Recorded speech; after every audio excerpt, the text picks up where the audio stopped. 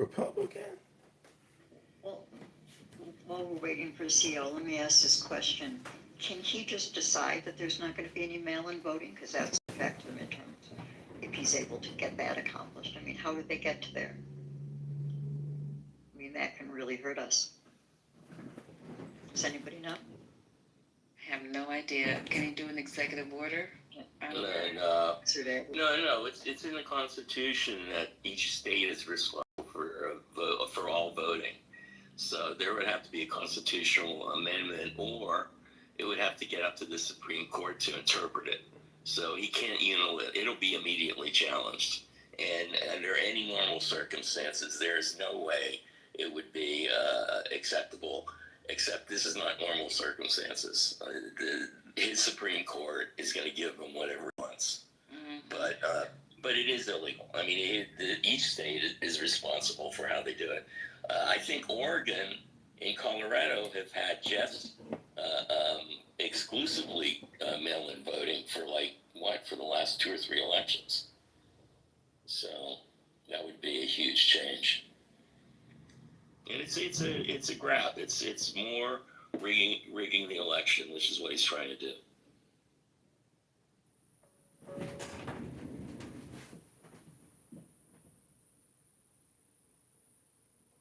Ben, do you think that SCOTUS is going to overturn what they accomplished today on the LA being called illegal? Yeah, it seems what they do is they don't usually completely overturn it and make a definitive ruling. What they'll do is they'll keep it sort of vague and allow it to continue. And yeah, I think that whatever it is that he's requesting, no matter how unconstitutional, they will make some wishy-washy ruling that will in effect give him what he wants, but actually would have to be adjudicated later on. So we can't count on the Supreme Court to be a guardrail. It's not. Ben, I was thinking the same thing. That ruling, the way I read it this morning, it doesn't do anything to protect people in LA. Nothing. All it did was give him license to keep going because it gave him an out. Yeah, exactly. In case they never actually do the whole thing. They just make it vague enough that he gets away with it. Right. Just so you guys know what's going on here in LA, as you know, I'm boots on the ground. There's something going on in Westwood at the VA because they constructed a big white tent yesterday with a bunch of Sprinter vans, which is their MO. And they stacked the parking lot with those yesterday. So that's common knowledge. We all saw that. That they're staging for something. We don't know what. We have an idea. And now my boots on the ground are saying that they're going into Westwood, Little Tokyo, Chinatown, and then in the midst of all of this, a naked man decides to have a car chase on Sepulveda and Wilshire. So all that is, I'm like, okay, how many more distractions can you throw at them? So that's what's happening in LA this morning during rush hour traffic. Why would they go into Westwood? Because well, that's where the federal building is. And it's not really in Westwood where the college is. It's really outside of Westwood. Hey, Ben. Yeah. Just so you know, the community colleges started back today. Okay. And they have an enormous immigrant population. Enormous. That's true. Okay. That's true. All right. Okay. So yeah. let's keep this where it needs to be. Yes, they are going to UCLA. Mm-hmm. Yes, they are going to the hospital. Yes, I've been there when they have arrived. We were doing a flag salute for a fallen officer on the San Diego freeway. He was killed in the line of duty.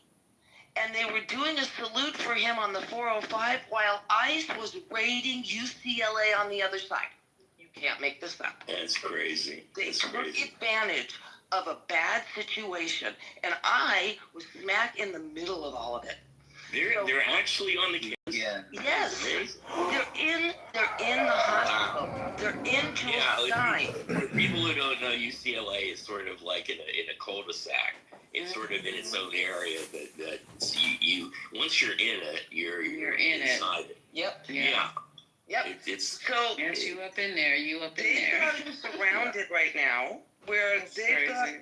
this big tent. Is it the VA, as you know, at Wilshire, and they built the tent off of the Montana side. So it's on the back side, over by where those baseball fields used to be. Yeah. Which is right across the street from the cemetery. Yeah. Right? That military thing. Yeah. Exactly. So The white tent, who put up the white tent? Was so here, boots on the ground are saying we think that ICE did this yesterday. Because the vans are matching their description, even though they change up their tactics literally daily. But we've been able to trace, our network has been able to trace license plates and vehicles back to other states where these have been brought in from. So the word is that this is ICE staging. But until we can see a vest, it could be one of many different agencies. We don't know yet. Well, I have a question. You said, and it makes sense, community colleges. So if you don't have papers, you can go to your colleges, your community colleges. From my community college with a visa. Oh, okay. Yeah, And we've got a lot of people here on visas and green cards. You can go to a 4-year. You can go to a 4-year as well. You just cannot get federal financial aid, and you can't qualify for in-state residency. Right. And out here, it's extremely common, and I can tell you this from personal experience, it's extremely common for our Persian population, our Armenian population, to bypass high school and take college courses during high school. So for them, being at a college campus while they're of high school or minors is not uncommon. And the colleges are trying to drive the students back to the schools instead of online. And all this is happening at the same time that their immigration status is being threatened. So teachers don't want to go back. Students don't want to go back.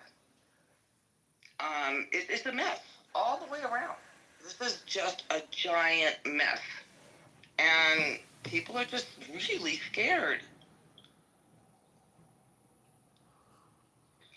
Yeah, I'm curious what's going on in Manhattan as well, because I just saw a couple of TikTok reels where there was a big protest in front of Trump Tower in Manhattan, and there was like arm-to-arm combat going on. I mean, this is a precursor to martial law. We are really at that edge. Yeah, and people ask us a lot, why aren't we taking to the streets? Why aren't we getting out there? Well, we have learned what's going to happen if we try to do that. So the fact that they've taken language out of our vocabulary that we can't use anymore has already started to have an impact on the way people out here live their lives. And people just aren't moving around as much. They're not going anywhere as much. It's just not happening. And they're not talking about it. They're just laying low. Yeah. Woo. Pretty disturbing. Yeah, the group in New York, Ben, is refusefascism.org. That's who organized what's going on right now. Well, there's just crazy stuff. They essentially were, the police were like butted up. There's like two fronts. The protesters, right, and there's a front, and the police started grabbing people across the line, and they're like grabbing their arms and legs, and then the protesters are grabbing their feet and legs. And there's like, it's like bizarre. It's like crazy.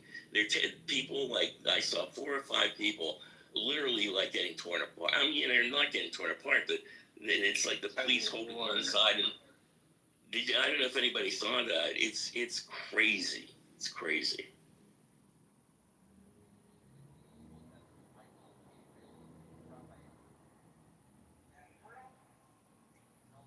My friend AG, people love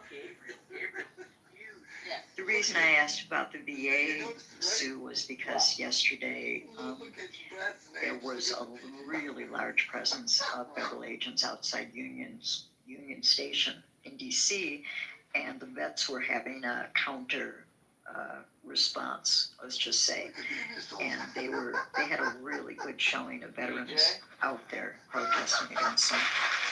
So I just wondered about the relationship between that and them being around the VA hospital. Would be like the Kyle. Oh, yeah, okay, yeah, no. Miguel.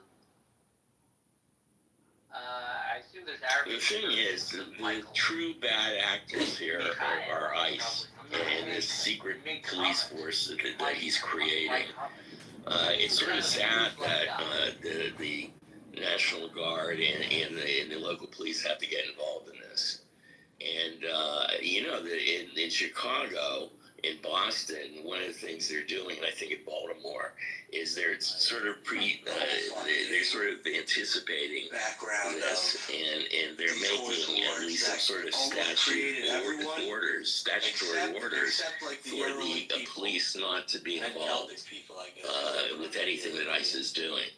So, we'll see how long that can hold. But it really is the ICE, these guys with masks and unidentified. So Diogenes today was interesting and fun as always. I'm just wondering if you want to do an MC host, if you want to be the host of a fundraiser for me this week, you and Abby Diogenes. When do you want to? We can do it now. I mean, I believe now is all important. It's more important than the future. So. Okay, where are they gonna send the money? Let me put the link in the chat. It's in my profile as well. It's through Antidote, which is the platform we're using to do payment processing. Never heard of it. What about Venmo? No, Antidote is compliant because it's tied in to. It has rules. Yeah, they like cash. You have to, if you make a donation to the campaign, it goes into the campaign account. It has to obey the rules. The rules are on the sign-up page, which is the link there. So. Give me your address and I'll mail you. Yeah, you can mail me a check if you want. So. Mail some Adderall. You want that too, buddy? No. So the point is to do it professionally. That would mean, like create a room in a house. I mean, I'd want to be a mod. I'm running for Congress. Yeah. And time is limited. I have to live my life hour to hour now, and I have to send in actually a lawsuit against the Secretary of the Treasury, Scott Bessent, today. I'm sending in an 18-page lawsuit. So I have to get to my other office and keep working on this giant lawsuit. You say you're sending these lawsuits, like, you have case numbers? I do have a case number. This one has a case number. But I'll be honest with you, the one with Brad is just all online threats, but don't tell anybody. Yeah, I told you.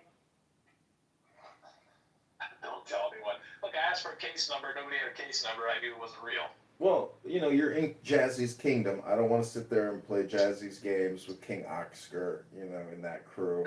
So I'm just telling you. See how I fuck with his name there? He's like the truth of the earth, So I'm just saying, when your mother give a birth to a son. Your mother. But yeah, I think you and Abby could actually help me significantly do fundraising, and we would have a goal that we would want to raise, $100 in a room, and so that would be the goal. You have to pump people up and push them to click the link to submit their credit card details. You got to be the prosperity gospel seed preacher. You should meet my friend Clark. He can get you $100 in a day. Clark? What is it? Clark, Tag on?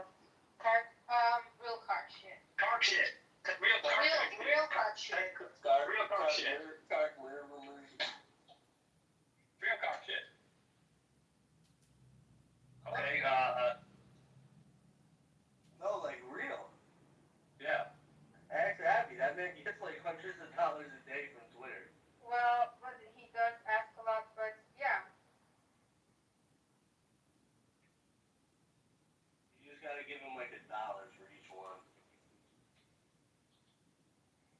Yeah, so I have other influencers. So like Augustus is gonna help me this week. I have this other guy Perry here in Chicago who's got 100,000 followers, and his followers are all conservative Republicans. Money to several people. What was that? I think Because if you want to that's not big fundraise, debt. it's not on this app. On this app, nobody's gonna be pro you. So I mean. No. Well, we want to brand it. Like it could be, Brad owes me $1,000, but he won't pay up, so I decided to promote candidate Kitover. We need to fuck with people on this app and get their dopamine flowing in order to get their pocketbooks to open. That's how it works. Yeah, there's no such thing as a bad venue for fundraising. They're all good. And the money I'm going to record every second that I spend the money. I mean, it's all going to be on YouTube. So if anybody thinks that I'm like sitting here trying to pay my rent with their fucking campaign donations, that's not happening. This money is going towards operations. Pay rent with the campaign donations. That's not an issue. But you definitely should schedule it so we can talk about it. Why don't we plan Friday? No, it's too late, and I'll be gone Friday. I'll be on TV on Friday. See, that's why I'm saying. See, if you can't do things in the now, then you can't do anything. All right. You're right. That's absolutely true. Like right now, I'm trying to take a shit. All right. So update the title of the room or mod me, because I'm not gonna. I mean, I'll run you through the seminar once, but I mean after that, I need to clone you so you can go carry on the gospel preaching message and raise thousands of dollars. And X Spaces is where it's at. Like, little clubhouse here ain't shit compared to hundreds of people in X Spaces. So update the room title, pin the link, do some work. I know, get the grocery store receipts out of your face, grab your phone, take your thumb, click. Okay, well then you're useless. And you know what Kanye West says? If you can't be used, you're useless. So congratulations. My cousin's dick. That's what he said. Yeah. He said that good. Yeah, that was really embarrassing when he said that. It was like a month ago, wasn't it? Well, at least he was being honest. Let's be giving that. Well, the point is, America got mesmerized by a dumbass. And I saw Rihanna and Kanye live. Rihanna was 10 times better than Kanye. Kanye sucked compared to Rihanna. Oh, you could do, I would love for you to do fundraising too, Blissy. You want to do some fundraising for the campaign? You could be a host. We'll give you an hour segment. Not right now.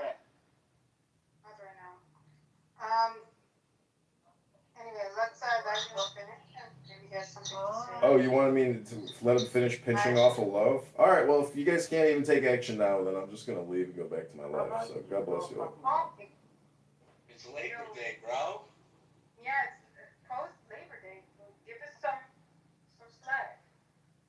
I don't have time for this. I literally have to get back to my office and finish some paperwork. I don't know. Let us chill, dog. No, this is a priority that I've been talking to Abby Ebo about for like a week now. Yeah, 11 in the morning is a great time to do fundraising instead of sitting here picking your toes talking about Kanye sucking dick. No, because later I gotta do shit, man. Yeah, I got shit to do too. I gotta go to my office and finish a bunch of paperwork. I'm trying to do some fundraising over here. Go door knocking. Get up, my beloved. Here, go knocking right now. Go door knocking? What are you talking about? I'm trying to do fundraising so I can text the 15 people who want to do the door knocking so they can go do the door knocking. I'm not going to have people go do work for free and I can't pay them. I need to raise money. You were doing it. All right. They want to see you. I'm done fighting here. Have a good one, You are gentlemen. the face of the campaign. You should be the one knocking at people's doors. Chris, maybe you can help me do some I'm fundraising. just like you. I'm just going to talk over you. Chris, just change your profile to candidate Kitover because 2 quotation marks don't mean shit anyways. And use your account to help me do fundraising, Chris. I know you're at work doing data entry, but you can still host the room. All right, I'm done. Chris, update your profile and help the campaign. You're not helping enough. We need more help. Live streaming, you going, like you can stay on Clubhouse and on Twitter Spaces while you go door to door. Yeah, I'm going to do that, and we're also doing it at events. But my part is I need to recruit, 20 people across the district to help circulate petitions. So a lot of this is digital work. We have Craigslist ads up in every major town. We've got a lot of people responding. But we have to raise money to pay these fucking people. Nobody's going to do all this shit for free. So Yeah, we're hoping that they are patriots, but a lot of people are on the grind and they still need to get paid. Pull the JFK quote.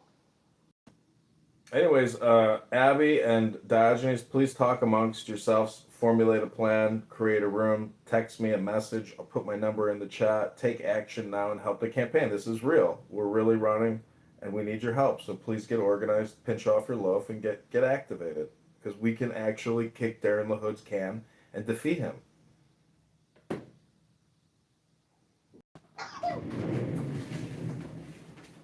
Bless you. Thank you. I didn't know I was Things were going well on this app when Roger Mayhem was the campaign manager, but unfortunately there's too many demonic trolls on this app that destroys everything. So the other people I'm running against, the other Republicans and Democrats, they don't have this back end operations support staff that I do here on Clubhouse. But getting people to do anything on this app is very difficult. Thank you for that. Reporting. Good, thank you, Galactasy. Reporting. I can't help you. I'm a registered Democrat. I don't care. I need digital warriors to retweet, to post, to go on the attack against Darren LaHood. Hey, what you tell Alex Yeah, we're trying to raise Alexander? money. Yeah, Ali Alexander, the hypnotist, the LGBTQ hypnotist, LGBTQ2T plus hypnotist. Okay, Jasmine's Empire, Abby, Diogenes, I leave it all in your hands. God bless. Help the campaign. Fuck you, nigger. Fucking nigger. Yeah, guys, come down. I don't care. Yeah, this is how you gotta deal with people on Funhouse. This is what the real lives are like as well, so good luck with all that. Okay. What the fuck's this about? Yo, Ann, you want to do a fundraiser for the campaign right now? Right now. Right now. Yeah, go live on TikTok. People like a winner, right? So like, let them know how much have you raised so far. $620. Damn. All Clubhouse. Damn, son. That's more than anybody's ever made on Clubhouse in 5 years.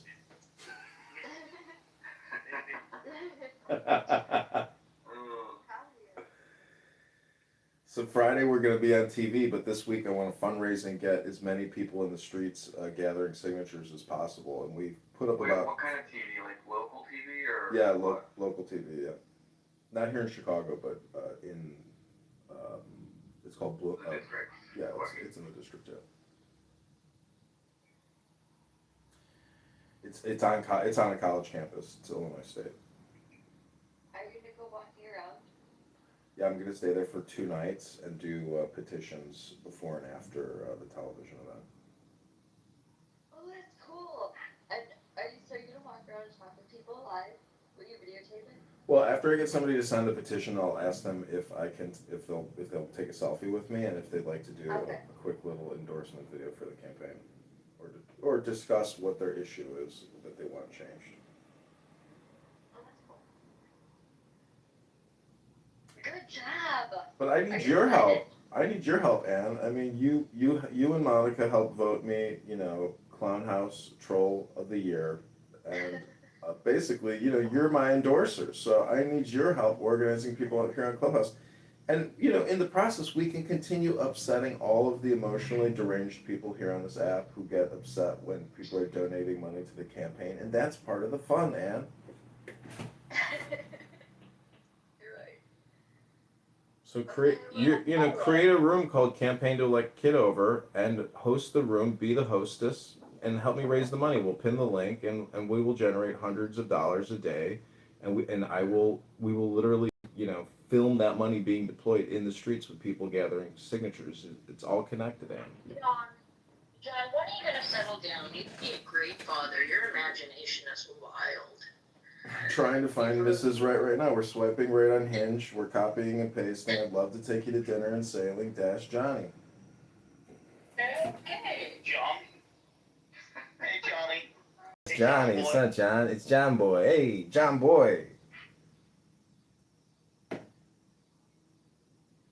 But I'm serious, Ann. Help me with the campaign. You wear the T hat, the hat of MAGA, and I need your help, and I salute you. And you got your boyfriend's endorsement of me from Alabama.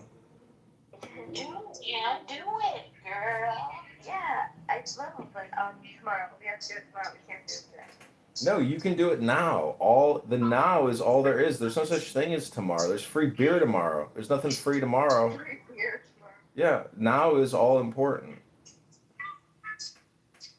Damn, no. T-Robs can update the room title right now. Just call it Irish Get Out the Vote Organizing for Candidate Kitover.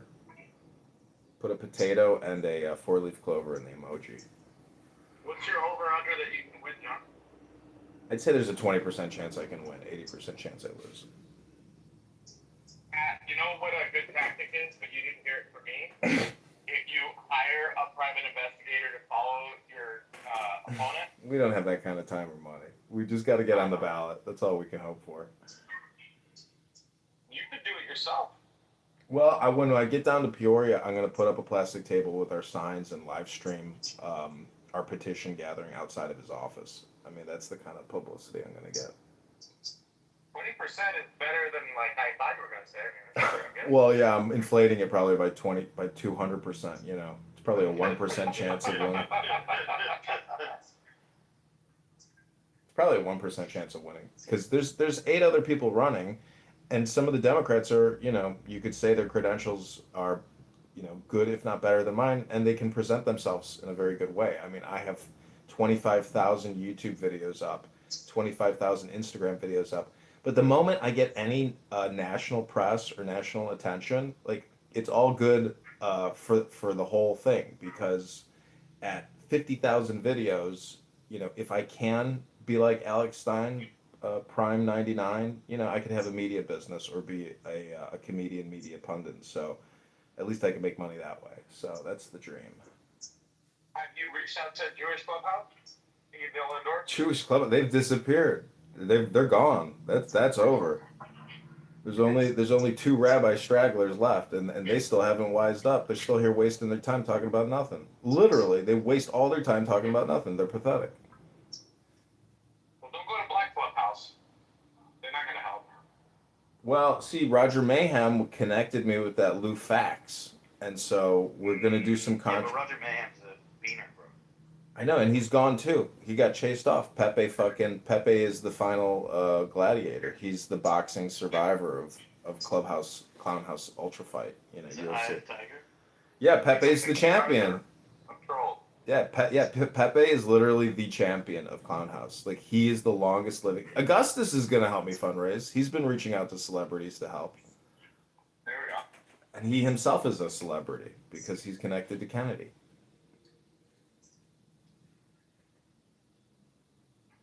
Are you going to challenge the election?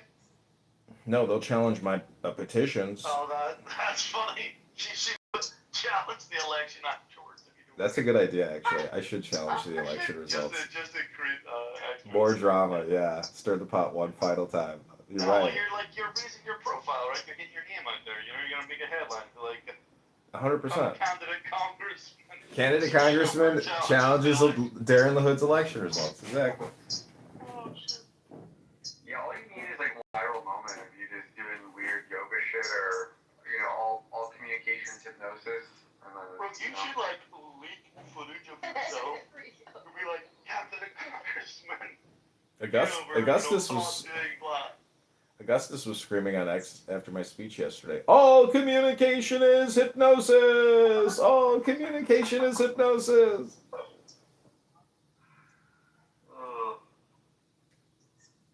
I mean, look at the COVID-19 vaccine communication. If you do believe it is all hypnosis, well, then it accurately is this. You know, you can look at the COVID-19 vaccine rollout as being a hypnosis operation, and it was successful.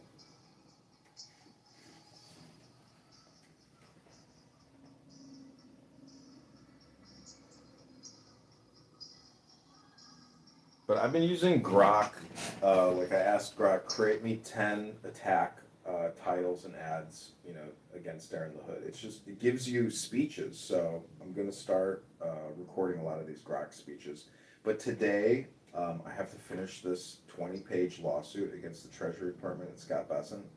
So I have to go into my office and finish that. But after that, I'm going to put up YouTube videos with regards to petitions and circulators, because there's a lot of independent petition gatherers who can literally just, they've been doing this 20 years. They can get out there and get hundreds of signatures for me and literally mail them to me in the mail. So I have to try to connect with those people and put out those YouTube ads requesting petitions and circulators. So I don't know, I just feel like there's a mass communication effort to all of this. Why are you doing Scott Besson? Because my manager called me a whore, and the manager above her, he threatened me with violence. So I stopped going to work, and I filed an EEO complaint. And we're at the final stages where I've literally gone through 5 people. I've had to produce the same information 5 different times to 5 different people, and finally, hopefully, at the last person. And this bitch is an independent contractor. She's not even an employee. So they literally have the employees do all the preparatory work, and then they pass it off to somebody who is an independent contractor working for IRS and Treasury. It's the biggest joke. We are all being hustled by the IRS, even by your government. I mean, we are all being taken by a ride. Everybody in this country is on a runaway pirate ship, and you have absolutely no say in it whatsoever. You're just on board, and you don't even know the destination you're going to. Very good.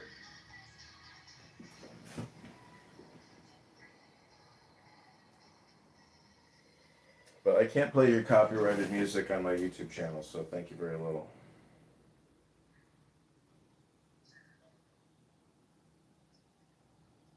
Keep playing it. It's a classic. It's gonna make me think of my ex-girlfriend. I'm gonna start crying.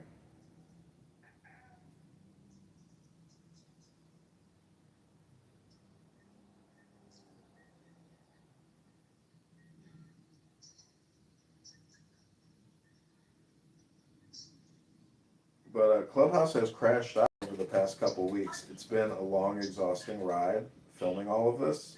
And I'm so happy that it's like finally coming to an end, because this is like the next stage of my life. And Clubhouse has completely imploded. No, I mean, just like being more creative outside of recording emotionally unstable people on Clubhouse, go bananas and get addicted to the app every day.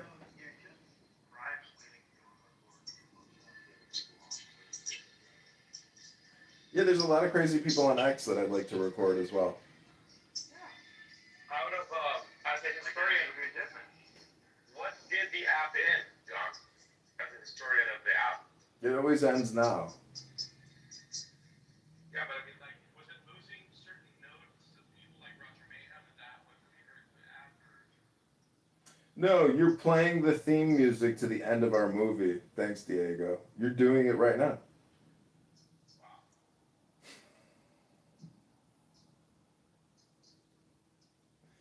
Go to johnkitover.com.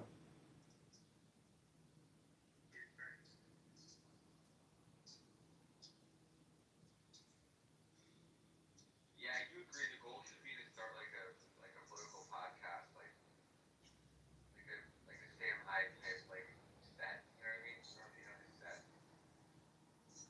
Kind of like wacky, it's all over the place. I don't know. That vibe would work. Great political content. I mean, look at Louder with Crowder. I don't even watch the guy.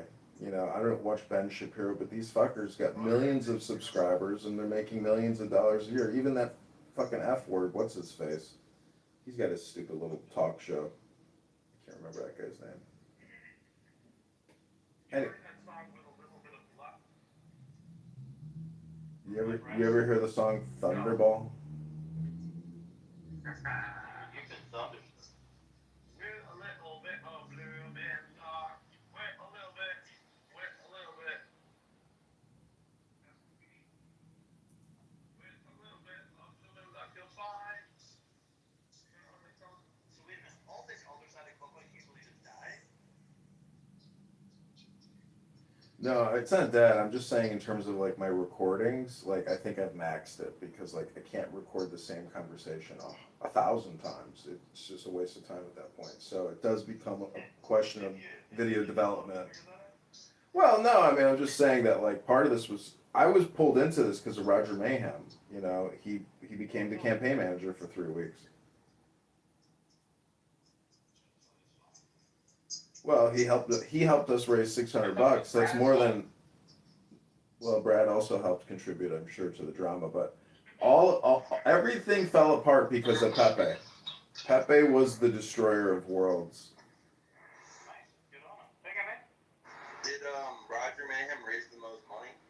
He did. He raised the most money. He was the super host, and he kept saying, "Go deep into your heart, grab your wallet, close your eyes, and say a prayer for candidate Kitover, and give $10, $100, $150, $200. Give now." Our biggest campaign contributors are Jay Breska and Hakima. Is this JB? Yeah, JB's our number one donor. What did he give you? He gave $150. Oh, wow. Wow. So it's not over for Dave Kitover. It's not over, fork it over. Things are on the up and up. So, what are you going to do with the rest of your campaign money after the campaign? I'm pretty sure we're going to spend it all. Yeah, you're not going to buy some Miller High Life and celebrate? Well, that will be for the campaign circulators, but I myself will only spend money on actual operations. I'm never going to spend anything on myself. How does it work? Can you borrow against like your campaign fund or like? I can borrow from myself personally, you know, and donate to the campaign and write an IOU to myself. But we don't need to do anything like that. We're not gonna raise more than 5,000. But Friday I'm gonna spend most of the money because I'm getting a hotel room for 2 nights, and we're gonna, you know, expense all the travel, all the gas and everything. So, but Friday we're gonna be on TV. So. Yeah, you own a car? I own the car, and so Friday. Yeah, I got a nice Lexus. You never leave the dogs. You used to videotape yourself leaving the house, but you don't do that anymore. Oh, you're right. You're right. I did used to record everything. I drove. Bro, you should live stream while you're driving wherever you're I going. used to live stream driving around Chicago all the time. I've seen the stuff in LA. Yeah, a lot of LA live streaming too. But anyways, this is it.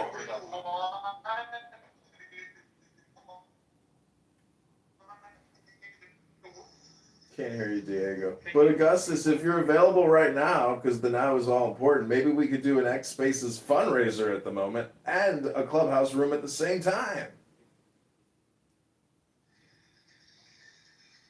God, can you get those Ray-Ban first-person perspective glasses? I looked into it. Yeah, I'd still like to buy a pair of those. Yeah.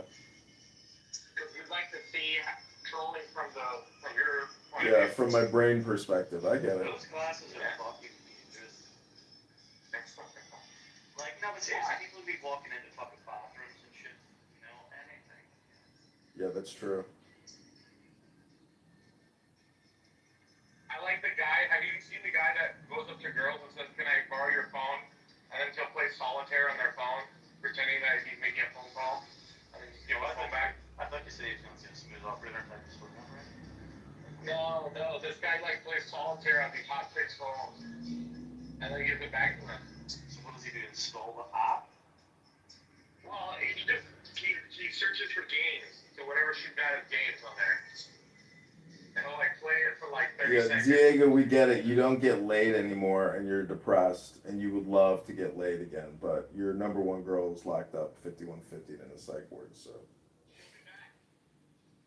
Baby, come back. Oh, child. She's gonna get put on a 30-day hold after she doesn't file her habeas corpus. 30 days. Yeah, and then they can extend it to 60 to 90. She might become a permanent psych ward resident because the judge won't release her.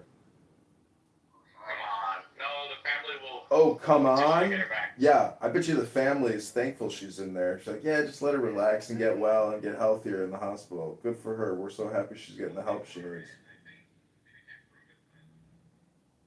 Well, yeah, now they finally got a little peace and quiet in their fucking lives. She's finally shut the fuck up. Let me ask you a question. How do you get someone locked up? How do you get someone locked up for psychological things? What do they say? How do they do it? There's only 3 qualifying questions. Are you a harm to yourself? Are you a harm to others? And do you have housing, clothing, and food? That's it. That's all they care about. Okay, and so she did have housing. she did declare that she was not a harm to herself and others. Well, So, that's the thing is they don't believe her. Okay. Yeah, but they can say that about anybody. Exactly. That's how 5150 works. That's why you have to file the habeas corpus and go before a judge. And the judge will ask you, are you a harm to yourself or other people? And if she can articulate a definitive answer, she will get released. But that's fucking you. You could also just say, no, I don't believe you. Well, the thing is, when the police arrest you, they have to have what's known as RAS, which is reasonable, articulable suspicion. And they have to verbally tell you why you're being detained or being arrested. So if they can't do that, then they have no reasonable suspicion and their stop is unlawful. And so it's the same thing in the courtroom where if she can't make a solid defense on the spot and they see that she's whacked out of her mind, they're just going to say, no, bitch, get out of here, go back to the psych ward. Bye.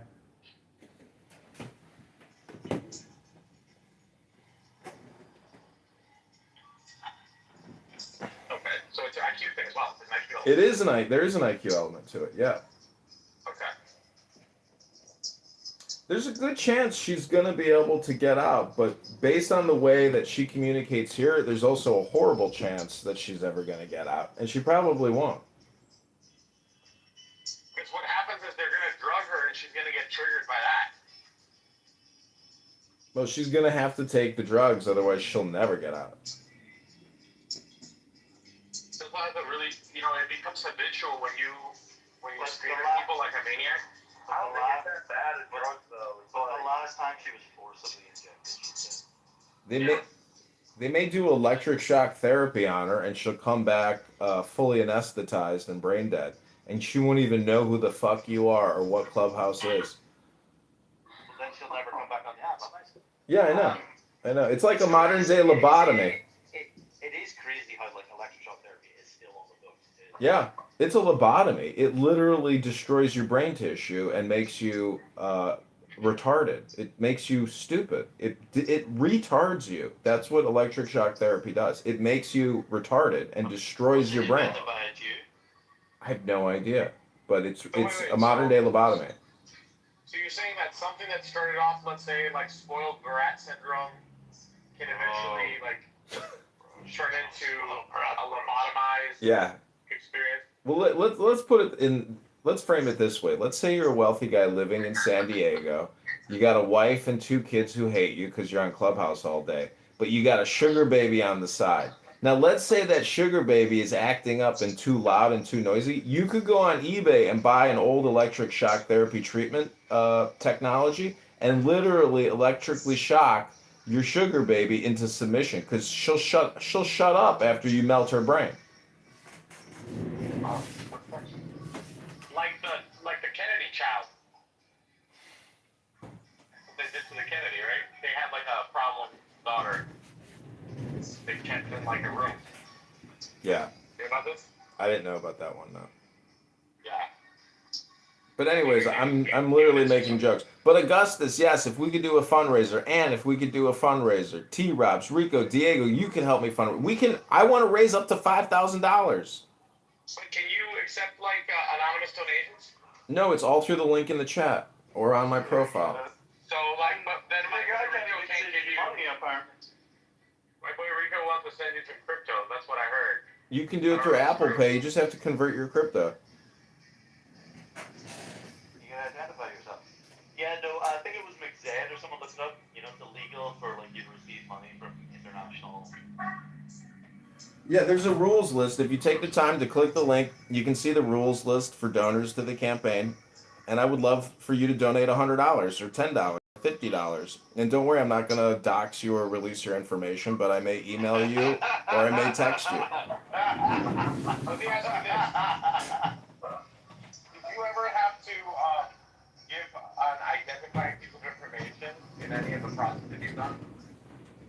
Like an ID, a government-issued ID or anything like that?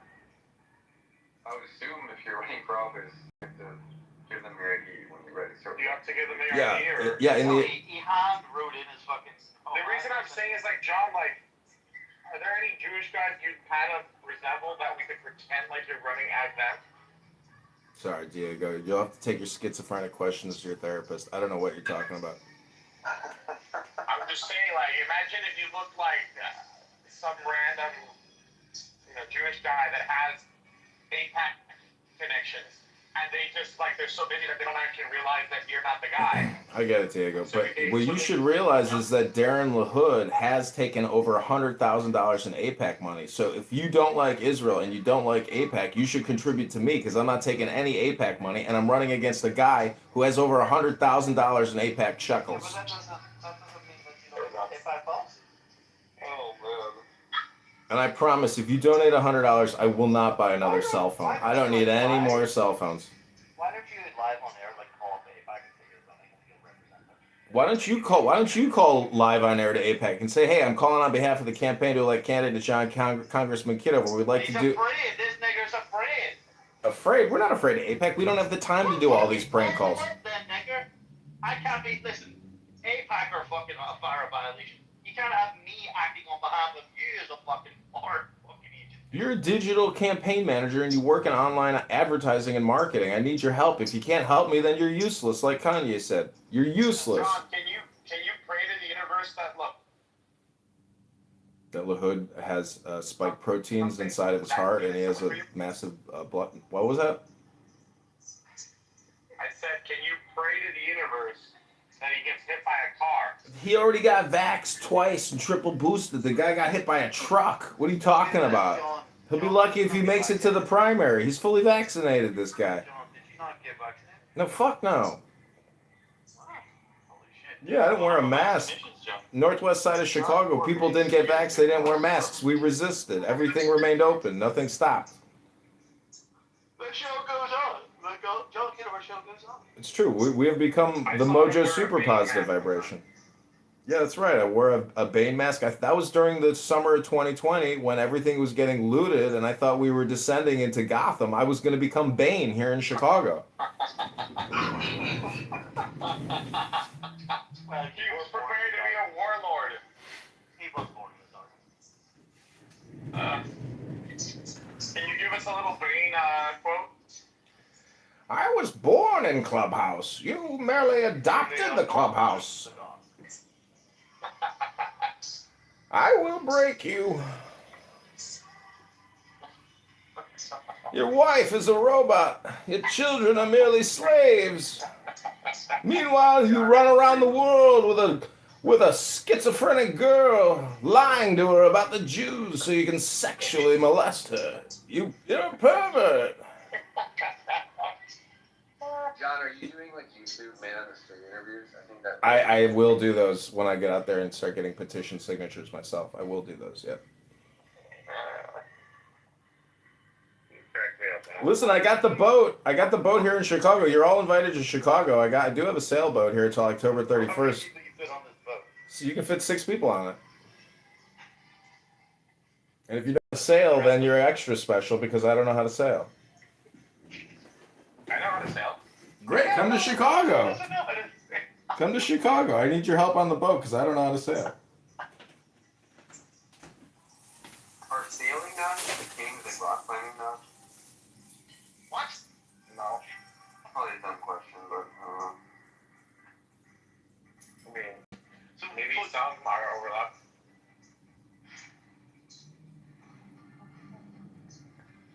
Where the fuck do you rock climb in Florida?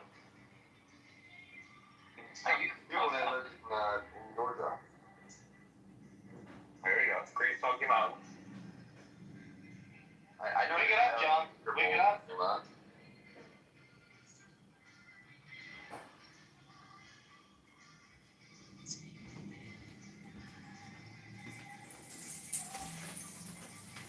They have walls like anywhere. Listen, this is going to be the greatest Halloween of my life if I can get on the ballot. So any help you can give me, and that really means Clubhouse fundraising, I really do need your help. But if we get on the ballot come October 31st, it is going to be very exciting because we will then have 11 months to troll Darren LaHood because we'll be on the ballot and we'll have all the way up till November of next year to create content. And we will raise a lot of money at that point. And it can be a lot of fun. Begging for money, you need to tell people why they. What's the why? The big why is I'm not a Fortune 500 whore. You understand my I can tell you the why. I'll give you the why. Are you ready? Just like, give me money. Give me, you're a fucking nigger. Give me. Well, this is grassroots. You got to understand what we're going against. I don't have lobbyists calling me. I don't understand because you have to explain it. You're just going like a nigger. Give me. All right. Well, okay. gimme. Tell people why. Well, do you want to watch the 45-minute podcast I did? I explain everything in 45 minutes. No, nigger. No one's got time for that. What do you got, the N-word Tourette syndrome? Jesus Christ. Why don't you just redirect JohnKitover.com back to Queers for Palestine to satiate your lust to hate the Jews, you sick Irish potato snitch motherfucker. I don't have anything to do with the Irish. I'm so glad the fucking English destroyed you for 5,000 fucking years and you're stuck on your little island. You fucking potato snitch motherfucker. All the good Irish already left. They went to Chicago, New York, they're everywhere, but they're not where you're at. You're stuck there, you're all that's left. You're just a fucking poop. The diarrhea that slithered down the leg and got stuck there. Your family is nothing but a bunch of white trash, degenerate fucking genetic soup slime. You're lucky you can even speak English. You got the N-word Tourette's.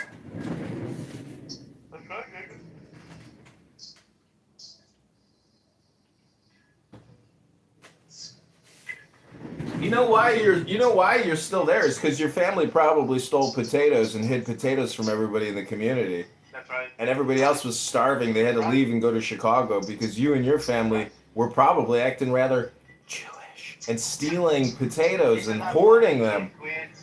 This is why you're so upset with black people and Jews, because you and your family did exactly what you accuse other people of doing, and that's why you're still there. Because all the strong ones, they left when the famine hit. But you guys must have been stealing.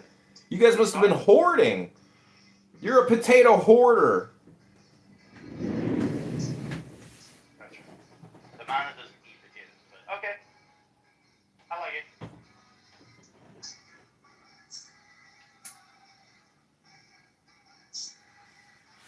Wouldn't that be funny, T-Robs, if you call the Darren LaHood campaign and you're like, hey, I own JohnKitover.com.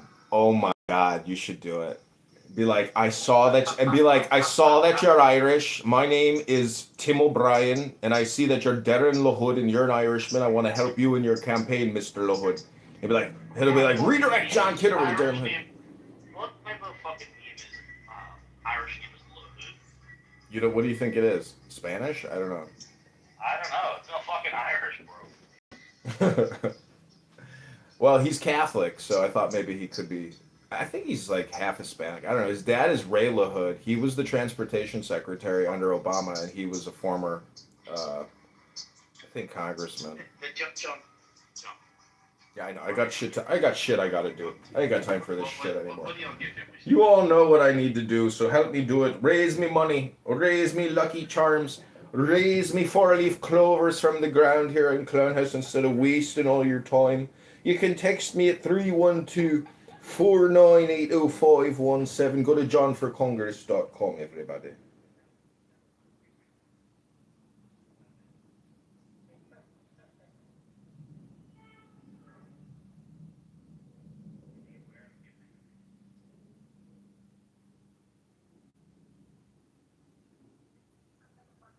Just create the room called Campaign Fundraiser for Candidate Congressman John Kitover and text me the room that you created here in Clownhouse. I'll post it on X. We've got premium account X with over 1,100 followers now. And thanks to T-Robs, we've reconnected with JohnKitover.com. And we can't thank you enough. We're live streaming this right now to YouTube. We've got about 100 people watching it, and they are also contributing money to the campaign. Why do the Irish sound so much like the Jamaicans? Is it because the people in Jamaica are technically like Irish, but they're just the same thing? They're what T-Robs calls the N-word. They're all just trash. Wherever you go, these island people, they're always fucking low-class trash, no matter what. You ever been to an island? It's like a third world country. Lots of poverty, because they're just sitting there smoking weed, laying on the beaches eating coconuts. Drinking coconut juice. They got the Trump derangement syndrome. The Irish people are just like the motherfucking Jamaicans. You become trashy people when you live on a small little island. They become genetically inbred just after a couple generations. It's all about genetic superiority. You guys are the eugenicists up in here. You're all the white supremacist fucking neo-Nazi scum. You're the eugenicists. You got to agree with me, when you live on a little island, eventually your genetic soup is going to essentially become retarded and trashy. Your IQ is just going to go down unless you read some books. And we know T-Robs hasn't read a book in fucking years. Neither has Diego with his big library in San Diego. Fucking Rico, I don't think he's ever touched a book. And Anne admitted she never touched a book in 15 fucking years. Maybe I'll read a poem. Be the smartest thing you ever heard on Clubhouse. But this is what happens when the Irish and the Jamaicans start acting like the N-words that they're always talking about.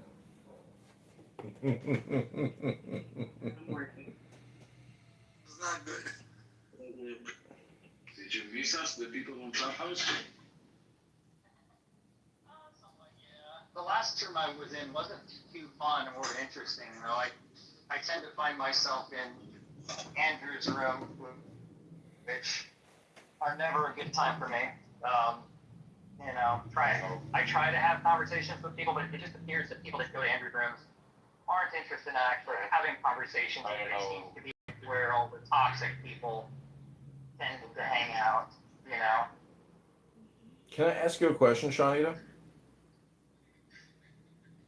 Oh, shit. Is that P. Mars? I was just going to ask you, how are you planning to be a better atheist right now? Oh, it's not P. Mars. It's not P. Mars. It's, yeah, it's John.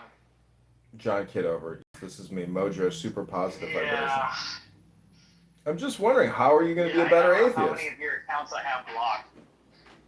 Is that how you become a better atheist? Room because are you going to let me answer the question, or am I going to have to boot you right away? I tend to boot you right away when you become very disruptive to the room. I'm not into having this, you know.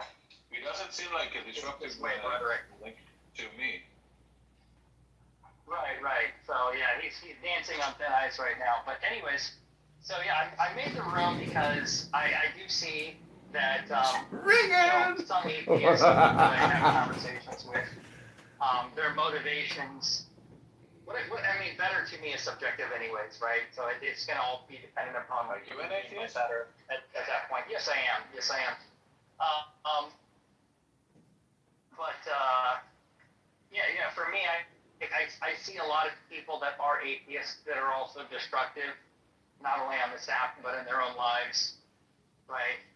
And it just, you know, it's heartbreaking for me because I don't want to see anybody do that. Of course, it's their life; they're going to do with it as they please. But you know, I think that I value other people, and I want what's best for them, whatever that is. Like, if what's best for them is to not continue living on this planet, that's fine. I mean, everybody should have the right to do with their life what they please. But I do think that there's a lot of value in life.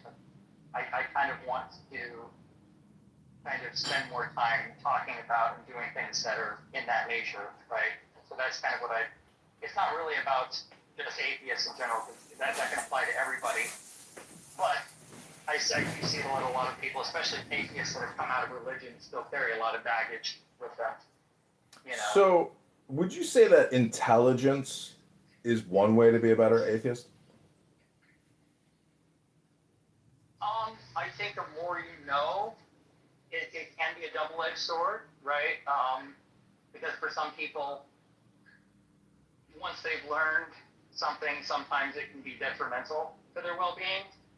You know, like if you learn that, oh shoot, what's a good example of this? I mean, if you learned that your parents basically lied to you from childbirth, and that you just found out that everything that you knew about them was just a complete lie, I think that would be very damaging. You know, hopefully it's something that they'd be able to overcome, but I could definitely see it being like a catalyst for them spiraling, you know? Well, I mean, does that make sense? The problem with that is, I mean, if you were intelligent and you you thought your parents lied to you, even though you came to the conclusion that they themselves had been lied to, or that they were doing whatever they thought was the best thing to do at the time. So how can you hold that against people who are just doing what they think is the best thing? Well, now you're adding. I never said anything about the parents thought they were doing the best. There are a lot of parents, like for example, my parents. My mom did not have my best interest in mind, and she lied to me all the time. Right? We were just a pawn in her game. Her game was to use us as a bargaining chip or to her, we were just a paycheck, right? She took advantage of my dad, and he was forced to pay child support to a woman who never really cared about her or us. She never really took care of us as far as like interacting with us, making us feel good. She rarely ever cooked with like the bare minimum she could get away with, right? Most of her money was spent on herself, right? So she didn't really care about us at all, right? Even though she would say the words, she would say whatever she needed to keep us attached to her, right?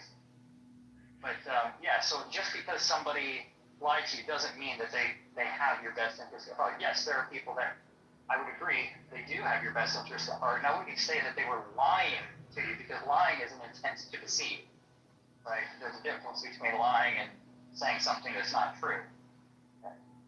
So I hope that makes sense.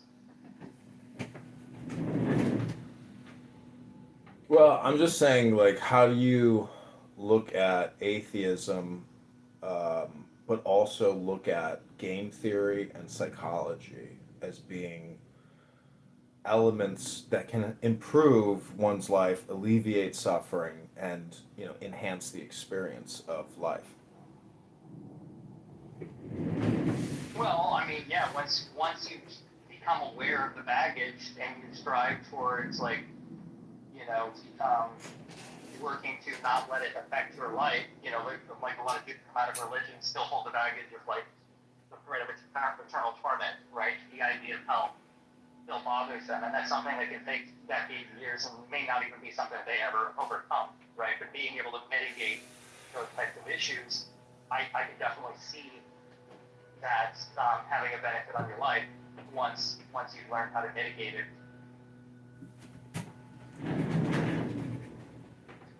So, I mean, does that answer your question? I mean, because I understand game theory, right? Like I understand, if you talk about a lot of politics, especially around wartime or situations where people are attacked, like what do you do? If you don't retaliate, then you're basically conveying to the world that you're open to being attacked. And you're not going to do anything about it. But if you do attack, then, you might be viewed as being somebody who is not, concerned with having a peaceful world, right?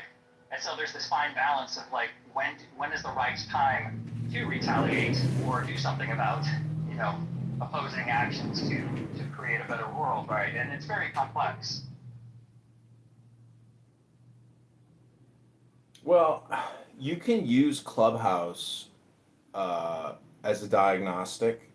You can use it as a spam dopamine experience. I'm just saying that Clubhouse, as a communication tool, which is really nothing more than a conference call, it's really the way in which you use it because it's just a conference call.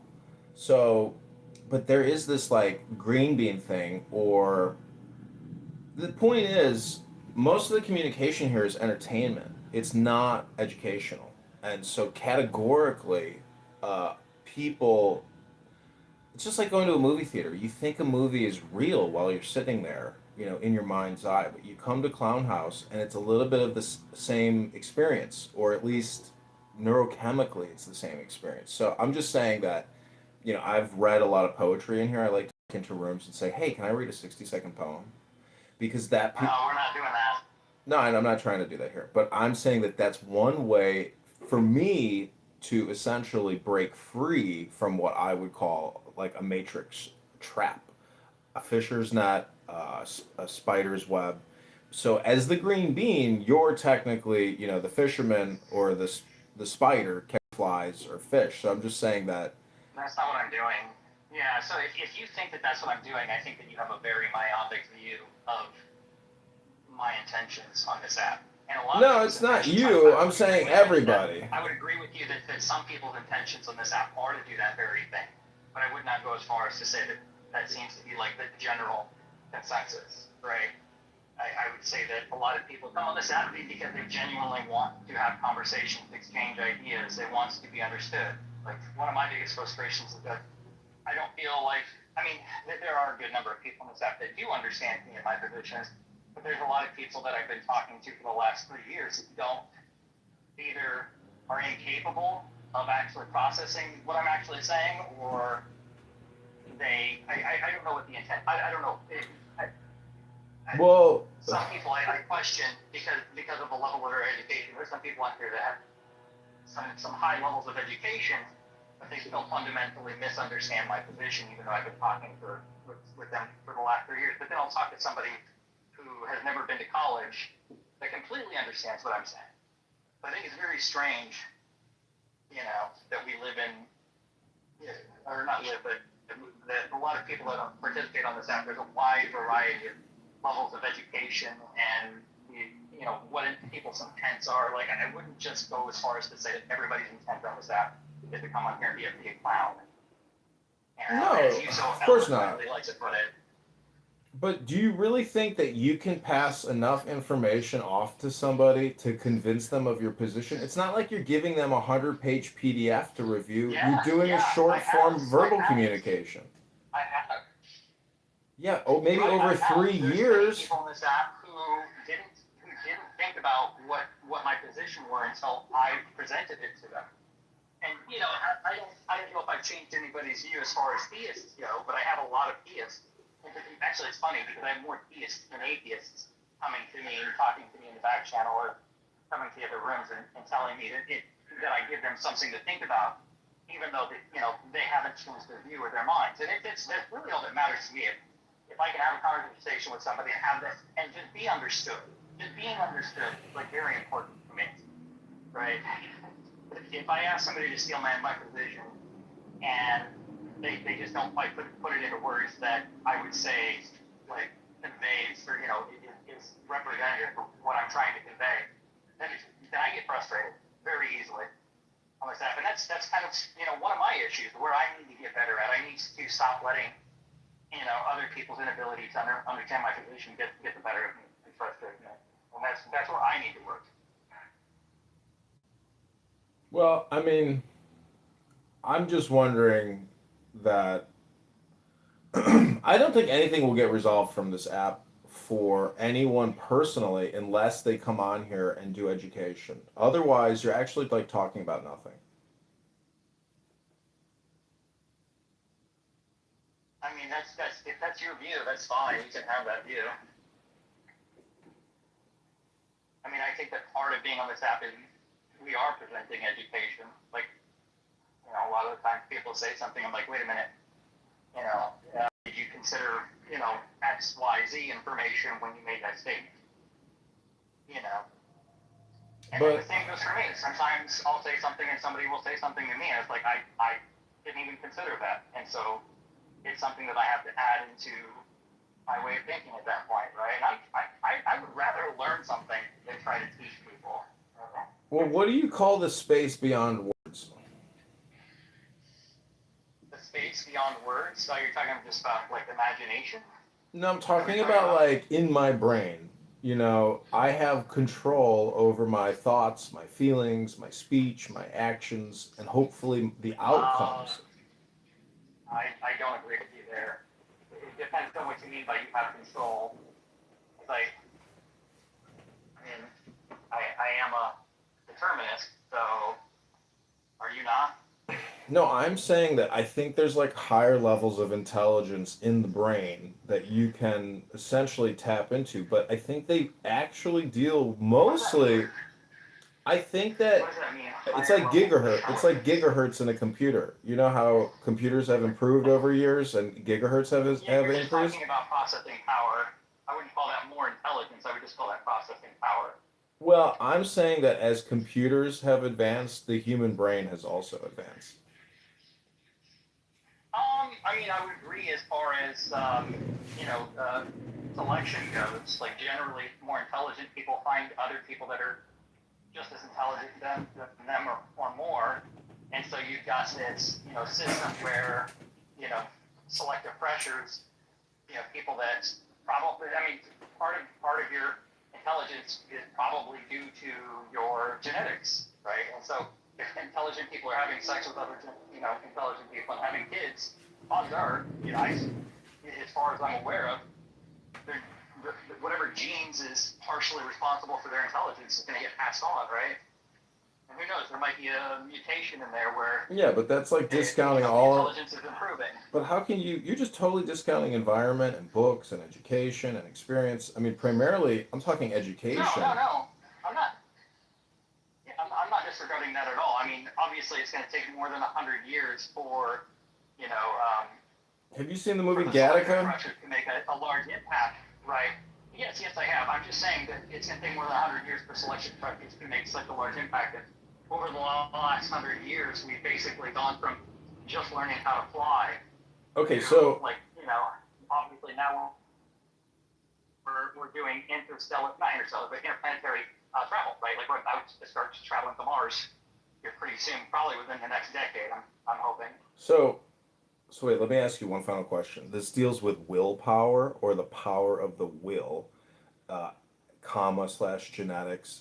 So I'm just wondering, like, if there is no God, do you think that people who think there is a God are essentially, in a way, they're doing self-analysis about the self. So they're really talking about will to power or the Holy Spirit, which is like an X factor in the brain that people think could somehow help them achieve their desires, to obtain power or whatever their desire is. I mean, are people using an X factor or a variable holder in their brain to essentially do an algorithm, to achieve what their goal is? Like, is that essentially why people think there's a God? Because they're using their brain in like a three-dimensional way?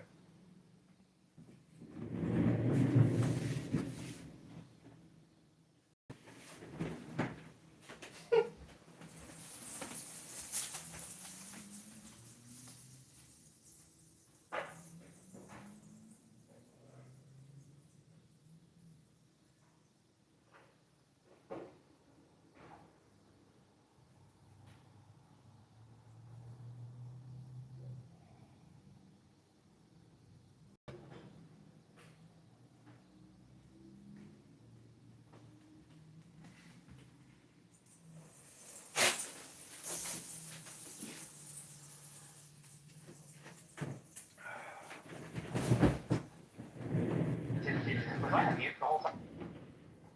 I didn't hear you talking when I came in. No, you've been on Okay, mute. I was talking to myself. So yeah, I think that a lot of what you said was a bit semantic woo-woo, right? And this kind of gets to the crux of my position.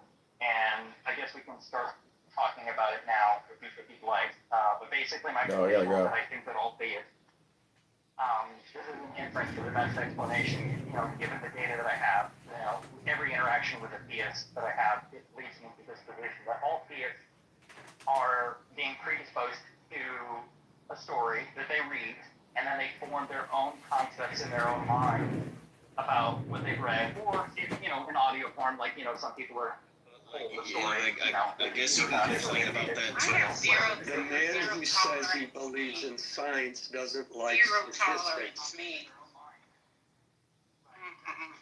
If you don't care about black people, you shouldn't care about our crime rates. Go worry about your crime rates in your neighborhood. Who said I don't care about black people?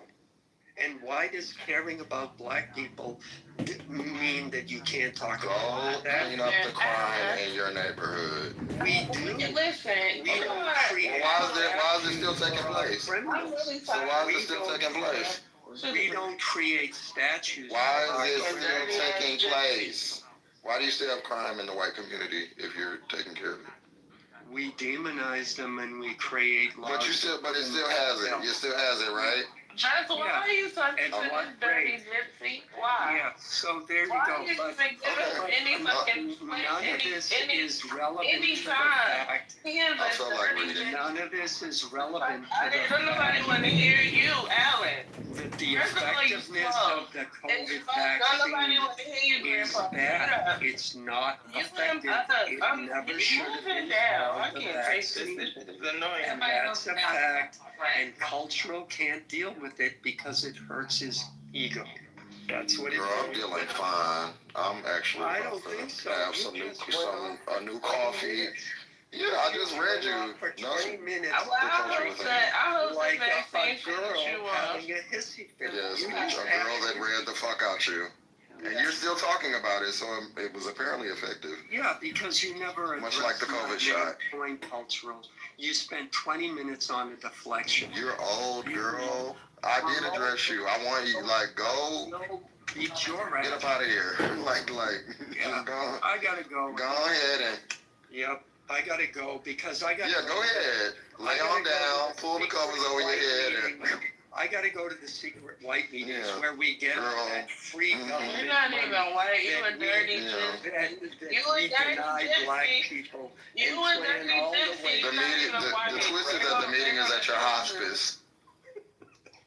Hey Patty, thank you for very much for letting me speak on your stage. Bye, Death Bear.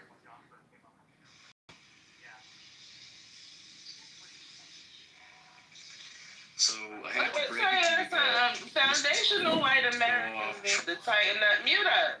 Foundational white Americans need to tighten up. Because y'all just allowing these dirty ass gypsies and all of these different kind of pockets of people to cosplay as y'all. And they giving y'all a bad name. Y'all need to do something about this trash.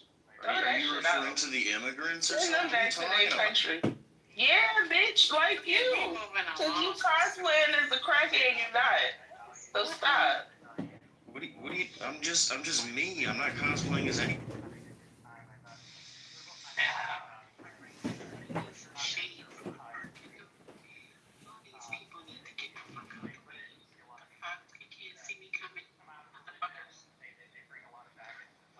So listen, guys, I just hate to be the bearer of bad news, but you can't just blindly trust the government and all these, institutions of authority. I mean, have you trusted the government in the past? No, but suddenly you're just like hook, line, and sinker onto this stuff. Like, what's Why going are you on? telling your white people that? Like, go do that. Like, why are you telling us? Well, why is it all of a sudden just the coolest thing in the world to just like suck up to this stuff, dude? Why do you care? Why do you care what we do? Because I'm Why are you not shutting the fuck up? It feels like I woke Why up do you in care? alternate Not reality. shutting the fuck When up. all this Why stuff are went you down, not Only shutting someone the up for the last fuck two up? days trying to get What this about out. facts? Do you have it? Oh, here we go. Right here in the shade. In the shade. Why are you not shutting the fuck up? Arguing about a fucking vaccine right now? Is that what And they pure blood Y'all wanna have listen to this you. way You talking. of making. Y'all have this way of making the most kind people nasty. Just go fuck off. How about Right? that? Like Because it's I'm kind as fuck. And they made me talk to them sick of like this that. shit. Sick of y'all. I don't even know how y'all got. I know what I'm gonna do from now on. I'm gonna start, even though when I'm at my job, when I'm in my meetings, I'm gonna start leaving my phone in here so y'all crusty ass can't get up in here fucking up the place. Cause this is disgusting. This your last day. This your last day, motherfucker. Enjoy it. Oh yeah, Alan, you definitely jumped on a block list. What is going on? Alan, when you leave, the door is locking behind you, niece. This your last day. So, cause I'm sick of this. And I don't even lock folks. Y'all come in here. Y'all come in here. And you'll make me come meet your big ass. Rude as fuck. Dumb as fuck. Nobody got time for that. You don't do the homework. You don't do the reading assignment. Stay outside. It's not cool to kiss up to the government.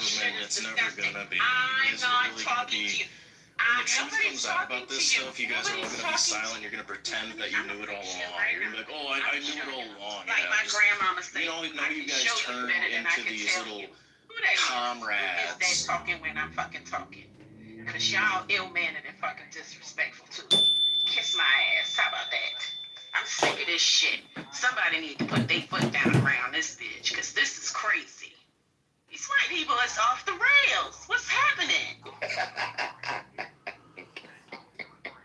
That's right, Dr. A.G. Get it off. Damn it. Trump done put a battery in their back.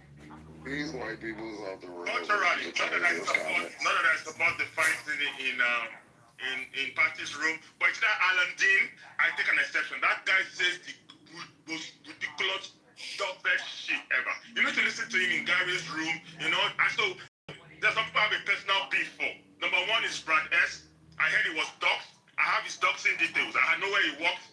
Personal, and you know how last my man sang, some beef is everlasting, complete with big scars. That's who I am. Alan Dean, one of them. Anywhere I see them dragging him, I'm right there. Well, send me his address. I'll go visit him. Brad S. or who? Your nephew Oni was in here. No, I don't know anything about Alan, but anyway, I go to their rooms, white America. Go and listen to what this Alan says. He's a fucking Armenian. Like, who listens to an Armenian? Like, fucking ridiculous gypsies that came here because of refugee status. You're there talking. Come on, go and sit down. Anyway, let me move on. So, that's why I told the Foundation of White Americans they need to tighten up and get rid of these crackers, these gypsies and shit. Kardashian, come on, tell me, oh, you're Kim Kardashian, she's Armenian too. What the hell? Anyway, I move on. Thank you, culturally. I'm gonna send you more stuff. But nothing as sweet as knowing who Brad S is today, man. That guy threatened to shoot me. I would ruin his life. Oh, Brad, the one that called black women ratchet things. I will never forget him. I would, you know what, let me mute up because I'm about to incriminate myself. Look at Pure Blood, just siding with racist. Baby, they don't like you. I heard Pure Blood's communication skills. I know I'm not impressed. Pure Blood. That nigga got on stage and talked totally different than he does in the chat. You should have seen he was in he had this argument about mRNA the other day. It didn't go well for him. He presented an article that had been retracted. It was just bad. Biggest statements with a fourth grade English knowledge. It went real bad for Pure Blood. Pure Blood, we really be nice to you. You might as well just be black like you already the fuck is, right? And stop trying to be we nicer to him than any other pretender. So you better keep it motherfucking We be embarrassing the nigga community. It's terrible. Yeah, you be with all the niggas. They really don't even go do a rain dance. Go grow some maize. Like, what are you doing? I hate niggas. I'll see y'all tomorrow. Wait, what? Who said that? No, I'm just saying he's always negative about black people. He be here every day like this is a job. Pure Blood is always with us. Like, and then become you know how niggas is. No, you don't. Apparently you do. You hear every day. He got no job. That's why he don't got shit to do. You don't know how niggas live. He ain't no pure. He ain't no biracial. He's American Indian, Sasquatchuan. I keep coming to work. I don't like it. What is he just? What now? Sasquatchuan. What is that? Come on, fight back, bud. That was funny. Wait, that wasn't as funny as just. Whose couch was you talking about, Jeff? Jamal changed his PTR. Yo, Jamal got to see me forever about that motherfucking couch. That motherfucking couch. Oh, Patty, was you in here? That's the worst home decor I ever fucking seen in my life. He changed his PTR because of that shit. He better. Oh, but I got it, baby. I think I do. Wait till I get that. That motherfucking couch was so motherfucking ugly. That couch was toasted. That couch looked like it was made out of motherfucking. Nigga, look at your home decor. That shit was funny as how he went in. Did you take that on purpose? Yo, that nigga said. That nigga had it all pushed pushed up against the back. Like I said, did you have an event? Like put the stuff back there for us?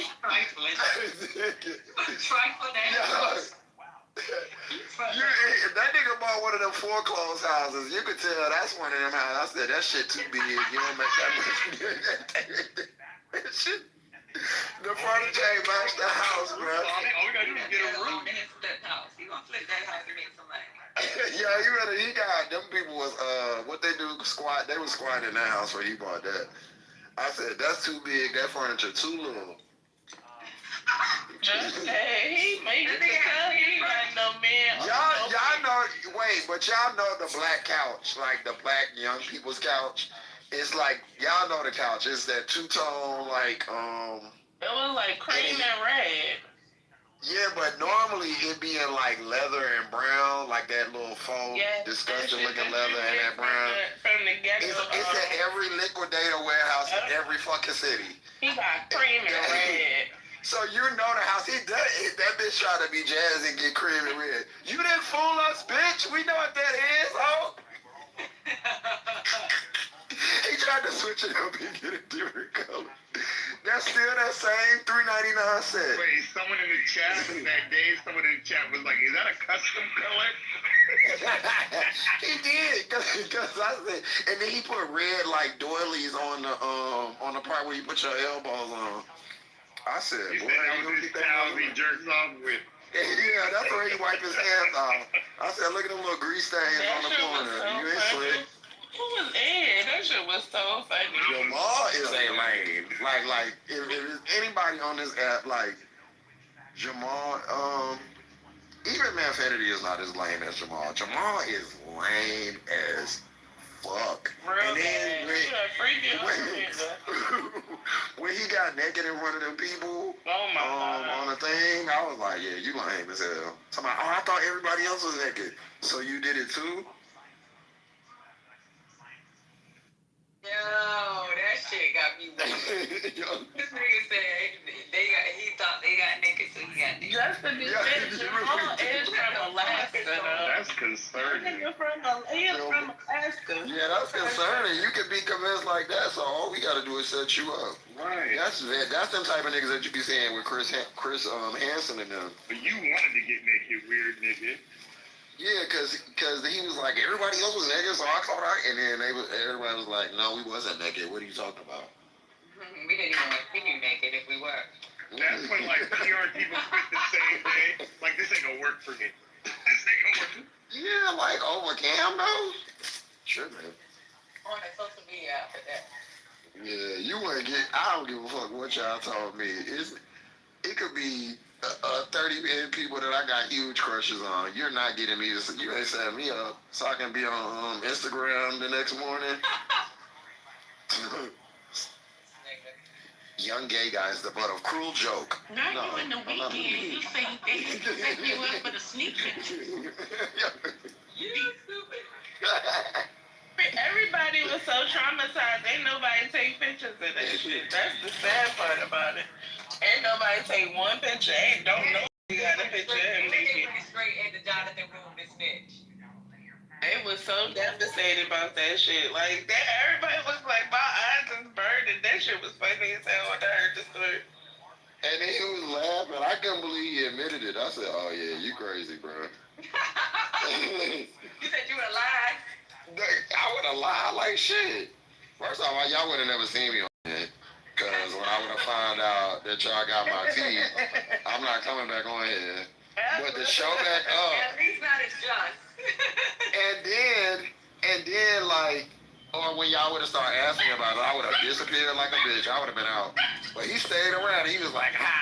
I thought everybody else was naked. I was like, what? I said, that cannot be a reply. He laughed about it too. Yeah, he laughed.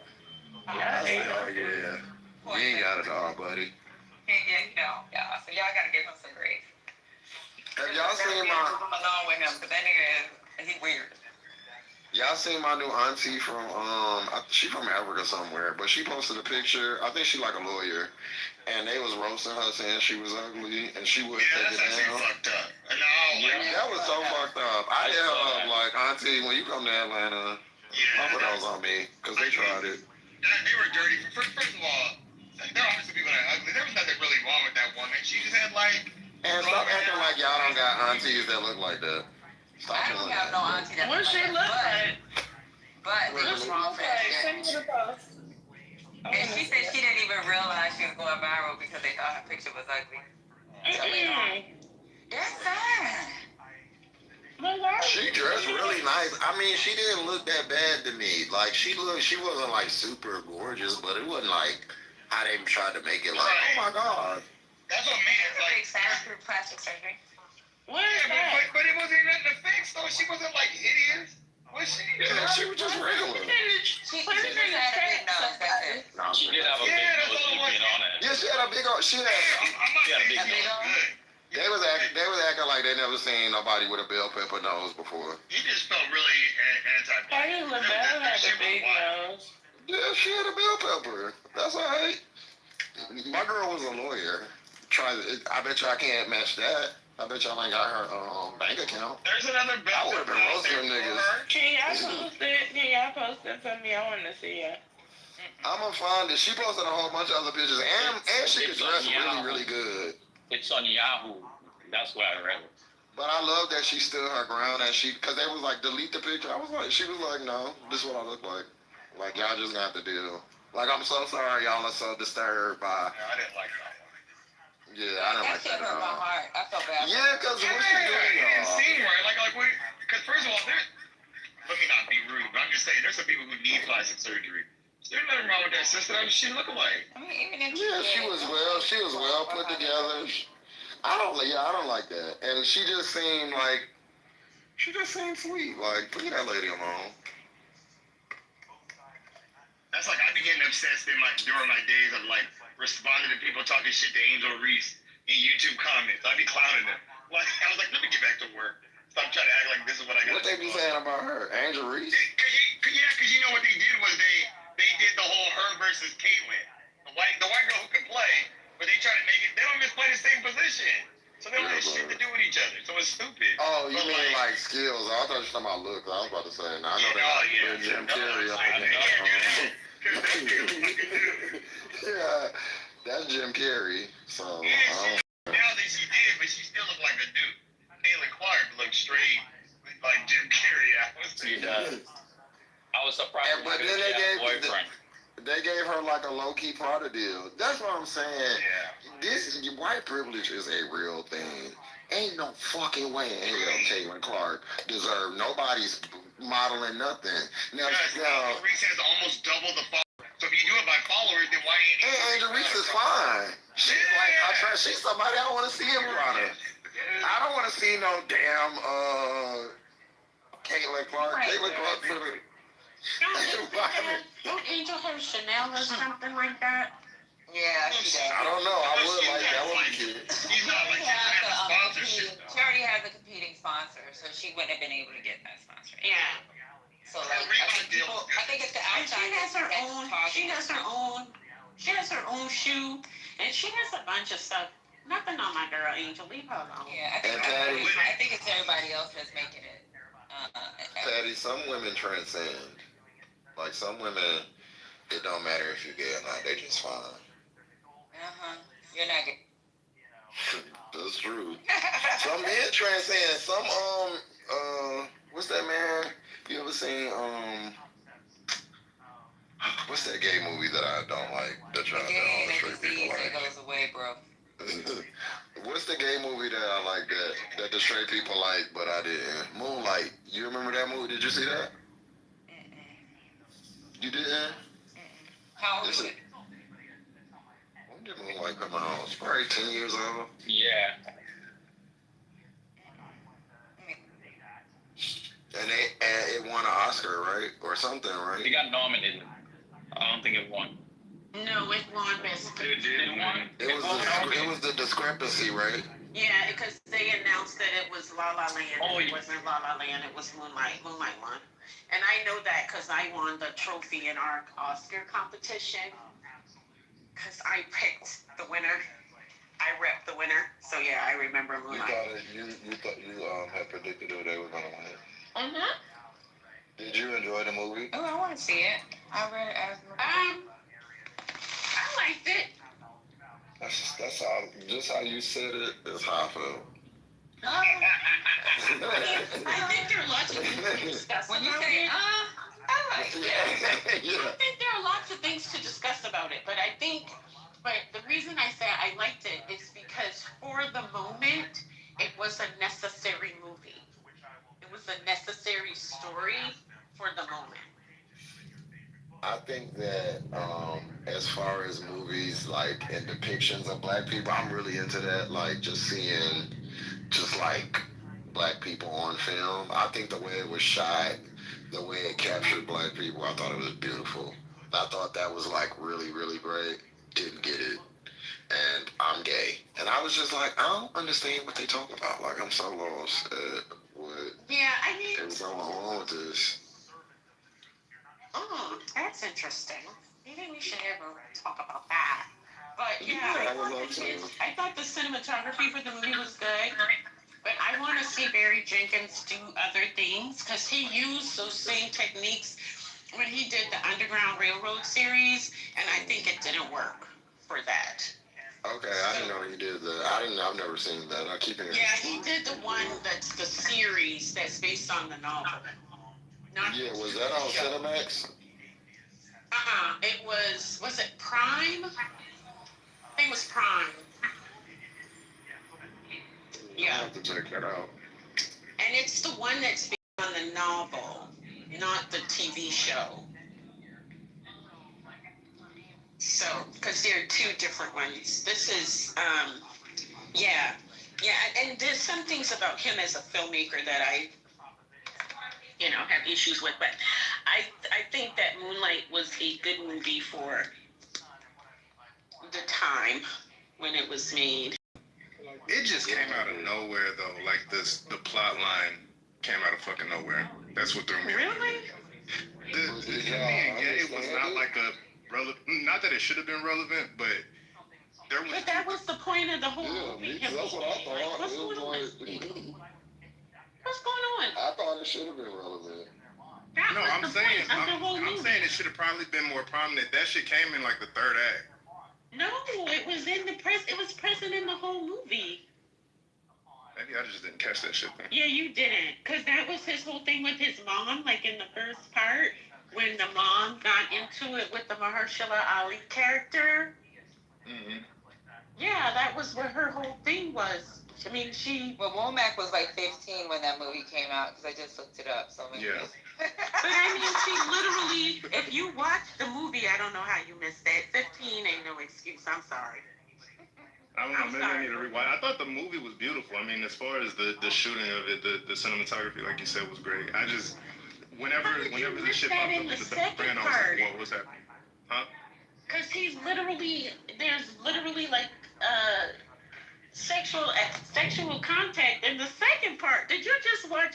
When they went to the beach, yeah. That's the second part, not the third part.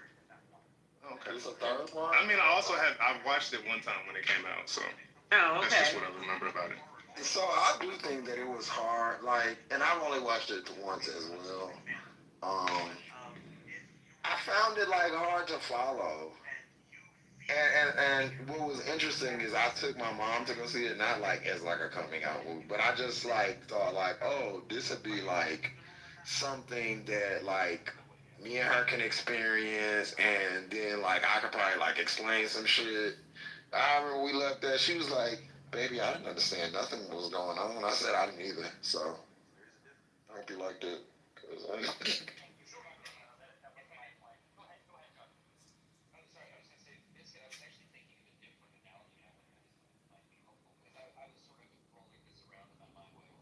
I like that they didn't make Mahershala's character like a fucking idiot. You know, it's like, I feel like when you get character tropes in those type of movies, they tend to just like lean into stereotypes with those type of people. What was the character trope? He was was he a stepfather? No, that wasn't his stepdad. I gotta watch the movie again. It was just, wasn't it like a just a figure? He was the neighborhood drug dealer. That's what I'm saying. Yeah, that's what I'm saying, Dr. AG. Like, they took that truck. You know, he was a nigga in the neighborhood, and they didn't make him. They made him caring and not the weird character in this type of situation. And he dealt with a lot of the situations that happen later in the movie, or like the beach scene, you know, when they go into the water and all that, like the little baptism scene. I think they like fleshed that out. If I'm remembering this movie right, but I'll stop talking because I probably you gotta see it again, because it's not really. I mean, yeah, you gotta. And maybe it's a movie like for a particular time. I mean, because the thing of the character, my reading of it was it played on that notion. People always say how the kids in the community, like, they look up to the drug dealers, and the drug dealers are like the ones who lead the kids like astray, and they get them involved in the drug. Like, it was that kind of thing. And the whole issue of how that's a version of masculinity. And so the relationship between them is a play on that. So you gotta get that part. I remember the humidity in my office destroyed my students' clay project. And I think that him being the drug dealer and not being like what, you know, like a necessarily a bad character. And I wouldn't say a father figure, but just kind of like treating him, like noticing what was going on with him, and then kind of like, you know, just like being around. I think that is, I can say from personal experience, that's a very prominent thing in like when you're like young, black, and gay, which I don't think people talk about a lot. And I will say I did appreciate that, because you do. And I guess if you probably straight young black boys too, but I don't know, because I ain't never been a straight young black boy. But it's a lot of people that are trying to, like, you know, take you under their wing. Sometimes the intention will be wrong, but I think that that's kind of what that represented is like. There's always that figure. Even if you have a dad, you always gonna have like some man trying to swoop in and be like, "This is how you do it, son." Just did you watch The Wire? Yeah, but it wasn't like that. Like, his thing was, it wasn't overtly, you know, I'm gonna, you know, save your life type thing. It wasn't overtly that. It somewhat turned into that, but it wasn't overtly that. Can we just have like a modern movie night where we watch modern black films sometime? Of course. That would be cool. Just, did you watch The Wire? I have not. Oh, okay. I love The Wire. You know, I tried to watch it, and the acting surprisingly was just not what I needed it to be. Where? On The Wire. Well, I mean, part of the thing with The Wire is they had some people who were like professional actors, but some of those people, this was like their first acting. And they did it like that on purpose. Like, it wasn't supposed to feel, even though it was scripted, it wasn't supposed to feel scripted. Like, that's the thing with Barry Levinson. I think that's Barry Levinson, right? Because he also did, Barry Levinson? He also did Oz. I don't know the same person yet. I liked Oz a lot. Yeah, I got the wrong thing. It's David Simon. He did Oz, and he had that TV show, Homicide: Life on the Streets, which was all about the Baltimore police. Like, that's the thing with him. That was like a weird The Wire spin-off, right? No, The Wire was first. I mean, Homicide was first. Oh, that's not what I'm thinking of. They did something after The Wire, where they were police, and it was like almost all the same people. I'll have to look it up. I don't know. But no, Homicide was first. That was a TV show in the 90s. Okay. Early 2000s. And it's called Homicide: Life on the Streets. And the David Simon guy, he either was a police officer or something like that. He was an He was reforming. He worked for the Baltimore Sun. Oh, okay. Yeah. And he did the police beat or the crime beat or whatever. I think, yeah. But yeah, it was supposed to feel, because even on the TV show Homicide, like the way it was shot, it had like all that sepia toning and stuff to give it this kind of gritty feel. But So what's the first movie y'all want to try to watch together? Dr. AG, since you do this, what do you think? So like, no, I'm gonna let people pick. I mean, there's a lot of ideas to choose from. what? A black movie? I'm not doing none of them I'm Tyler not Perry shit. I'm not a movie fan. Absolutely not. Is it gotta be a black movie or anything? Gotta be a black movie. Okay,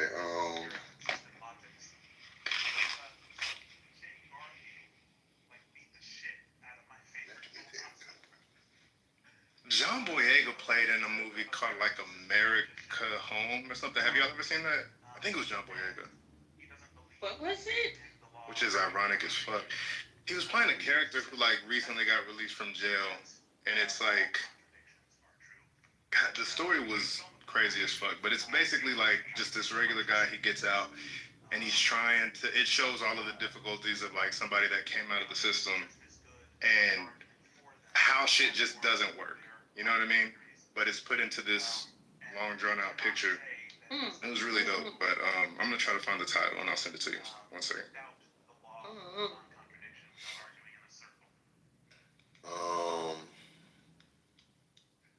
How about Life?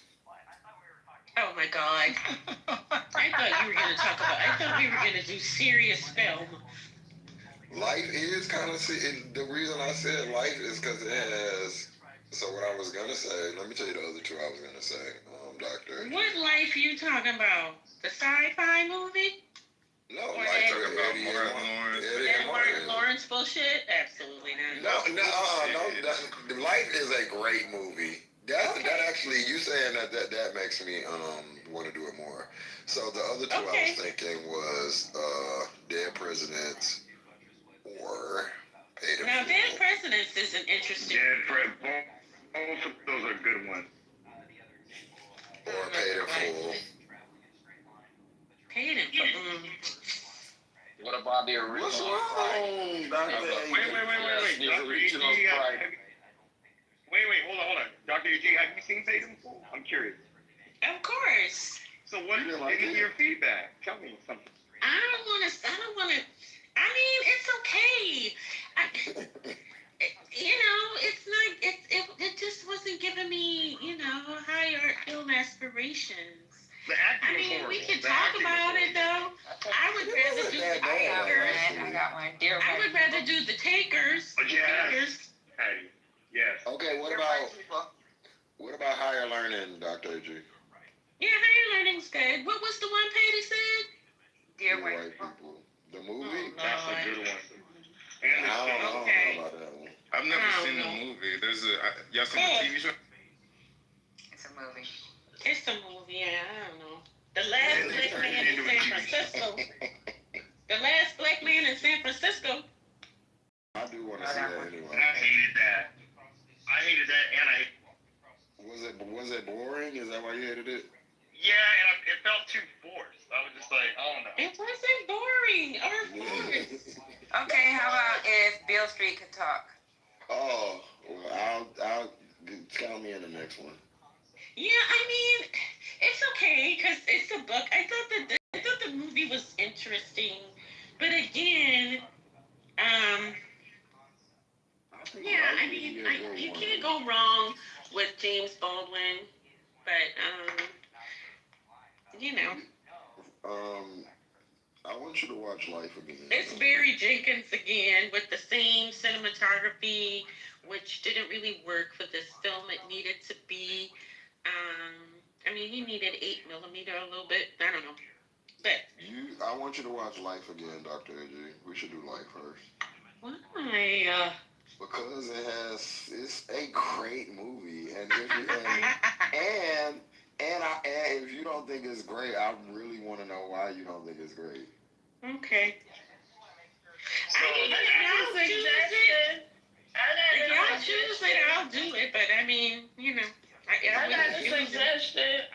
suggestion? A thin line between love and hate. Absolutely not. Great movie. Absolutely not. It needs to be unpacked. It needs to be unpacked because for the longest time I thought she was the crazy one, right? But Okay. she wasn't.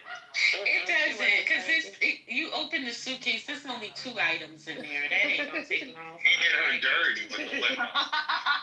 It's a sock everywhere. Did y'all see Judas and the Black Messiah? Yes. Yes. Yeah, that's a good one. Oh, Judas on the yes, I did. I was not that thrilled. Yeah, I didn't like it either. I just was expecting a little bit more. What did you want? Y'all. One of us gotta write this down. I'm getting dressed. Okay, I got one.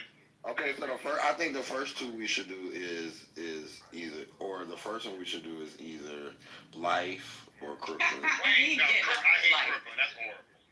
You hate Crooklyn? That's a horrible. You hate Crooklyn. Oh my God. Now that's some California shit. You don't understand. You don't get it at all. You know what it felt like? I'm about to make y'all more mad. It felt like they were trying to do an East Coast version of a Cali movie. That's what it felt like. What? You are That's what it felt like. same than you. I'm about to let Dr. AG loose on you. That's insane, Brian. That movie's horrible. Brian. There's nothing. You not Brian. Dr. AG is over there transforming like the Powerpuff Girls.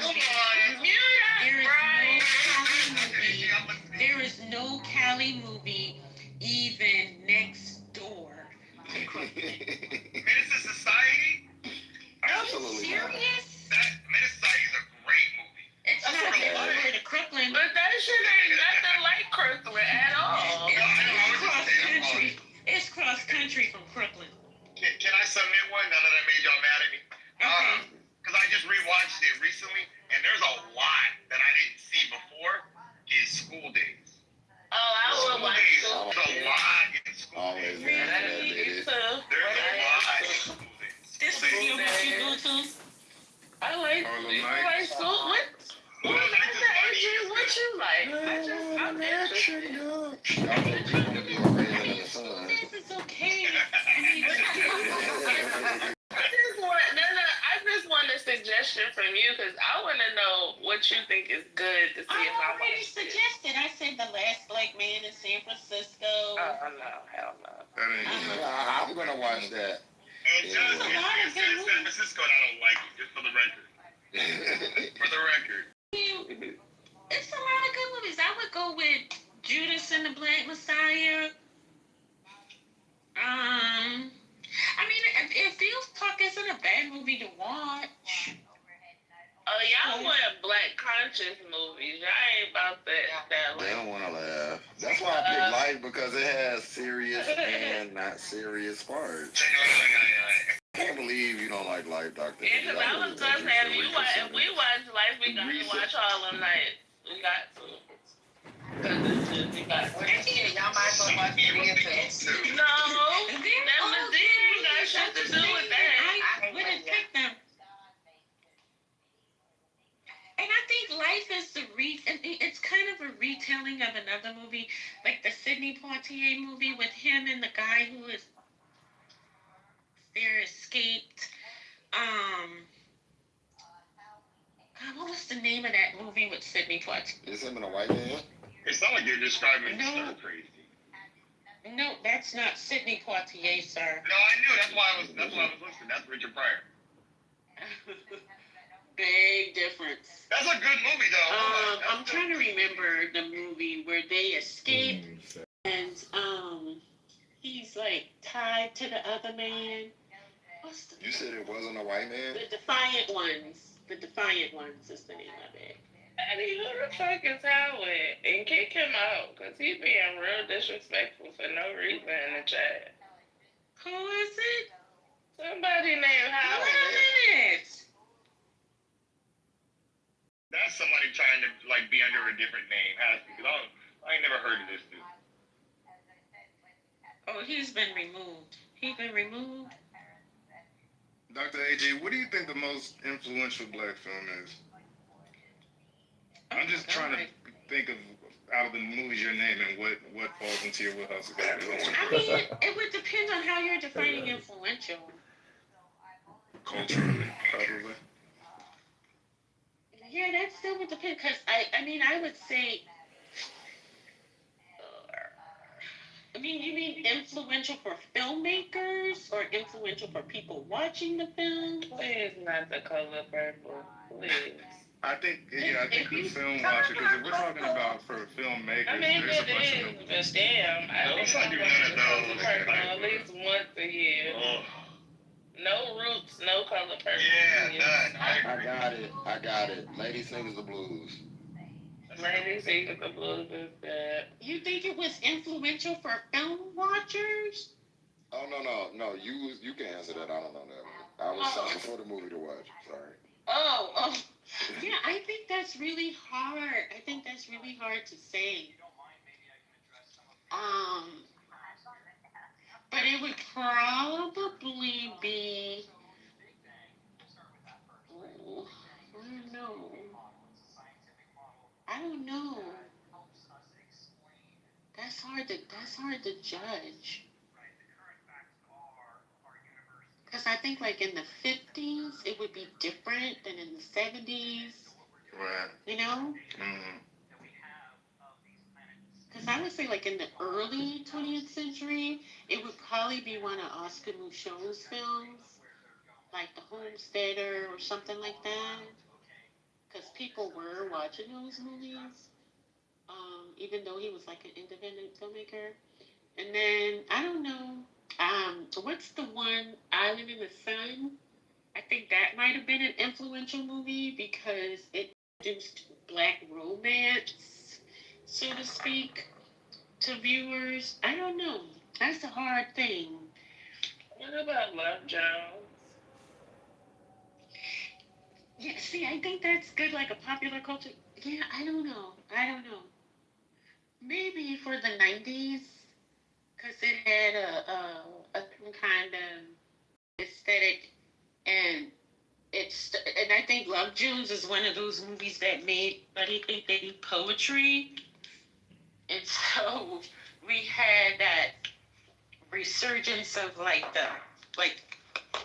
oral poetry. What is it? Open mic night or whatever. Word and like Def Poetry. Yeah, I don't know that was necessarily good for the culture, but. Dr. AG, have you ever heard Brother Messie's poetry? Have I ever heard what? Brother Messie's poetry? No, I never have. Please ask him to give you a sample. It is a blessing. Oh, really? I never heard this poetry. Just imagine. It's hilarious. I can just I can imagine. do like a little sample. Oh, so it's not serious. You tell me. He be like, niggas be chatting. Now he doing the last poets. Now he biting off the last poets. Niggas is scared of revolution. You gotta get him to do it. It's so funny, Dr. H. It's even funnier when he do this. Chatting shit and don't know shit. Oh yeah, that's classic. It'd be even funnier when he do the hymns with somebody in the middle of an argument. He start humming and shit. That should be funny as hell. Yeah, Brother Messi is good for a whole Negro spiritual. He will hum you to death. You feel like you in the field picking cotton fucking whip. You never seen like when they said how like killings happen in slave movies, and they had that man who was like, You never seen that's what he got.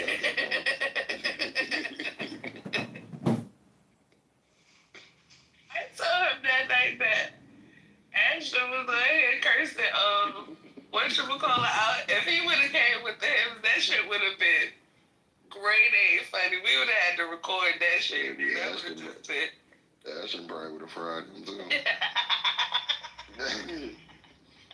He was on a rampage, baby.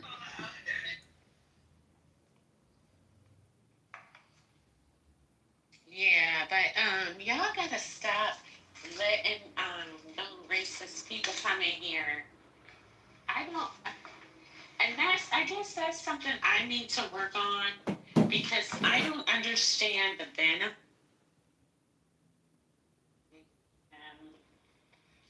I don't see anything that comes of that. So, maybe I gotta work on that.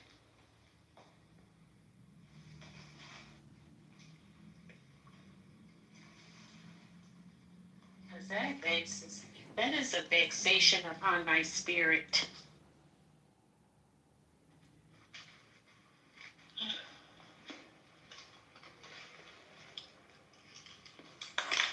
All right, let's get the pencils. Yeah, y'all use pencils? Y'all use mechanical pencils,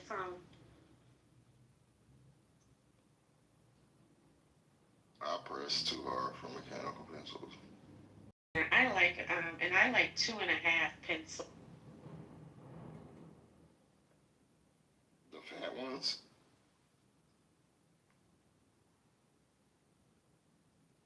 Number 2 pencils are too soft. People can't write with pencils anymore, though. Have you ever seen like a kid try to write with a pencil? Like a regular pencil? Yeah, I use cursive, so. Yeah, their penmanship is deplorable. Bima, welcome to In the Muff. You made it back. You're a survivor. I told my students You're all they that's had to left have of a In the notebook, Muff, right? Bima. So one of them said, "Oh, okay. Well, I just wanted to make sure because on my I have iMac and I see you use Apple products, and so it's Notepad. Is that sufficient for a notebook?" Oh, that's hysterical, Dr. I was like, A.G.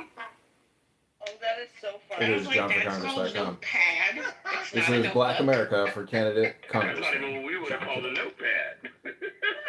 I'm like, and it's your phone that you're using, not a notebook. Oh my God. Where would I get that from? From where you buy books? They sell Let me notebooks. introduce you to Let paper. me introduce you to the world. Yeah. You're funny. When I go out in my neighborhood, I don't even want to let them know I'm a retired educator because I don't want to admit that I have anything to do with people that have to work in the workforce today. Oh yeah, Because that's not my fault. No, exactly. I just don't want to take blame or credit at this point. Oh no, I take all the credit because I tell them I build success from the ground up, and I have the evidence to show for the students whose lives I have touched. So, and I tell them on the regular, I'm like, look, you can't go out here in the world and be saying, you took a class with me and doing stupid shit. Cause I have a reputation to protect, and you're not gonna have me out here in these streets sideways. So from this point on, here are the standards you have to abide by because you're not gonna play on my name. That was me, especially I'm with you, and I taught the four-year college in my area where I taught high school, and there was no way my name was going to go on someone's report card or a certificate or a credential that was going to have my name on it and say that they hit some standards that they didn't hit. And my students went on to play college, sports and then pro sports, and we got the pressure from the coaches. Go ahead and please just pass this kid. They've got a scholarship on the line. They've got a career on the line. And I was like, I was a technology teacher, and my whole thing was if I couldn't get these kids to send an email, then they didn't deserve to get a pro career because I couldn't manage it. Yeah, I don't deal with the athletes. It's that's a whole different level. Only very few of them come my way because they know what it's hitting for over here. And they don't want none of this black women's business. So they stay over there and I'm good with that. But every now and then, I do get, I'll get an odd one every now and then, and not odd because of that, but odd because I'll get the one who, they're really interested in the level of work I'm given. Right. Yep. But for the most part, and because how my schedule is, they often aren't available during the times because of how their schedules are. But for me, it's just basic thinking things and basic ways that you like. I don't appreciate people who can't answer questions. We're gonna learn basic communication. When you talk to someone, you address them by their name and repeat a portion of their question so you make sure you understand it and then you answer. Like that's how we gonna operate. We gonna have some basic social learning in addition to facts, concepts, critical thinking, skills, that kind of thing. But no, we're in the business of making better humans, and so Thank you. And that's what this has got to be. So. And a good mentor teaches that to a good, beginning educator is that we're there to make a whole person. We're not there to teach a subject or a curriculum. We're there to make a whole person. Yeah. And you can't do that, but, without building the blocks. And the blocks are social, emotional, and the rest. Yeah, so it's a way to do it, but at the same time, I'm not your mama. Like I tell them very often, only your parents are obligated to love you. That's not my job. I'm not in the love business. So if you're looking for love, my place is the Ross. I'm not doing all that. So, but that doesn't mean there's not nurturing. That doesn't mean there's not care. That doesn't mean any of that. But all that mammy shit, you got to go somewhere else for that. Mm-hmm. I don't get paid enough for that. And then people wasn't being paid, so. Well, we didn't go into education for the money. That's It's an interesting profession. It is. It's a calling. At least for me and the people that I know, it was a passion. Oh, Fish Belly, I'm just reading your comments. Okay, all right. Yes, the spook who sat by the door, amazing. Oh yes, sweet ass, that's what is it? Sweet ass revenge or something. That's that Marvin Van Peebles. Okay. Yeah, these are some good movies. Yeah, you need to put those on the movie going list. Mm-hmm. That's good. Mm-hmm. All right, let me go. I gotta. What's going on? Oh, Patty's back. Okay. What y'all talking about now? Oh, I was just recounting some of Fish Belly's movies that they put in the chat. The good suggestions.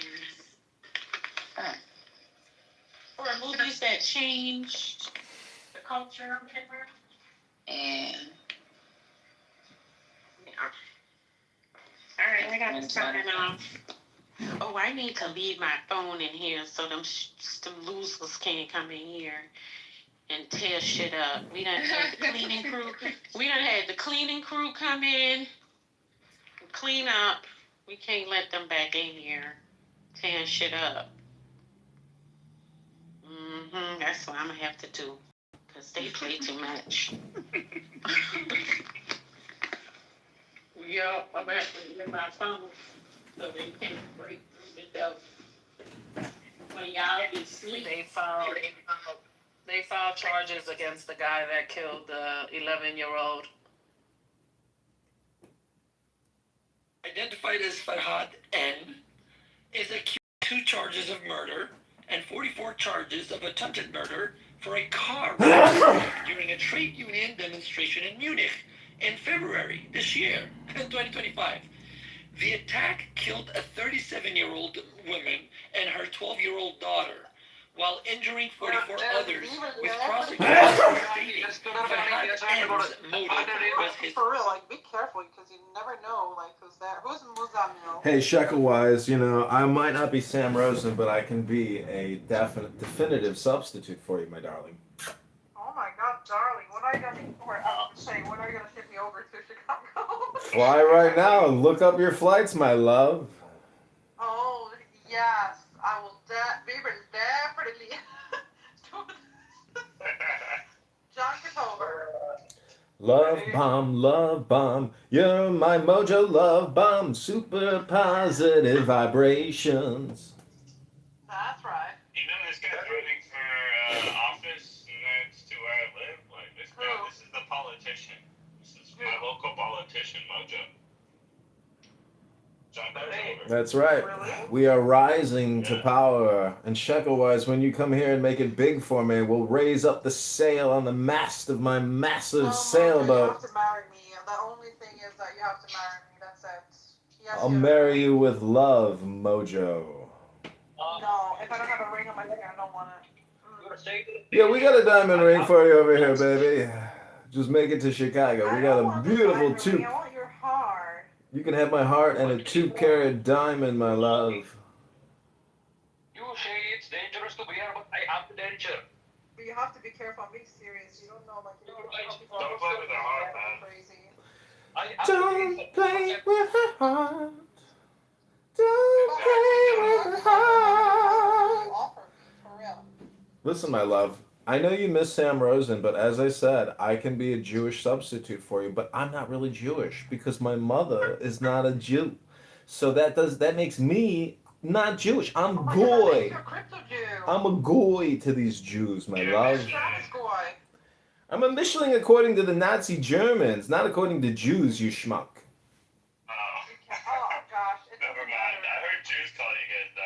No, I brought it up because Jews don't even know German history and how they fucked over all these Michelin. But I have a question for you, Mojo. Are you considering converting? To what, Christianity? No, Judaism. No, I'm a baptized Christian. Oh, really? Yeah, I got baptized by a black man at the pool in the YMCA in Evanston. He's not serious. I can't take it. He's so funny. Yeah, I picked up the Bible. I picked up the Bible and it said, if you want to get to heaven, you got to get baptized. I was like, well, let's get that check mark.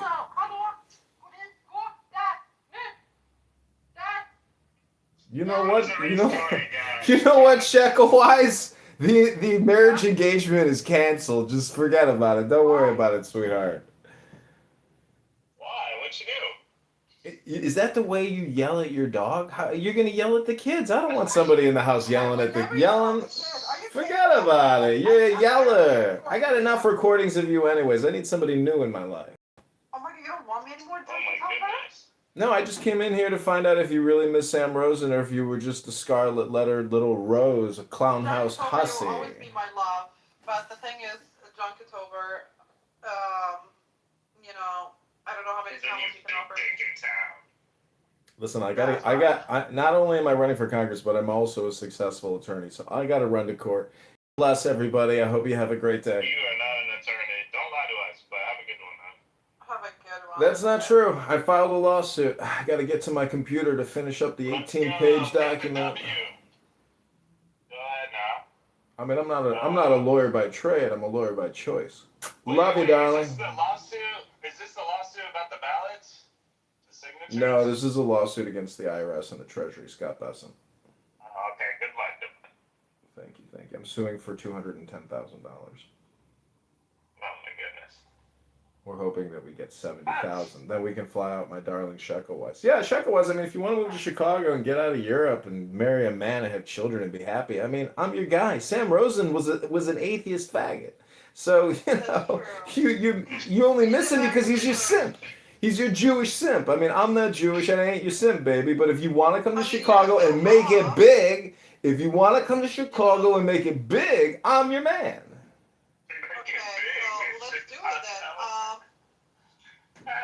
You know, you have to offer me some camels. Well, I can sing you a song called Chicago by Frank Sinatra. How does that sound, darling? Oh my God, that sounds nice. Here we go. That is nice. Chicago, Chicago, that title in town, that title in town. Chicago, Chicago, I will show you around. I love it. Bet your bottom dollar you lose the blues in Chicago, Chicago, the town that Billy Sunday could not shut down. On Great Street, that great street. I just want to say, they do things that they never do on Broadway. Say, I saw a man and he danced with his wife. They have the time of their life in Chicago, Chicago, my hometown. Yeah. Performance of a lifetime. Thank you. I bet you don't miss Sam Rosen anymore, that little atheist. Fuck. I really don't. You actually, you know what? I'm flying to you. She's frying. She's frying right We'll now. check up flights on Google Flights. Let me know how much it is. We'll bill it to the campaign, darling. So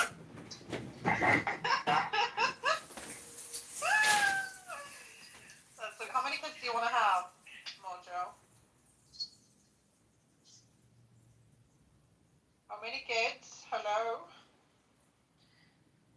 Bunch of John Kitovers running around. Oh my god. Imagine. What did the world do to deserve that?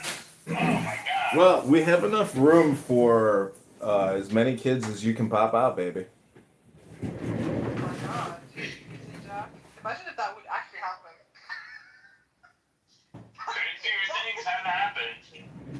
Anything can happen, you know. Anything is possible. You would have to. Wait, you're Christian, right? Well, my father is Muslim, my mom is Christian. I was baptized as a baby. Do I'm you Christian. disavow Muhammad as being a false prophet? I don't believe in Islam. I don't believe that Islam is the right religion. So you think it's But a. I have So how would you I have describe? respect for all religions. Well, your dad is a Muslim, so how would you describe Muhammad? My dad is just Muslim by the name, but he's not an actual Muslim. Like he's not practicing or anything. He's very. I know, but if let's say Sharia law, became the law of the land, would you resist or would you submit? Of course. What the fuck? See what he'll bring in. Absolutely not.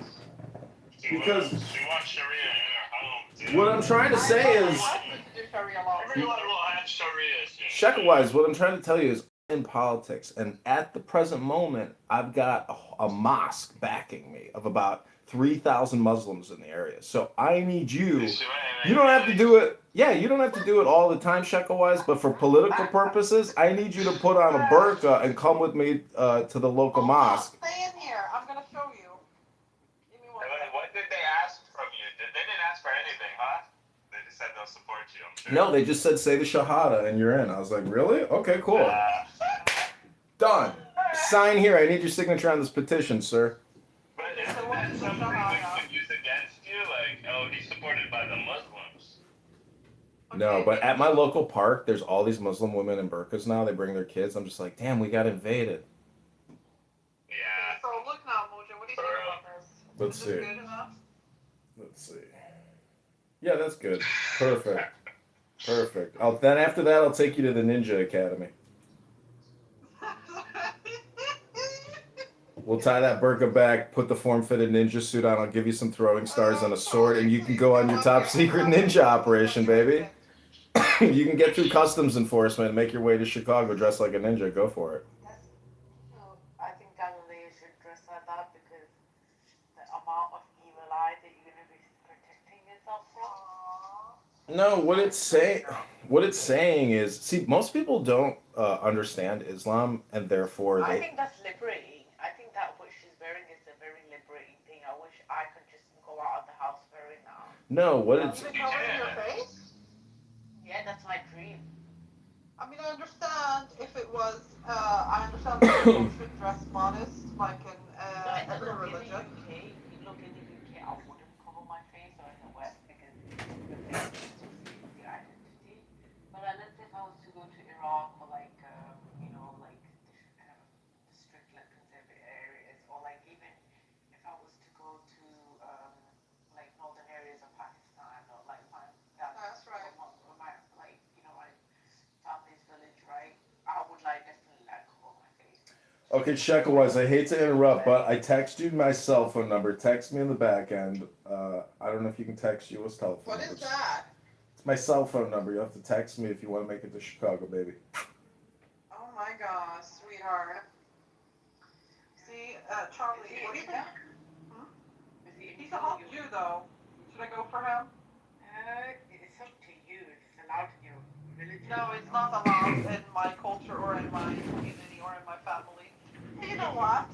You I'm a should. little bit rebellious. You have to look at me as an American though, because I think America first. I'm above all of this religious and ethnic divide. I'm an American. We are so generic, but that's the beauty of an American. We don't care either way. We just want to make money and live in peace, live in security, and be happy and have children and just live a full life. And we don't need to get bogged down with all these labels because I am an American. I have a question though, right? Yeah. I feel like people could learn something from the Jews, honestly. I'm not gonna say People could learn from Thomas Jefferson. He waged the first American war against Islamists, running the coastline, I mean, we took action in 1800 against the Muslim terrorists who had thousands of Americans enslaved. Like, we will fight. We had a problem with slavery with Thomas Jefferson. Yeah, he freed the Americans from the Muslim terrorists, the Barbary Coast pirates. Oh, the Barbary slave trade.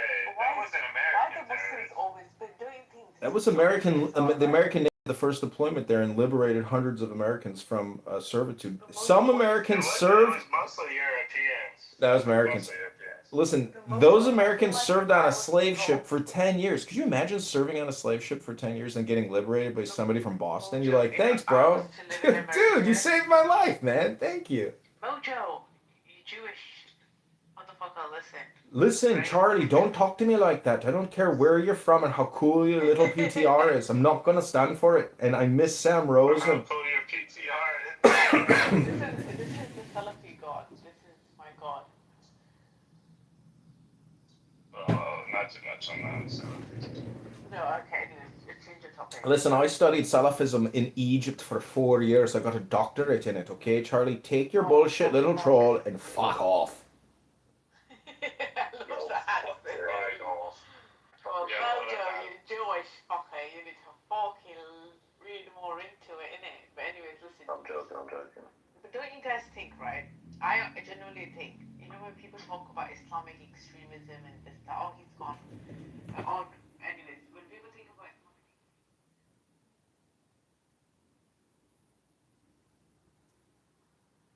it's definitely something, and most of the people in our country are of some form of, theology, mostly Christianity. It seems to be the dominant one, right? But then we see like certain actions that are taking place, like, putting the 10 Commandments in certain schools, saying prayers in certain schools, right? It's a slow and steady game for, it's not going to be something that's going to happen overnight, not like what occurred in The Handmaid's Tale, right? This is a slow, gradual process by which they're just kind of creeping in and then slipping under the radar, right? And so I think actively being aware of what's going on and where it seems like the boundaries are being pushed will inform me of better ways to push back, right? And, that's how we're going to prevent that type of outcome from occurring. But if we just oh, it's never going to happen and just kind of like ignore it and leave it away, well, that's kind of what they want, right? They want you to think that it's not a big deal. That's how they're going to slip under the radar and infiltrate and change our country into a theocracy. It's a slow and steady race for them. So, yeah.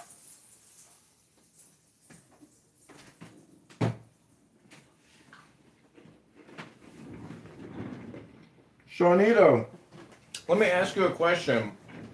I'm being respectful and sincere.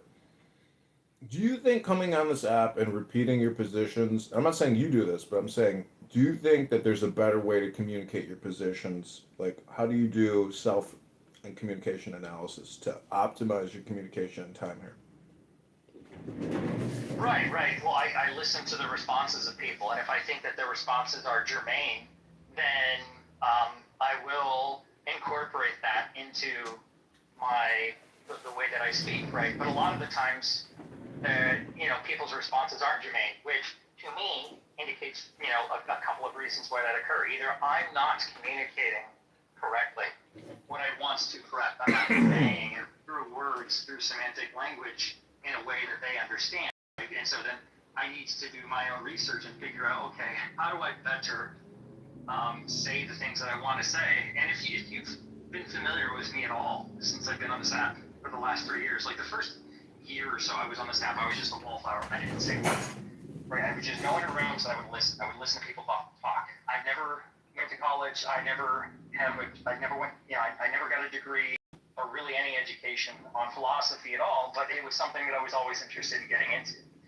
And so I've always been this like armchair philosopher. But at the same time, I also want to make sure that I'm not falling in the same traps as some other, armchair philosophers where they get stuck in this constant rhetoric grind where they don't ever change, right? Either, reforming what they're trying to convey or integrating, information that is pertinent to, them wanting to be a philosopher.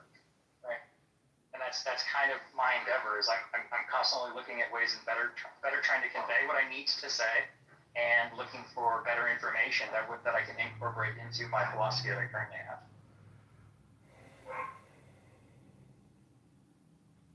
Hey, Shanito, are you guys aware that you're being streamed live by this mojo?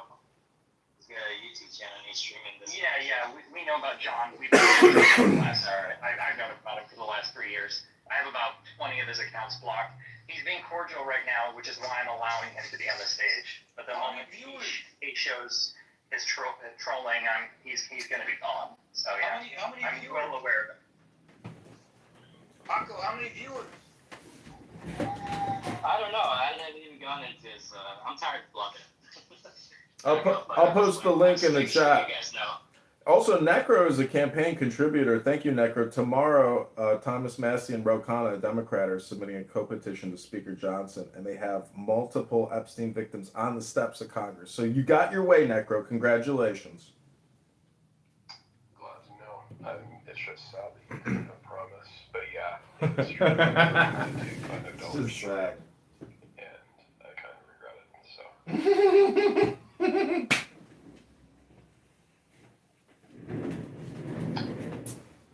Anyways, Don't regret it. Yeah. If you want more in life, you got to give. That's the secret to prosperity giving. Thank you, Necro.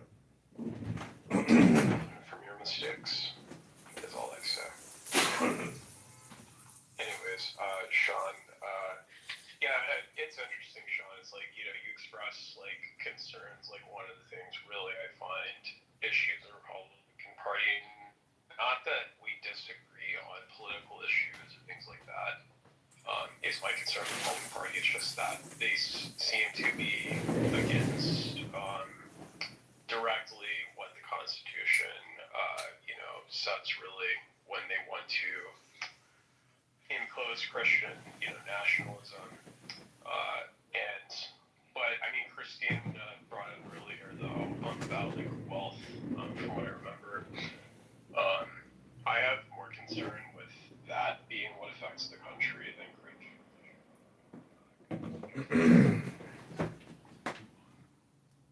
Other people, their circumstances are different, not like yours, and you cannot just criticize them because I'm not criticizing migration, bro. I'm criticizing illegal immigration. And we're criticizing those people who push and say, no, there should be no difference between legal and illegal immigration. But there is a difference. There is. You need to see from the government. They not. But when you're emotionally attached to an outcome, or you're speaking from a point of emotion, we get nowhere. See, but I'm trying to stay within your framework. You would agree that we agreed that emotions are internal, and we have agreed that we don't always express them very well, right? We've agreed those things. I didn't agree that most people don't express them very well. I didn't say most. I didn't say that. I didn't say people don't express them very well. Okay, well, all right, well. I just said that I don't. You'll never see me externally emoting. Okay, so, but we agree that it's internal, right? Well, it's internal for me, but it's both internal and external for most people. Okay, but we still agree that, we can agree that it's still internal. That's kind of where I want to, start at. Of course, emotions. Okay, so you're able to wrap your head around that concept. If I'm able to wrap my head around that concept, is that what you just said? Yeah, I did, because you're having an idea of how this faith, of how emotion works, and you have this concept which I don't disagree with. Well, no, we haven't discussed my concept of how emotion works. It's not just a magical. Did you just say it was internal? That's one part of a big whole. For this Yeah, I didn't explain to you my concept of how emotions work, why they arise. For our conversation, where they're at is just. Yes, we've established that emotions are not from some external energy. Okay, so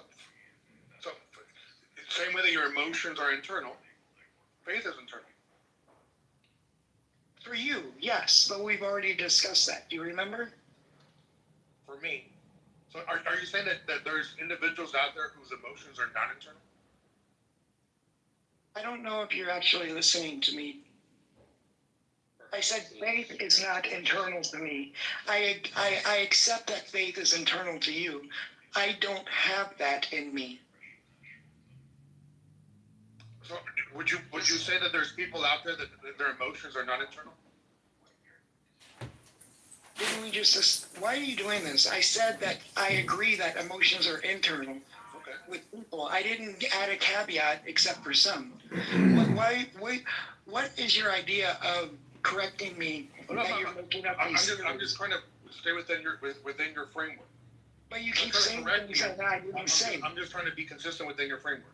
You're being consistent in a framework that has nothing to do with what I said. Okay. It's entailed by what you said. I'm sorry?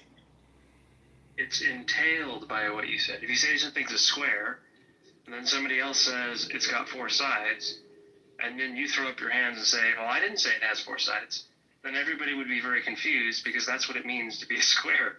So when you say everybody has emotions are internal, yeah. And then Malak asks, okay, well, doesn't that mean that emotions are internal for everybody?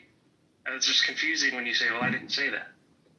No, then he said, well, would you say that emotions are external for some when I already said that emotions are internal for people, and I didn't add a caveat except for some. So I'm wondering where he got that from. Is that a belief of his? I don't know. It's confusing to me. I don't want to confuse you further, so I'm going to drop it here. Okay. All right. Nice talking to you. I just saw James said this room is live on YouTube. Is somebody streaming this? I'm not. But hey, Wait. Where did you see it live on YouTube? Yeah, James says it's currently live on YouTube via John Kitover? Oh, okay. Yeah, so Jimmy is the king of autism, so if you have questions about autism, definitely ask Jimmy. Seriously. But no, like, what's funny to me is, like, there's several things, and I apologize ahead of time, this probably sounds a little bit pedantic, but I'm just gonna, like, snowball through these real quick. Number one, like, there's no such thing as not emoting people. Like, that whole conversation I just listened to had a lot of emotions. Yoni was very emotionally committed to a lot of things. The tone of voice that you use is motivated by emotions. There's literally nothing you can do, nothing whatsoever, that doesn't express emotions. All our actions express emotions. Okay. We imitate emotions. We consciously raise and lower our voices because that's how neurotypical people speak. You want to know the whole psychology behind it? I mean, I already know the whole psychology behind it, right? I'm just getting you to. So you're asking me leading questions. As a non-autistic person, you're an expert in autism, and you're trying to pick apart everything that I say of my experience as an autistic person and knowing myself. I apologize. I didn't know that's your line of work. I don't think there's really anything to be an expert of, right? It's just part of being human to know that the reason we do things, the reason we say things, like, for example, if you're copying somebody My else's friend, I'm tone not of going voice, to engage with you anymore. You've already shown me your intention. Yeah, So okay, if you want to talk about me, that's okay. I'm just not going to engage with. Well, that's cool. hang on, That's cool. Yeah. So that was a very emotional response, for example. It was Very very emotional. logical. It was very logical. If it makes you feel emotions, it doesn't mean that it's emotional for me, sweetheart. Yeah, it's clearly very emotionally. So I think we've probably reached a block. I mean, let's see what James has to say, I guess, about who's in our fan club. But yeah, I mean, as far as the Christian response, like, I think we've, sufficiently been like, here's what Christians believe, here's why we believe it, here's why you should do. So I mean, if someone's like, well, I believe Jesus, or I believe we're divine, and he was a good person, but if they're not getting to, look, he is the way, the truth, and the life, he is the only way, his blood, his death, his resurrection, for the forgiveness of my sins, I trust him to save me and reconcile me to the Father. If that is not the end answer, that is not the gospel, that is not Christianity. So I mean, there is nothing else. So that is the answer. That's how to get there. And I just don't see any more fruitfulness coming from this. At least today. I mean, try again tomorrow. But as far as the conversation, it seems like people are getting near the end of, whatever. James, what's up? How are you doing, James? I'm good. This guy, he goes by Mojo and many other accounts on Clubhouse, but his name is John Kitover. He's currently running for Congressman, but he likes to jump in, and he has multiple devices, multiple accounts, and he posts a lot of them on YouTube. But he removes them pretty quick. But he keeps some up for shorts. So just FYI, not that it's whatever. Like he has hardly any viewers. Sounds like we could all be stars, or not, with one viewer. Yeah, not really. Steph, what else you got? How you getting ready for McDonald's? Your fine dining? That's at 5:45 is our fancy McDonald's dinner. You gotta class it up. Don't use ketchup for your chicken nuggets. Use honey mustard. Yeah, I've never eaten McDonald's in a floor-length before, so this is going to be a new experience. My wife brought me home chicken nuggets because she took the kids there for her birthday the other day. So she brought home 20-piece chicken nuggets. I ate half of them. Immediately felt sick and awful. I'm like, these are disgusting. I hate these things. And the next day, I had the leftovers when I got home from church. I'm like, what am I going to have for lunch? I'm like, oh, chicken nuggets. That's a good idea. I ate them. Immediately felt bad. If anybody knows the link to the YouTube, would you share it? I would love to listen to it again. Well, apparently you said it's gone. But replays are on here, though. So, I mean, you can Oh, it is. Thank you. Okay. All right. Well, nice speaking with most of you. And the other ones that we didn't see eye to eye, I don't mind engaging with you again. But when things get to the certain point that Mr. Lincoln had to jump in, I think it's good to go. But so I am going to leave. I run a dog shelter, so I got some stuff to do here. Goodbye, everybody. See ya, Yanni. Well, take care. See you later. For the record, Jimmy, I didn't... Satan, come be excoriated by Steph. What? I didn't think Jimmy said anything wrong. Jimmy, what you said, by the way, was exactly correct. Like, I didn't understand that reaction. Well, he's Calvinist, so I was just throwing him in there with Kratos and Chris. Oh my God. Jimmy, I made a comment. I'm not sure if I misunderstood. I understand that the way you study theology is because you're autistic. No, Chris is making fun of me. I have no idea. Okay, that's what I understood. And I was like, so I made a comment. Okay, Chris. I don't know if You're... You go ahead. Well, here's the thing.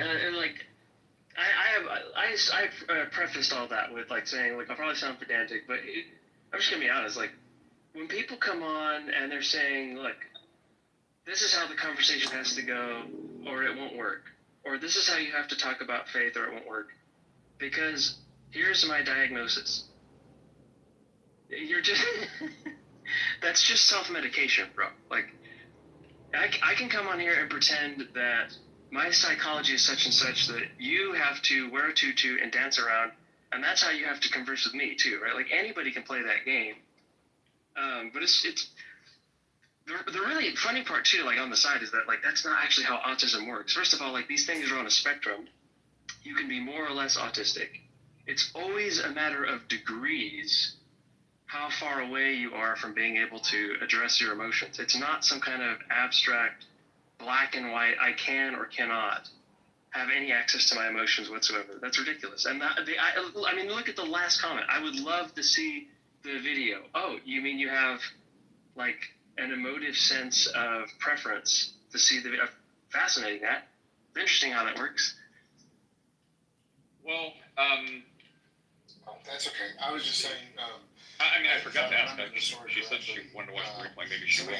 But I would have asked, like, well, if you can. I mean, maybe you don't think autism is something that they would want to be healed from for whatever reason, whatever thing it gives them. So maybe she wouldn't say she wants to be healed of that. Maybe she didn't see it as bad.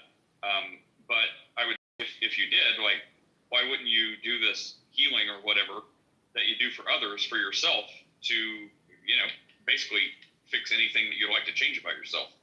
That's a question I would have liked to ask, but I wasn't thinking about then. But also, let's see. Yeah, I imagine that Johnny would say that autism is something that needs to be healed, which, I mean, this kid talking right here also has autism. He is literally in the bath right now, and he has these foam blocks, and he puts them in his mouth, and he bites them, and they shoot across the bathtub, and this is what he'll do for, like, hours if I don't stop him from doing it. Like, this is life, right? I don't necessarily think it's something that he needs to be healed from either. But I mean, like, I agree. Yeah, like, I know that's not what you were saying. So if that was Yoni's answer, it's a curve, buddy. I don't know what you'd call that.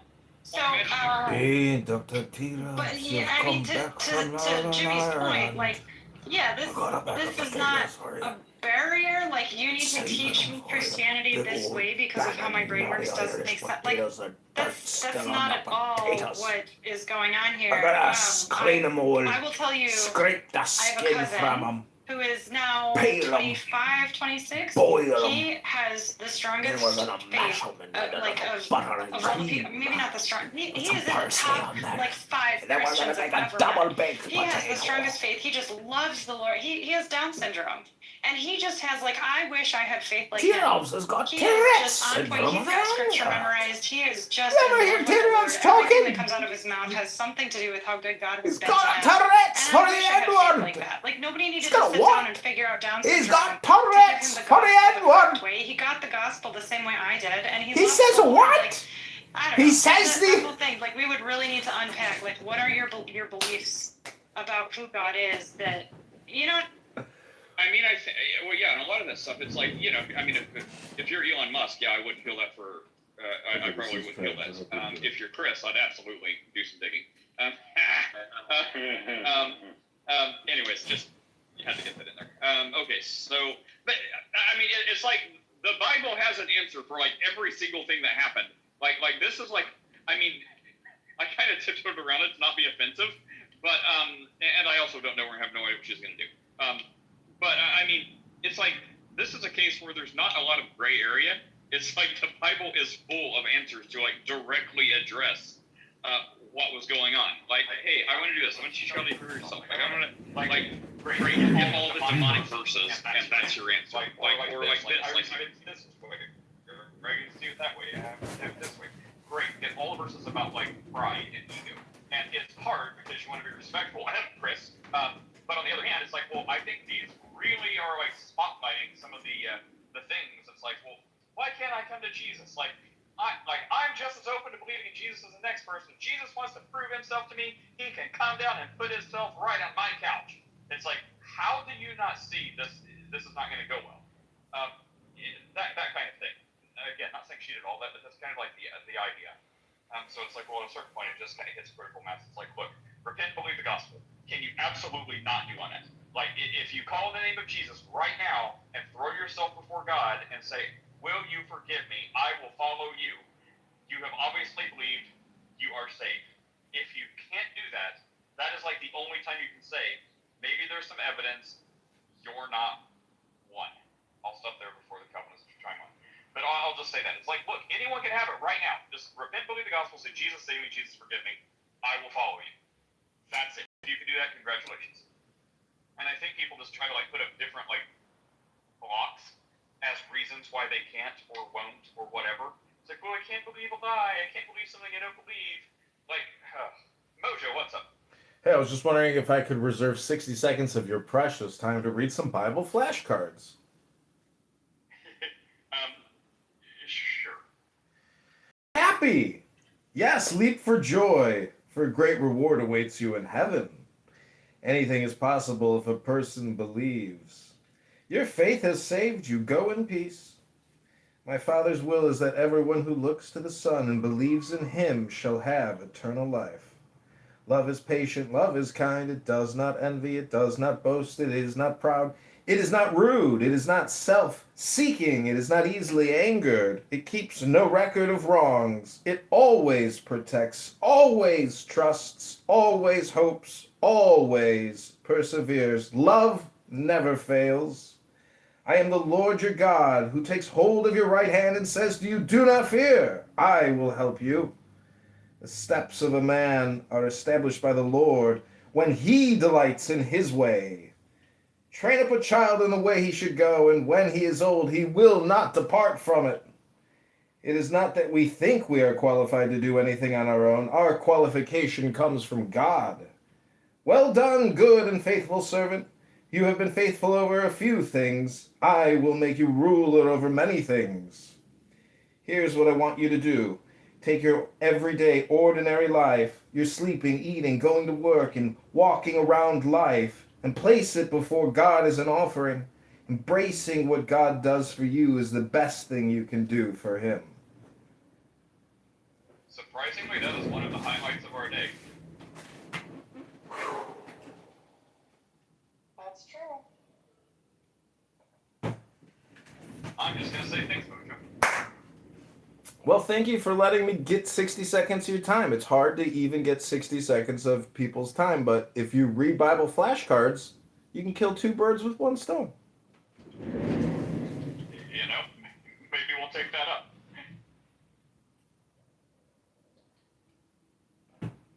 Well, all right. And you don't have to say anything about that? I mean, those were Bible verses. To go with the faith comes by hearing conversation we earlier had.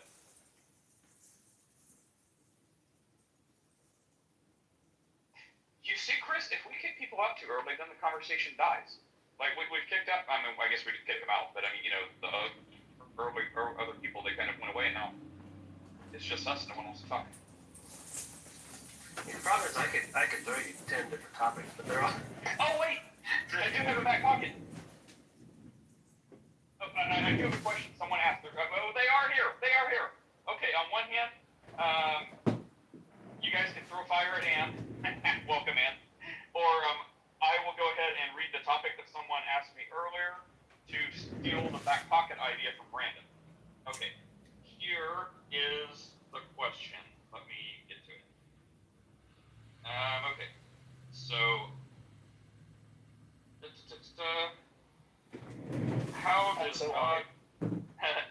how does God relate to man? Does he care, love? Is he patient? I mean, it seems like it'd be an easy answer, so maybe for the sake of the questioner, maybe give it a little more oomph than just be like, yeah. Who wants it? I'll take it. I want to give the short answer, the incarnation. Thank you. All right, who's next?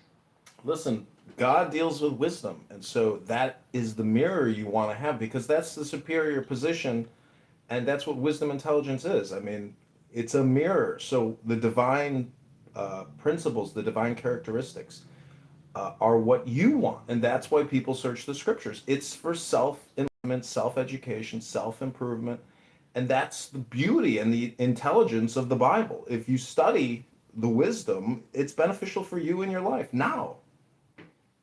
What is the question? Right. So, the question. The question again. No. Because I remember it, right? It's like, how does God relate to man? Is he patient? Okay, but that is clearly a very general question for something that I would suspect the questioner means much more specifically. Like that sounds like the kind of question where somebody has a specific tension in mind between who God is, stuff that he does in his interactions with humanity, and how those two are put together.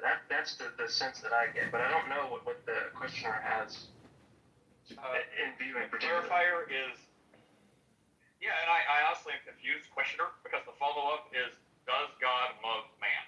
And, I mean, I don't know how deep we can go, because the answer is, it says it like probably 1,000 times in the Bible. And like Malik's answer, that's the entire point of the incarnation. So, I mean, the answer obviously is yes, but how is another follow-up. So how does God love man? So we've established God loves man. So the follow-up is how does God love man? Now, I mean, Malik's answer still stands, but what would you say, Jimmy? I would just build up Malik's answer, right? So like if you, where's I mean, what's the Bible verse that says in this way God demonstrated? Like in this way God demonstrated love for us. Like while we were still sinners, Christ died. Like what's that Bible verse that say that has to be the answer? Yeah, I was going to give a similar. There's that passage in Paul where he's like, right, I think it's Romans 5, right? Seldom would a man die for a good man, while we were still sinners. Maybe someone died for his friends. Yeah, exactly right. Isn't that Romans 5?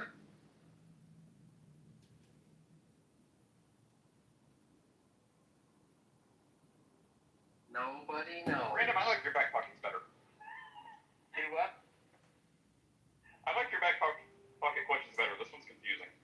I mean, don't you think that we use scripture to heal the self as a therapeutic tool? But a lot of people waste their time not actually reading scripture, discussing it, analyzing it. So that's why I say, as like a green bean moderator, it's your leadership job to just utilize the scripture to, I don't know, have the communication, because otherwise there's a lot of wasted time, on Clown House. It's my opinion. 100%. I constantly fall short. We waste much time. But like the discussion earlier went to like, well, when Catholics or whoever build up their faith by kissing icons or something like that, it's like, well, look, the Bible's intentional about the way we are supposed to build up faith, and that is by the scriptures. Faith comes by hearing the word.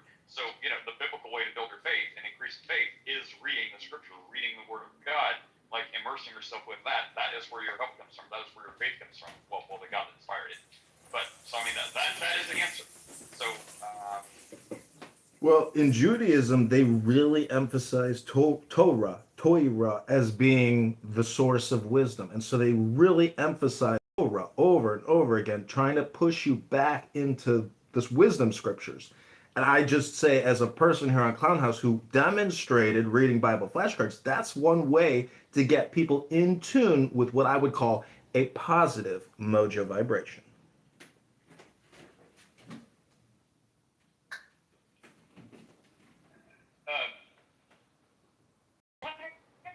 Thing about that, Jimmy, were you still looking for the Bible verse you're looking for?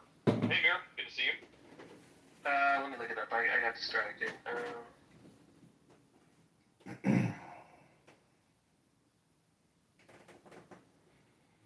It'll just take me 2 seconds to check the place I think it is. So, Jimmy, did you hear the song that JC made that had you in it? Here it is. I found it. So, 1 second, Chris. 1 second. It's Romans 5, Romans chapter 5, verse 6, right? For at just the right time, while we were still powerless, Christ died for the ungodly. Very rarely will anyone die for a righteous man. Though for a good man, someone might possibly dare to die. But God proves his love for us in this. While we were still sinners, Christ died for us. Sorry, what did you say, Chris?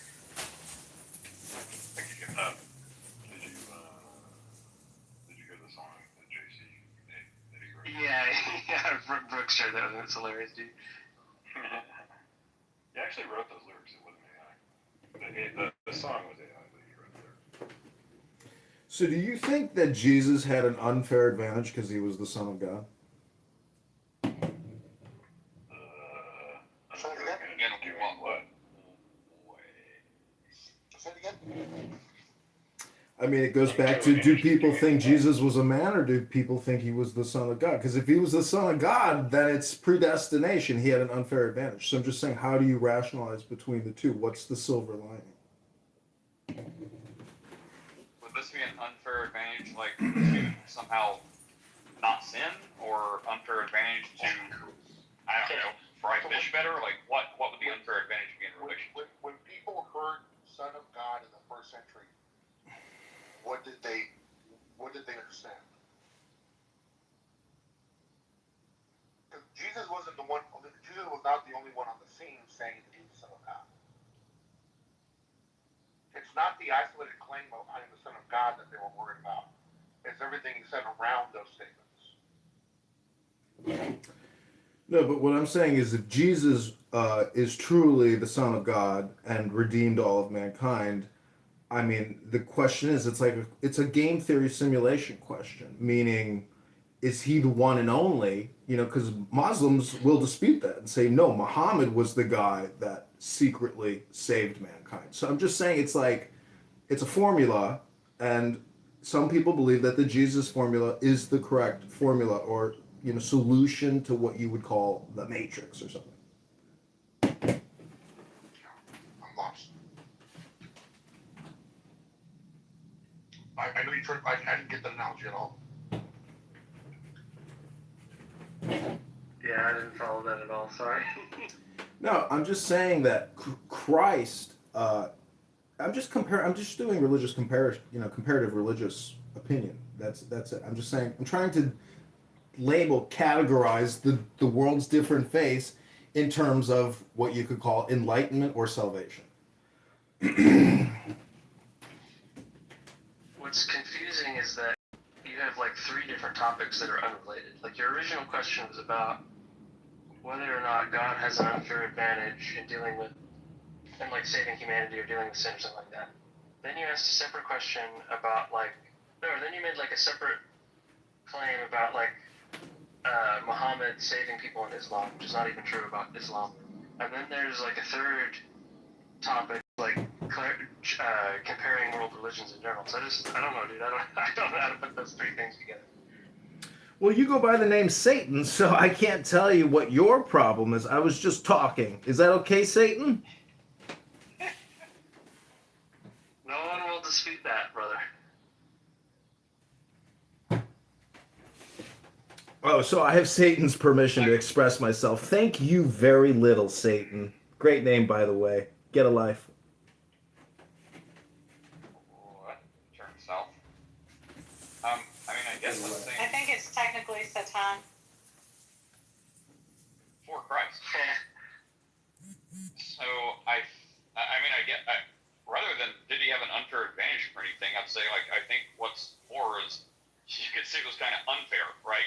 Like, why did God, being God, bother to take the problem on himself of coming and letting his creation murder him? I mean, if any of us were in that position, we'd probably be like, no, you can all just perish. So I mean, if anything would be an unfair advantage, or the opposite advantage, I'd probably focus on that and be like, which is why so many people completely missing it, focus on that. And they're like, you Christians, why would an all-powerful God come down and sacrifice himself for his creation? Why would he do that? I'm like, dude, that is the actual absolute gospel. You're saying it. You're completely Oh shit, they caught me in projection. God loves us so much. That's why he did that. So rather than focusing on some unfair advantage, I'd say, well, what happened was kind of unfair to him, but still, he decided to go ahead and do it because he loves us. Don't know if any of us would have done that given his, given the same opportunity.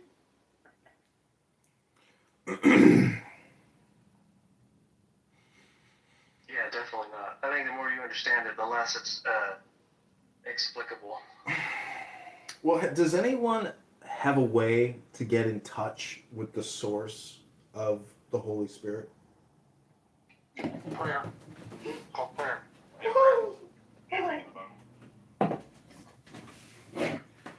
Well, I read Bible flashcards. To me, that was a demonstration of me doing prayer or meditation. Can anyone else here do a positive vibration meditation? I'm going to point you towards, on one hand, point you towards Johnny to answer the question. In the same breath, I'll also say, don't do that for your spiritual wellness.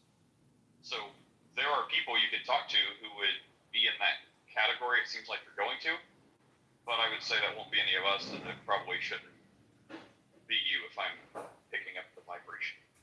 I would just say simply focus on Christ alone and faith in Him, and yes, meditating on the scriptures. I don't know about the vibration thing. That seems extra. Well, the metaphor would be music, because what you're trying to do is create peace, calm, stillness, joy, and get to the center of the truth, or energy in a way, or gravity, or anti-gravity. I think the name Mojo fits. I really do. It's called Jesus. So Jesus said, hold on. The word just escaped me. I conquered the world. It sounds like you got a bagel in your mouth. I'm eating a chicken noodle soup. For the soul. You got any cruises on there? No, they're tortilla chips. Oh, I had some enchilada soup the other day. It was really good. What do you think Jesus' favorite soup was? Matzo ball soup. You think they had matzo ball 2,000 years ago in Jerusalem? That came out of Poland. What are you talking about, Malak? We're guessing. Well, there's no archaeological evidence. They never found any petrified matzo balls in Jerusalem. Are you a troll account? Are you projecting? You must be projecting, Satan. You go by Satan, and you're asking Mojo if he's a troll account? That's projection, Satan. It's Satan for Christ. You want Satan to be saved? Or, I don't know. What is the thing, Jimmy? So if you do a little word study on the word Satan, it's not originally a proper name. It's not like God, like one day was walking. No, it doesn't mean tempter. It's not a proper name. It doesn't mean tempter. The original use of the word is someone who opposes. It's an enemy. Adversary is a good synonym, right? And so you see that word used for things other than Satan. In fact, if you go to Numbers, it's used of God. God is a Satan when he appears to Balaam. And if you recall, you remember that story, right? He's riding the donkey, and the donkey's like trying to stop. The angel of the Lord there that appears to him is given the same word. So it's later on in the biblical text that word kind of starts getting picked up to have like a unique sense that it's kind of like, there's opposers, there's adversaries, right? But then there's the capital. Oh, be silent, Satan. Opposer. Silence yourself, Satan.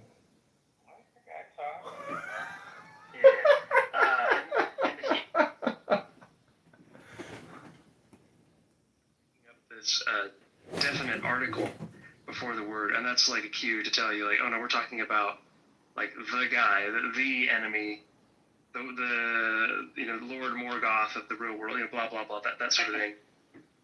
So so Satan just means adversary, right? So if you were to like transliterate it from the Hebrew, it would just be adversary for Christ, one who opposes others on behalf of Christ.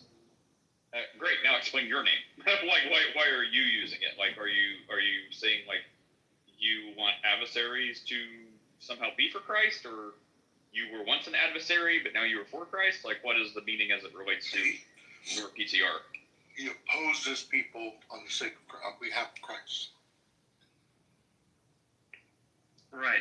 It's a play on words, right? Like the point is, if you're on Jesus' side, then you have to be against the people who are against Jesus, right? There's no such thing as just being on somebody's side. Being on somebody's side is being against anyone else who would oppose them. You can't be for anyone if you're not against anyone.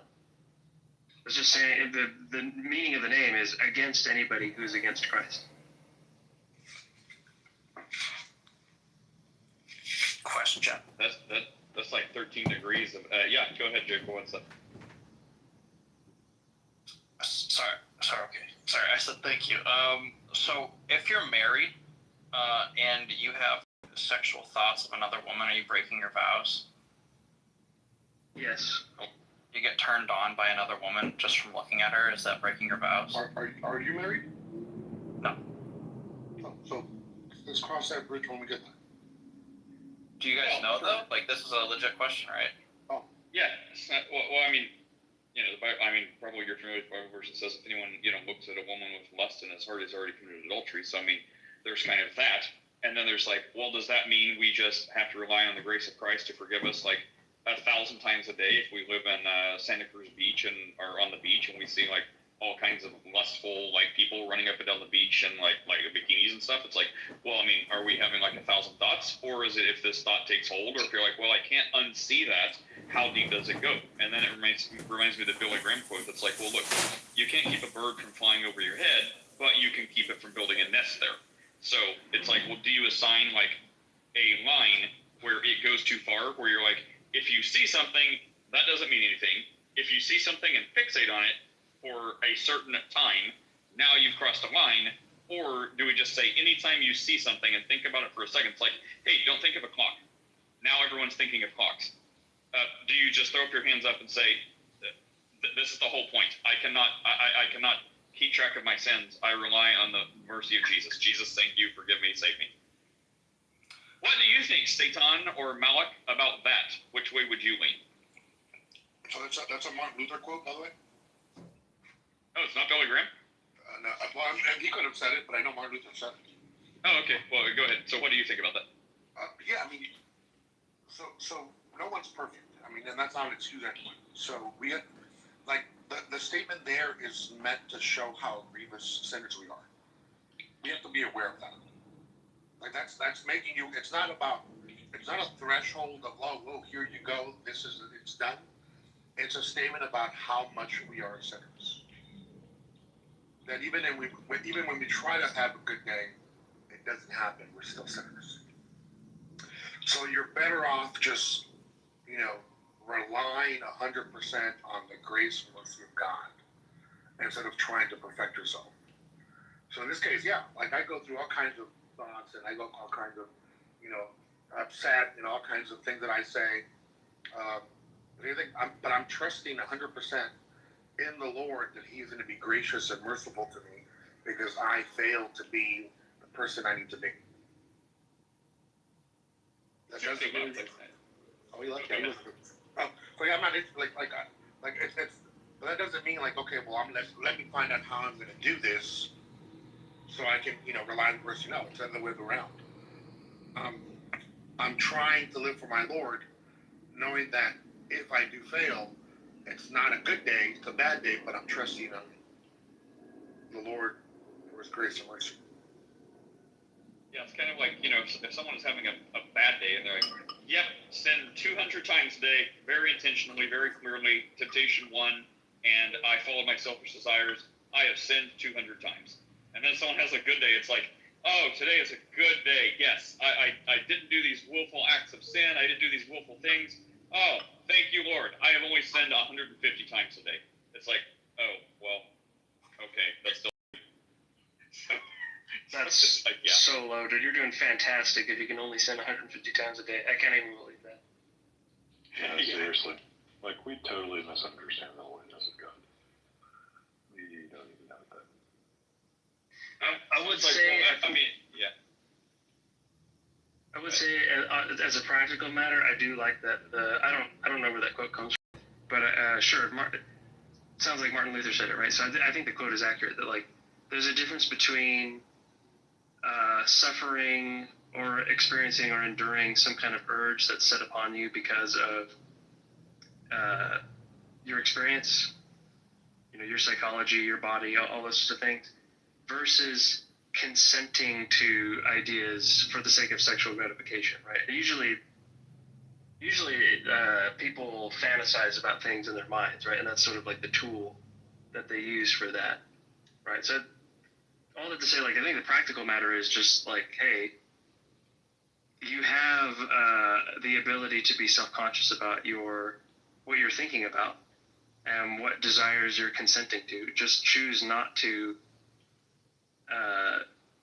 gratify yourself in your mind about those kinds of matters.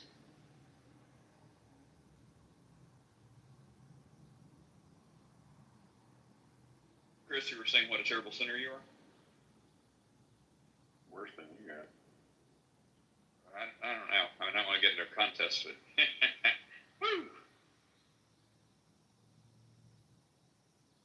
Hey, Lou, what's up? Nothing. Chilling. Just getting out of work. Somebody hit the light bulb. No way, Jose. What have you to say this day? Go ahead, you may. Alright, shout out to all the Christians in here. I got a question. No way. Now, I want to know, do y'all speak with logic or y'all just going to go off of y'all so-called beliefs? Now, I done asked a few Christians in my life this question, and I always get the craziest answer. So here's the question. If someone's not a Christian, and they are the nicest, kindest, human-loving person on the planet, they ain't stole, never killed, gave to the poor, did everyone stole. If they don't believe in Jesus, can that person go to heaven still? No. All right, cool. But someone that's a killer, a thief, a rapist, a murderer, all of the above. Yep. Straight to heaven. On their last second of they living breath, the last second, if they ask Jesus for forgiveness, and they acknowledge Jesus as their Lord and Savior, that person could go to heaven.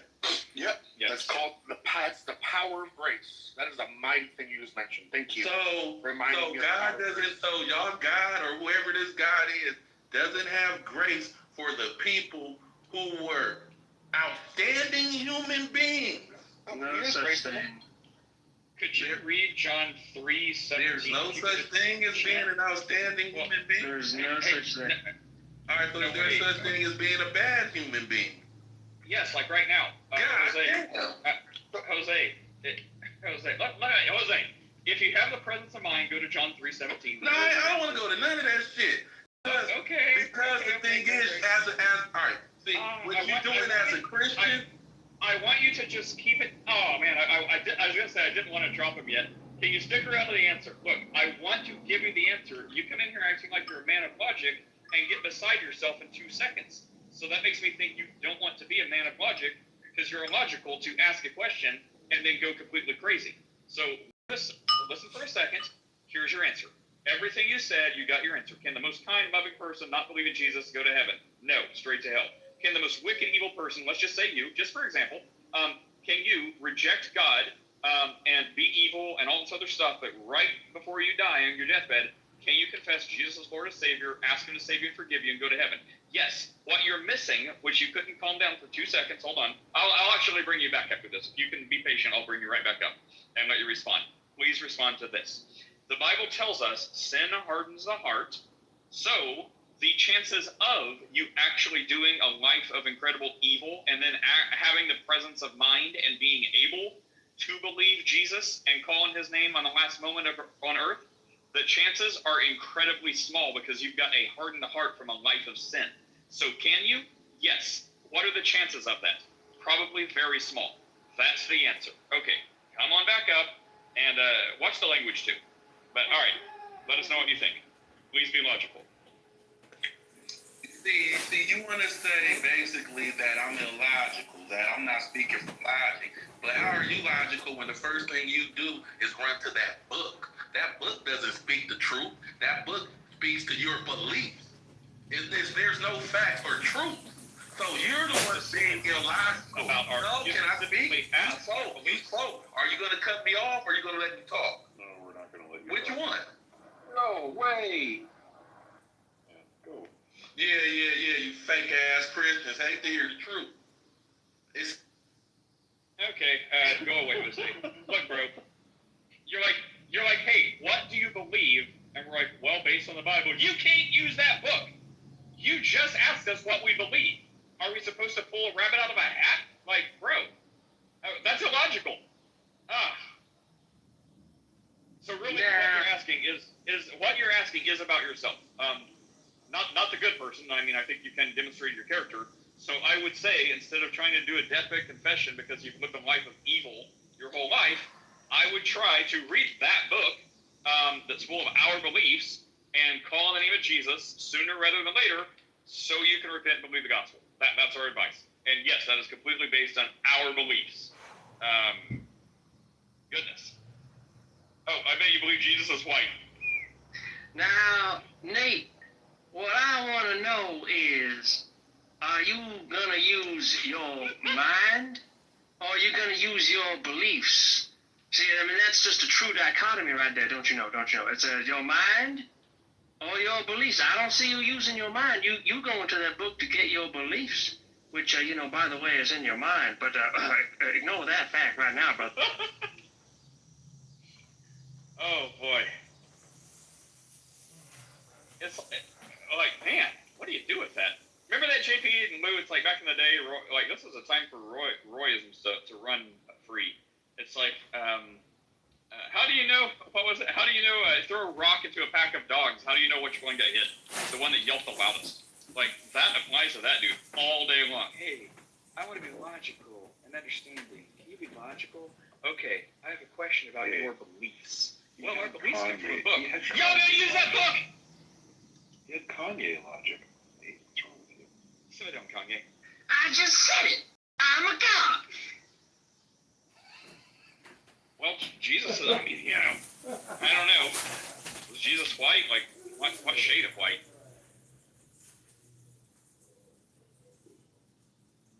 Probably Oh, not. my Lord. I'm probably giving that.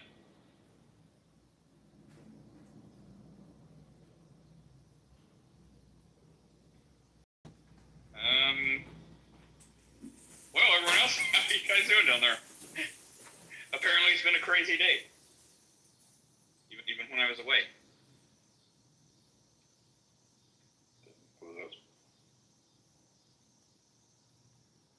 But Tel Aviv heat comes out of Tel Aviv. Where are they playing? In what field? In what So funny enough, they actually play in a great sector. So they play in Europe. They play against Georgia. In what stadium? Where they're I don't know where they play in Israel, but they're part of the European League. So they play in the European League and they play in the South African League. Yeah, good. Yeah, to be honest with you, Tel Aviv Heat is privately owned. And then Israel Rugby is obviously part of the country, but Tel Aviv Heat is privately owned. So you can Google it, Tel Aviv Heat. And their coach is a guy called Kevin Musicant. He was in South Africa. He won big awards. He was in Cunt. His last name is Cunt. I'm not going to do that with you, Harry.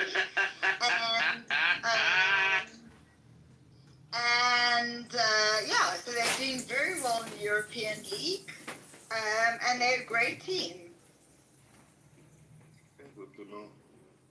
Yeah, so you can Google them, Tel Aviv Heat, and then Israeli Rugby. Yeah. Heat and humidity.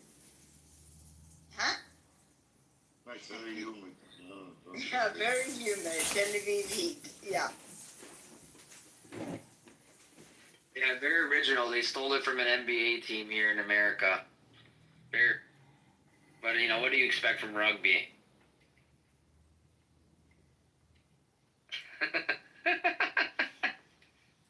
Losing cunt.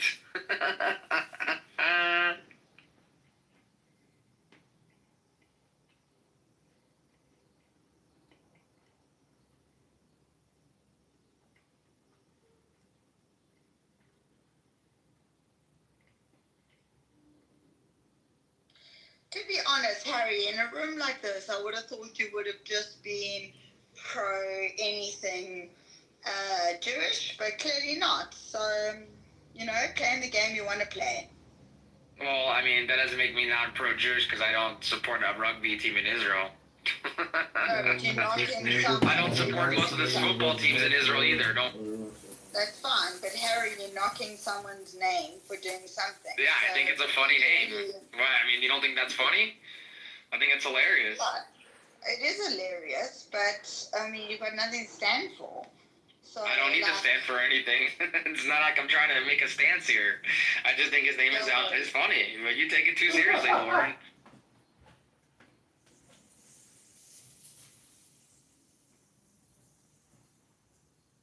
They have a website.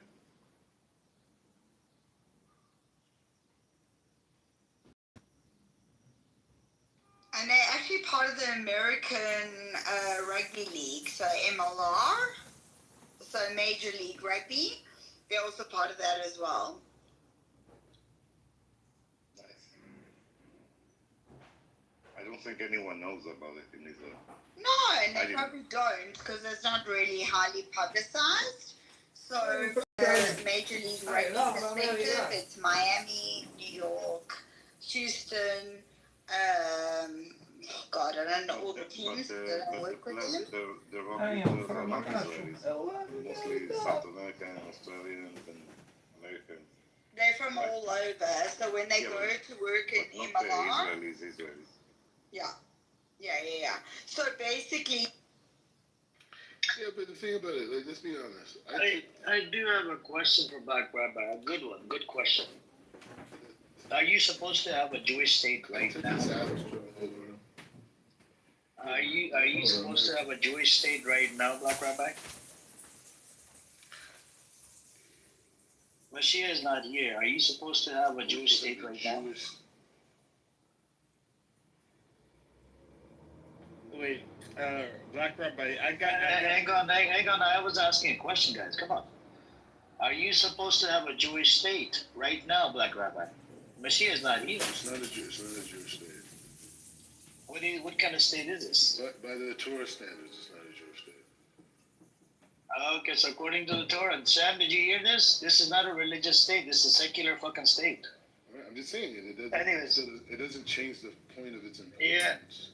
It's not a state of Jews. Then if that's the case, then why didn't they allow all the Jews into this land before the creation with the Havar transfer agreement? Why did they allow only the rich Jews into this land?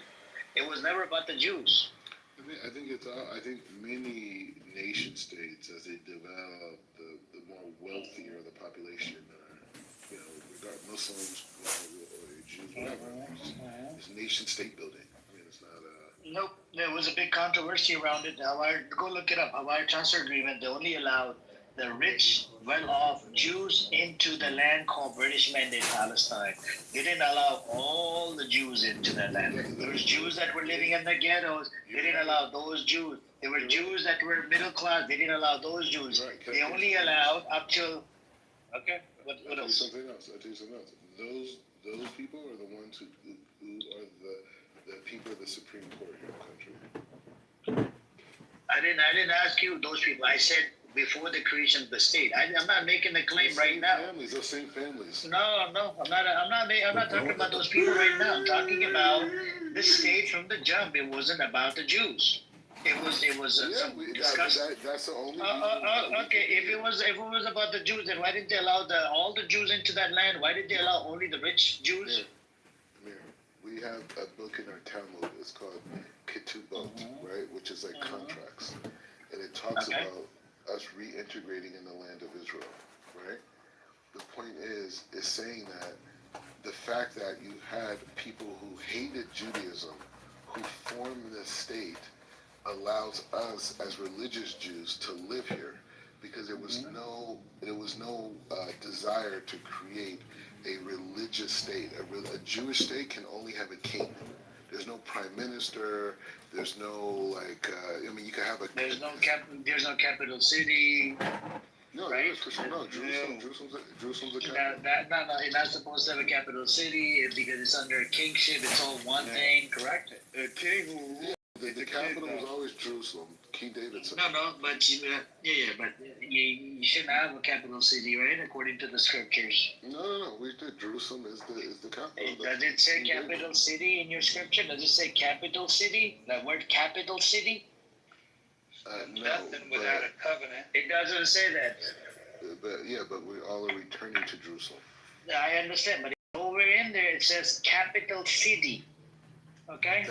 In modern terms. I'm not talking about modern terms. I'm talking about your scripture. You're using your scripture. You're like flip-flopping. Twist your arm. Capital city. When you say capital city, you're talking. When you say capital city, you're talking about a nation state or a country state, a country idea that has a capital. And I'm saying that's what Jerusalem is for Jews. Yeah, but you're not getting the point. According to the scripture, you're not supposed to. There's no capital city in there. Okay, it's just one place, Jerusalem. So what you guys ended up doing? Hold on. No. What you guys ended up doing? First of all, this state was created, right? It's a non-religious state. It's a secular state. Yes. And then you put a title over this state called Jewish state, right? And you have a capital city called Jerusalem. It was supposed to be Jerusalem all the way, not fucking Israel and Jerusalem to be the capital. No. That's the idea of secularism. That's a secular state. That's a secular idea. That's not a religious idea.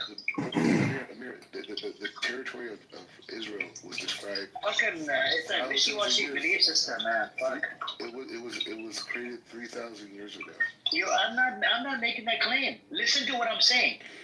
The idea of Jerusalem, it's mentioned. Okay, we agree.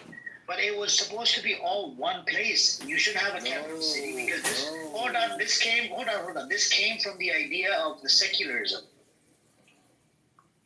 No. Amir, Hey, what's up, Ezra? Even if you go. Hey, salam. Anyways, even if you go from that perspective, the Torah mentions many places of Israel, right? It talks about the desert, it talks about the south, the Negev, the whole thing. Jerusalem is the capital of spirituality for humanity. I'm going to ask Sister Ezra here now. I'm going to ask Sister Ezra. Sister Ezra knows way more than you do. Sister Ezra, I have a question for you. It's a lie. Yes. So, according to the scripture, right? No woman knows more. Hold on, Black Rabbi, please mute up. According to the Holy Scripture, right? All right. Let's say if this state was created religiously, is there mention of a capital city called Jerusalem? I know Jerusalem is mentioned, but is the capital is the word capital city mentioned in there, or is it supposed to be just one land, right? You're cutting out. Not at all. Temple is there. Oh, sorry, because I'm driving. Give me a few seconds. Sure. No, there's no like those terms like state and capital. They don't exist in terms of like Yes, but the term capital is a secular one. And I think, unfortunately, what happens is that people like to superimpose spirituality on things that are secular. You can't conflate the two. If Jerusalem is supposedly our spiritual center, then we recognize that it's not just our spiritual center. It's a spirit, like he said, a spiritual center for all. How does it then work that only certain individuals are allowed to come to Jerusalem and pray? Only certain individuals are allowed to assemble there. It doesn't work. You can't have one without the other. The Muslims created that, not Jews. Hashem stated that his house will be a house of prayer for all people, not Jews. Not Jews. It says all people, do you need me to give you chapter and verse? She's spitting right now. How does all people become just white Jews? How does that work? It doesn't. What do you think? Never mind the fact that there are plenty Jews of. in the Temple Mount? I'm gonna say again. What I'm saying is, when I say, well, it's we all want Christians people. there too. We want Christians in the Temple Mount too. Are Ethiopian Jews there? All Yes, people. yes, of course. Never seen It one. says all people. But meanwhile, individuals, anyway, there are people who are spitting on Christians and spitting on Muslims. Small people. That's a lie. That is a lie. That is a lie. That's not Israel. Israel loves Christians. That is Can you a stop interrupting lie. Sister Ezra, Black Rabbi, please? Stop doing that, because we're having an intellectually honest conversation with people like you. Freaking all, and I made the claim, and Sister Ezra agreed on this, right? That there is no capital city. This is a what you call it? This is like idea. Hold on. This is the idea of secularism. You see what I'm saying? Yes. Jerusalem is certainly a religious center, a spiritual center, but not in the way. The difference is one is political and one is spiritual. What the difference is that, wait, let me finish. What? The difference is also that we are not ever allowed to tell someone else to some other. We are not allowed to be there. There are several spaces in Torah, 30 plus, about the way we're supposed to treat individuals who come from another place. We don't hold that way. That is a lie. We don't hold that way. That's a Muslim. That is a lie. That is a lie. Who is we? The Jews here in Israel. We want everyone to have equality on the Don't Temple hold Mount. like what? We don't hold that. Hey, and you're full of shit. Everybody. Why? You're full of shit, and you know it. Because there are very few people who will say, let me finish. There are very few people who will say that Muslims and Christians.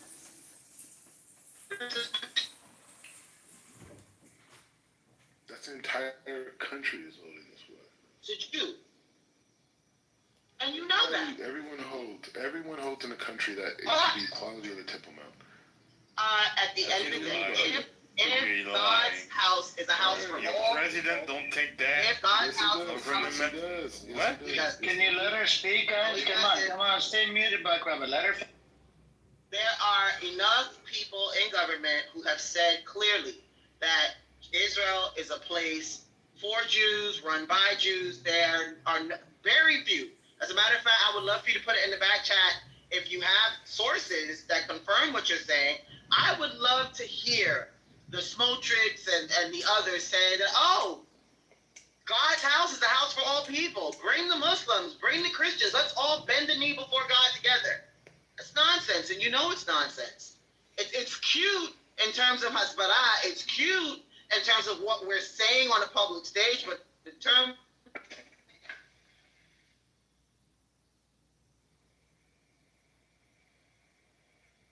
You're going out, Sister Ezra. When you reach to the destination, I think, you know. So this was my point, Black Rabbi. You see what I'm saying? You can't call a capital, this idea of political Zionism, it's like, yeah. Sure. This idea of political Zionism. It's always been no, Black Rabbi. It's always been political. It has never been political. As a matter of fact, when it was political, that's when we got expelled. King Solomon wasn't political? No, not at all.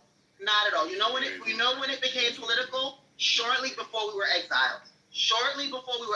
When it became so political. No, not at all.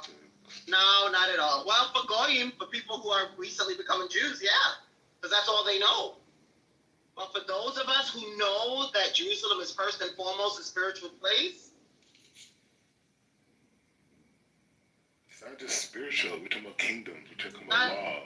It's not just like... the Torah tells us how to treat foreigners in that way. It's not India. God is our king. No man on earth takes the place of God. No man. And maybe that's what's wrong. we're assuming that the Bibi Netanyahus of the world are kings. But we both know that Torah says, why is Bibi not a king? Why is Bibi not a for king? you, Why not? not for you. Oh my God! They're not marching. They're not marching against him. They're marching against the reform that the religious right. They don't want Israel to be a religious country. They're fighting against that. Bibi represents the stronghold of the religious right. Do you see how you just contradicted yourself? Do you see how you just contradicted? No, I didn't.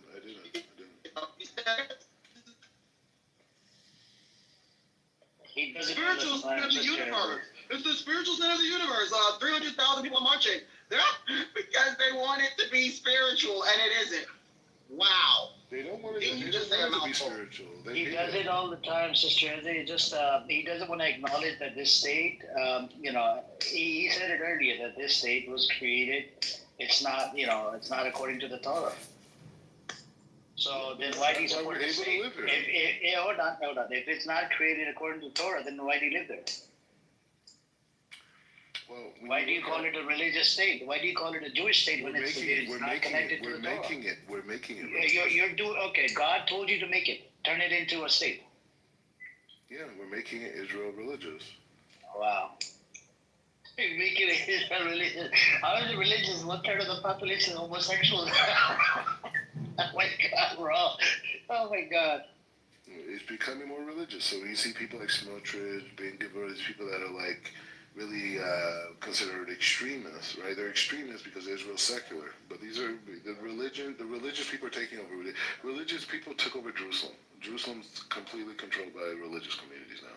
It wasn't like that. When I first got here, that's when the break happened. In 2016, before that, Jerusalem was a very secular place. Now you come to Jerusalem, it's completely religious. Everyone's from. Yeah, you guys be kicking out Muslims. Accusing nothing, no practice. Homosexuals, gay. Yeah, but that's in Tel Aviv. And those are the people who are marching against Bibi. You know what I'm saying? Oh my God. She cooked you really good, man. This is, you call it capital. This is all part of, like secularism. Hey, yo, Black Rabbi, why are you guys letting the ultra-Orthodox taking Jerusalem like that? I'm ultra-Orthodox. Yeah, why do you guys kick out the other people like that? No, we're making the land, everything's becoming holy. We're returning back to God. We're repenting.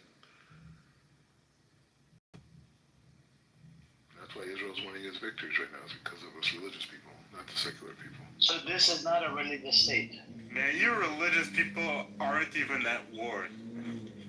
Yeah, hang on. So this is not a religious state, right, Black Rabbi? It's becoming more religious. It's becoming after how many years? 7 years. It slowly is becoming a religion, but it was never a religious state before. No. Okay, so it was run by a demon. What are you talking about? It was created by a devil. Who created the state? Was he a devil?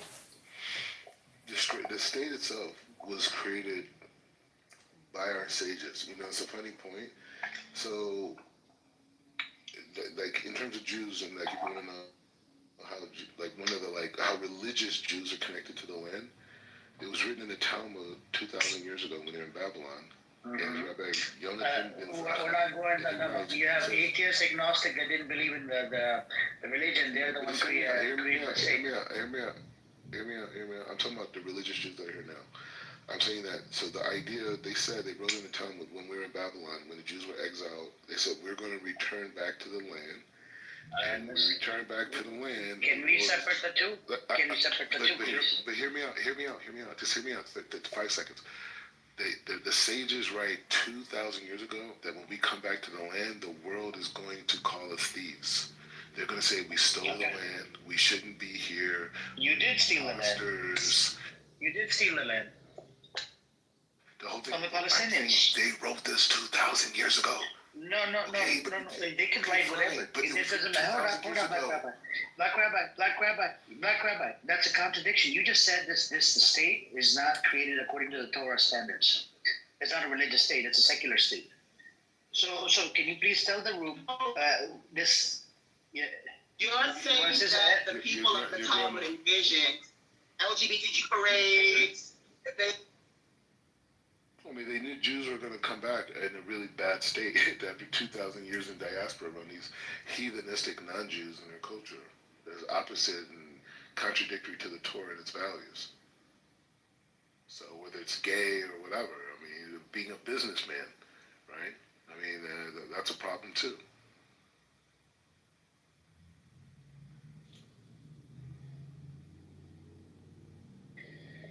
All right. We finally acknowledged today that this state is actually a not religious state. Yeah, but the fact that it's not religious is why we can all be here and make it more religious. If it was, if the intent was. Why do you? It's just like living in America. Why do you want to be over there when it's not a religious state? No, because the land is holy regardless of who's here. The land is holy on its own. So it's okay to steal a holy land from another group of people? They don't really have any connection to it. No, they do have connection. How? They're living over there. They're natives to that land. Native how? What do you mean how? They've been living there thousands of years. No, they Palestinians. haven't. No, they haven't. Yeah, they have. They have. You know that's not true. Okay, somebody that converted to Judaism about 8 years ago. It doesn't matter. You converted to Judaism 8 years ago, and then you get to go live on a stolen land. That's justified. That's justified. No, that's justified. Your religion tells you that lie. No. It has nothing to do with Islam. It has nothing to do with Islam. Of course it does. It's their land. It's their land. They're natives of the land. No, it's not. It was taken. They got conquered. Well, no, they did not get conquered. They had little guns. We had big guns. They got conquered. No. They were conquered. No. Jewish militias. Hold on. In '47, Jewish militias started going from one village to another to ethnically cleanse them. You know what? American pilgrims went and killed American Indians. Did they get conquered or did we steal the land? Which one is it? Are they allowed to move freely? Yeah. No. Yeah, they are. No. Yeah, they are. Of course not. We destroyed everything. I know. Everything. Just like you did with Palestinians, you destroyed everything, but now they're able to move freely. So I'm saying, did America steal the land? America, yeah, they have, but they gave them a small reservation. But you live there. Yeah, I live here. You benefit from stolen land. You're living on stolen land. You're not from America. You weren't born there. You're coming there and you're benefiting from stolen land. Hold on. If tomorrow Native Americans, they come to my property and they take over the government of America or California, whatever. Sure, they take over. They can't hold on. It's too small. It doesn't matter. We'll blow them up. Just mute up. I haven't finished speaking. If they come back and they're like, okay, we need to get the land back or whatever, we have the paperwork, and they topple the government, whatever, then I don't mind. You know what I would tell them? You're a liar. Hold on. Do you know what I'll tell them? I don't mind. You can take the land back. Can I coexist with you guys? Yeah. Can I coexist, or probably leave back to wherever the fuck I came from? You know what? You're an opportunist. You just proved to everybody. No, seriously. You are an opportunist. You are an opportunist. Okay. This is the problem. You live on stolen land. You live on stolen land. I just told you. You can't point the finger at anybody. You're not born in America. You chose to live there. American Indians, Spanish people, other indigenous groups that live there. They don't even have any. If I wasn't born, I'm not born here. I can leave. If I wasn't born here, I could leave. And there's a difference between living on a land that was taken over years ago, like before we were even alive, to where you're choosing to live there and be part of taking over the land. Because you were born after Americans killed millions of American Indians, millions of Latino You want me to bring them back to life? That's retarded.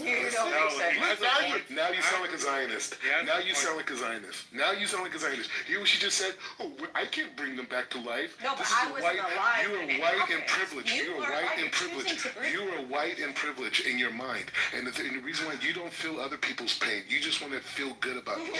Because if you want to point, do the white girl giggle, do you want to sit there and point fingers at Israelis, but you don't want to point fingers at your racist ancestors. Your racist ancestors who sat on the necks of my ancestors, and the only reason why you even have Hold on. Since when? No, he has a point, Amir. One second. Since when did you become black? According to your tweet, Twitter feed. Hold on, I'll put the link in the chat for you guys. He doesn't think he's black. Hold on. I'll put the link in the chat.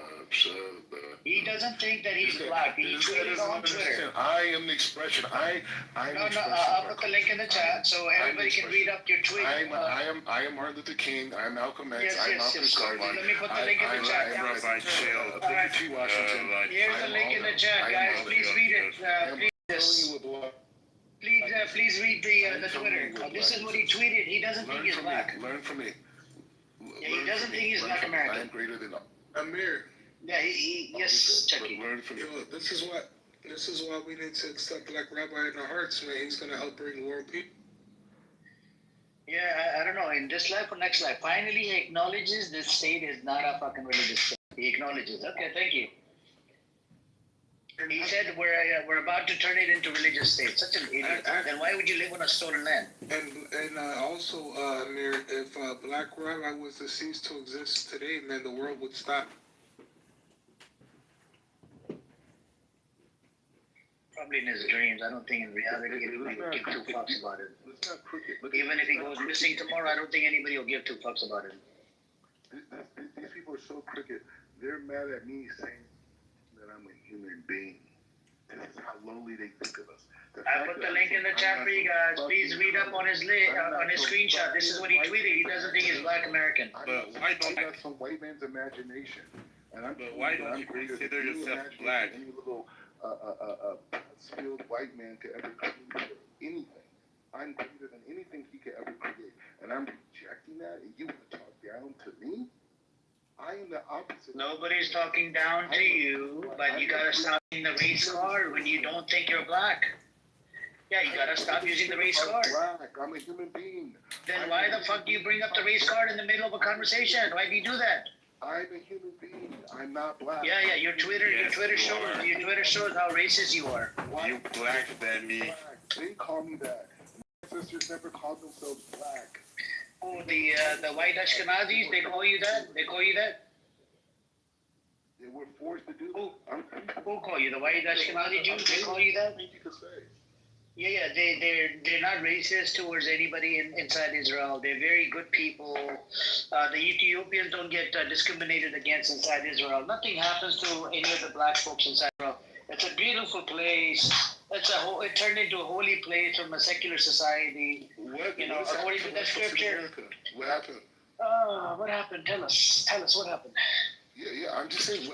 Tell us. No, but you don't think you're black, so you're not from the history. No, you are not from the history. No. I'm bigger than white man's thinking. Did you check out his tweet? Look at his tweet. Anything that white people created, I'm greater than. Anything they've created. They have nothing. They couldn't. They're not even. The hairs that I have on my leg, a white man can't even hold. You see what I'm saying? So you keep talking to me about their imagination, bro. I'm saying white man is an insignificant, unintelligent, barbaric human being that just stole a bunch of resources for the last 1,000 years. Hey, There's nothing impressive about that. But you black, bro. There's nothing impressive about that. There's nothing impressive about that. Unintelligent. I wouldn't say they're unintelligent. I think they are unintelligent. Evil is very intelligent. They're very intelligent. No. Okay, but what? Yes, I agree. to do I hear evil what. is Cunning is different than intelligence. Being cunning is what very evil intelligent. is. That's what the serpent. The serpent was said to be. Yeah, but to do the evil that they've done is. I mean, you can't underestimate your enemy. No. I could take a gun. I could take a gun right now and kill everybody around me. That is not a form of intelligence. That's a barbaric, unhumane, not a non-human. The system a non-human. set up in the non-human. They're not. Look at the system. Look at the value of the dollar. No. Yes, they're very evil. I'll teach you. That doesn't. Who cares about the dollar? To do evil is a very intelligent thing. Who cares about the dollar? Who cares? No, I'm just saying. I mean, Who cares about their dollars? Don't Who cares about their enemy, Who man. cares about their dollars? Who enemy cares of the about their world. houses? They are the Who enemy cares of about the their world. houses? You like their guns, No. though. Who cares about we anything? can You like admit. their guns. No. Yeah, they we have can nothing. admit. They have nothing. You like their Rabbi, guns. They have Rabbi, nothing. we They can have admit nothing. that if every They have white guns. person on the planet, listen, if every white person on the planet were to disappear tomorrow, 85% of the problems in the world will disappear tomorrow. That's not true. That's not true. That's not true. No, it's true.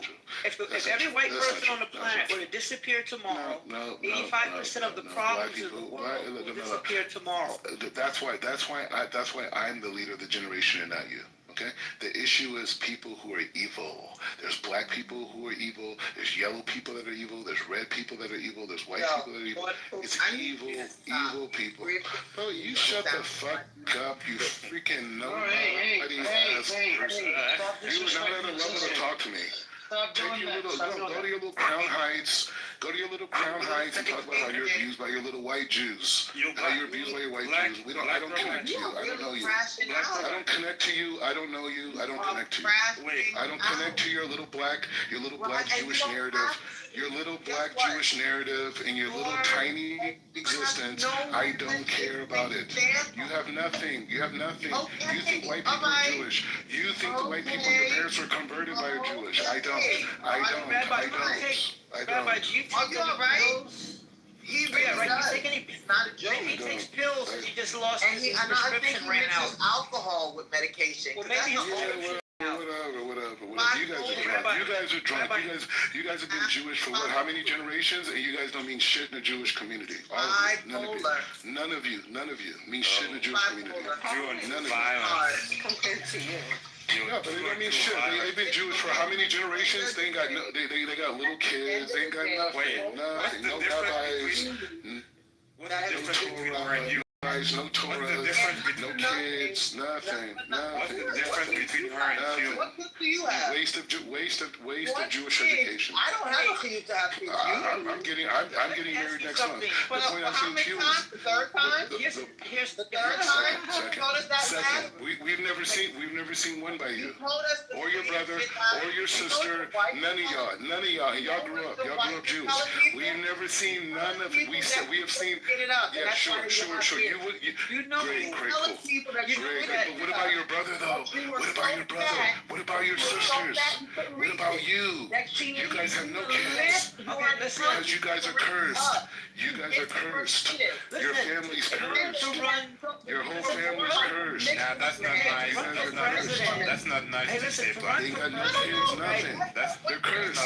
Listen. The whole your family is cursed. He's not cursed. Calm down, Rabbi. Calm down. I'm trying to talk to you, man. Oh, wait, this is what I'm doing now, though. I'm putting him on record. Because the moment I get around other black Jews, I'm going to make sure that somebody punches him in his fucking face the way Ariel should have.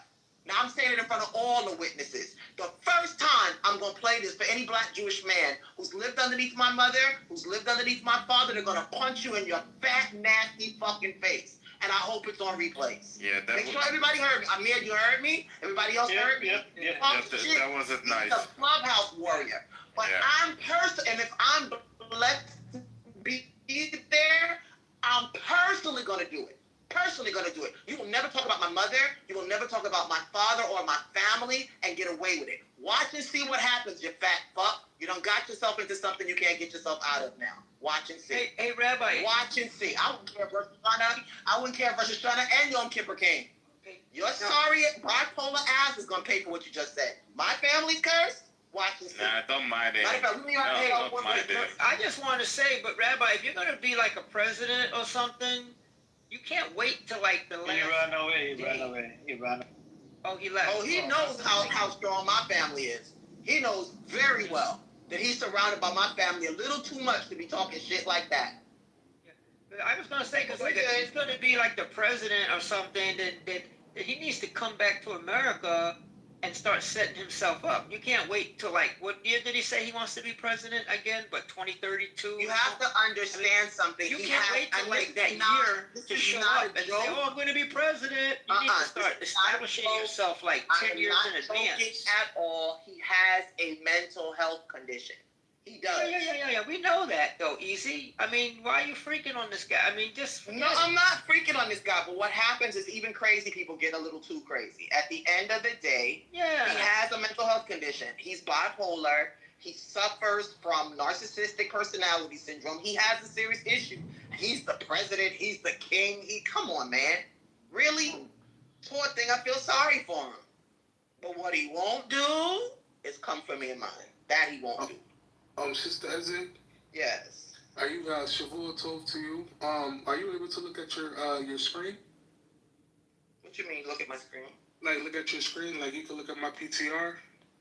It's like you might need to, handle that. That's the source. You know what happens, unfortunately? He comes up against the likes of Ariel. You know what I mean? And Ariel will talk a good game. We don't talk. Not at all. You're sitting in the same rooms as people who love and honor my parents like their own. If they were to hear half of what he would say, Lord, I wouldn't have to do a thing. They would lay him out on the floor. And it wouldn't be about violence. It would literally be about, you know what, you talk too much. And now we need to sit you on your face. That's Black Jewish 101. Absolutely. Yes. Absolutely. Yes, man, I almost came to counter with that, but I was just saying, you might want to look at this PTR just in case, because this is the direct source to the person who brought him onto this earth. Nah. Oh wait, hold on. Wait. Yeah. On for that, bro. I'm not messing with nobody's mama though. That's no. But I feel you. At the end of the day, it's not her fault. She turned out to be a bum. Yeah. It's not. There's certain places you don't go, and whenever he crashes out, that's what he does. That's why he ran, because he knows. He knows, brother. Please come to New York. Please, I'm begging you. Is that Rabbi? Hey, Chucky, that's Rabbi, right? Can you pick your PTR? That was his mom. So you know, that was his mom. Get the fuck out of here. You know who that looks like though? You know who that looks like? As soon as you showed me that, I saw it. It looks like Eddie Murphy, the Nutty Professor. Remember that? You're looking at a different picture. You're not looking at the one of her at the university. Oh, yeah. Let me click on your name because I'm on Club Deck. I gotta do it differently. No, that's what I see. I know, bro. Of a guy. Wait, hold on. I'll put it back. Allegedly. A guy with his teeth. I'll put it back. It looked like Eddie Murphy in that movie, The Nutty Professor. Is that the one when he gets real fat? No, that's not the one, right? That's a different one, right? What's that movie where he gets real fat? You're talking about Norbit. Yeah, Nutty Professor. Norbit. Looks like Norbit. You're talking about Norbit, the one where he's a woman? Norbit. Yeah. Okay, yeah, that's the one. Yeah, he looked like that. Actually, he looks like he needs a dentist because he looks like his mouth is a can opener. There you go. There you go. He's good. Y'all are... Nah, let's not do that. I think we're too old for that shit, bro. You got it, Zero? Mother. That's his mother. Yeah. Decent looking lady. Guys, we're too old for that shit. No, seriously. No, seriously. She look like a decent lady compared to this friggin' maniac. And she probably would not co-sign half of what he's saying. Look at that. It's about Muslim. Isn't that crazy? She's like a decent lady, man. She could be like a congresswoman or. No, his mother is a Muslim. His father is a Muslim, and they would never condone half. She's a decent lady. She's a decent looking lady, man. This guy is an idiot. He looked like an idiot. His mother's like a decent lady. He's a straight bum. That's a shame, right? What do you call it? They call it the white sheep, right? The white sheep of the family. You said the white sheep of the family. No, but the white sheep of the family. I would never in a million years curse his mama. We go in, but at the end of the day, he knows better than that. He knows better than that. And the sadness is that my brother has asked me 1,001 times, don't even talk to him because he doesn't even want an excuse to knock him on his ass. Just leave him alone. He's crazy. He's tick, 3 seconds from boom. Have little or nothing to do with this, bro. But as a disclaimer, that wasn't his mother. They just look alike. I think that's his mom, but it's not. Well, his mother teaches, I think she teaches at She's very light-skinned. She's very light-skinned for him to be that black. That's one thing for sure. His father's gonna be black as night. I got nieces and nephews who look like they're Yemenite. So I get it. But at the end of the day, listen, black comes in every kind of shade, light brown all the way through. But no, we're not messing with his moms. No, but that's his mother, man. I keep saying, man, she's a decent looking person. She's very professional. What I'm concerned about is if this is the faith of your father, if this is the faith of your mother. Even Torah says you're not supposed to disparage that. You know what I'm saying? Like, lest it be said that you came from another place and you cursed that place once you got to Judaism. No, that's not how we rock. Definitely not how we rock. And he's probably feeling very, very insecure in this moment. And I get that too. Like I said, all the nuts show up on Amir's doorstep. Every single one. How long has he been over there? How many years? Do you He's been back and forth between LA and there. I know after he got married, he went over there to settle down. So what we looking at? 5 years ago? 10 years ago? No. He was there to go to school. I want to say like maybe 6-7 years. I want to say closer to 7, probably 6-7 years. Makes sense. Sister Isaiah, can I ask you a question? Sure. Do you know what type of rabbi he is exactly? We go through this all the time, y'all. Okay. So, I was raised in Crown Heights. He made reference to that. And there's a way, let's put it this way. Everybody in Crown Heights has an R in front of their name. Whether they sat and studied, it's a joke, a running joke. Whether they studied for a length of time or not. It's not that difficult to get smicha in certain spaces. Now, smicha is rabbinical ordination. Now, depending on how much you've learned will determine what your audience is, right? So you can sit and you can learn for a year or two and get one ordination. You could learn a little longer and get something more. It's almost like adding metals, I guess, to your jacket. Every person has the basic and then a little bit more, a little bit more, a little bit more. I honestly don't think that he spent, and I'm not saying this to disparage him, I'm saying this just as a point of truth. I don't think that he himself studied that long. And if he did, he probably just mastered 2 portions of Torah, and that was it, because he can barely read or write Hebrew, which is weird.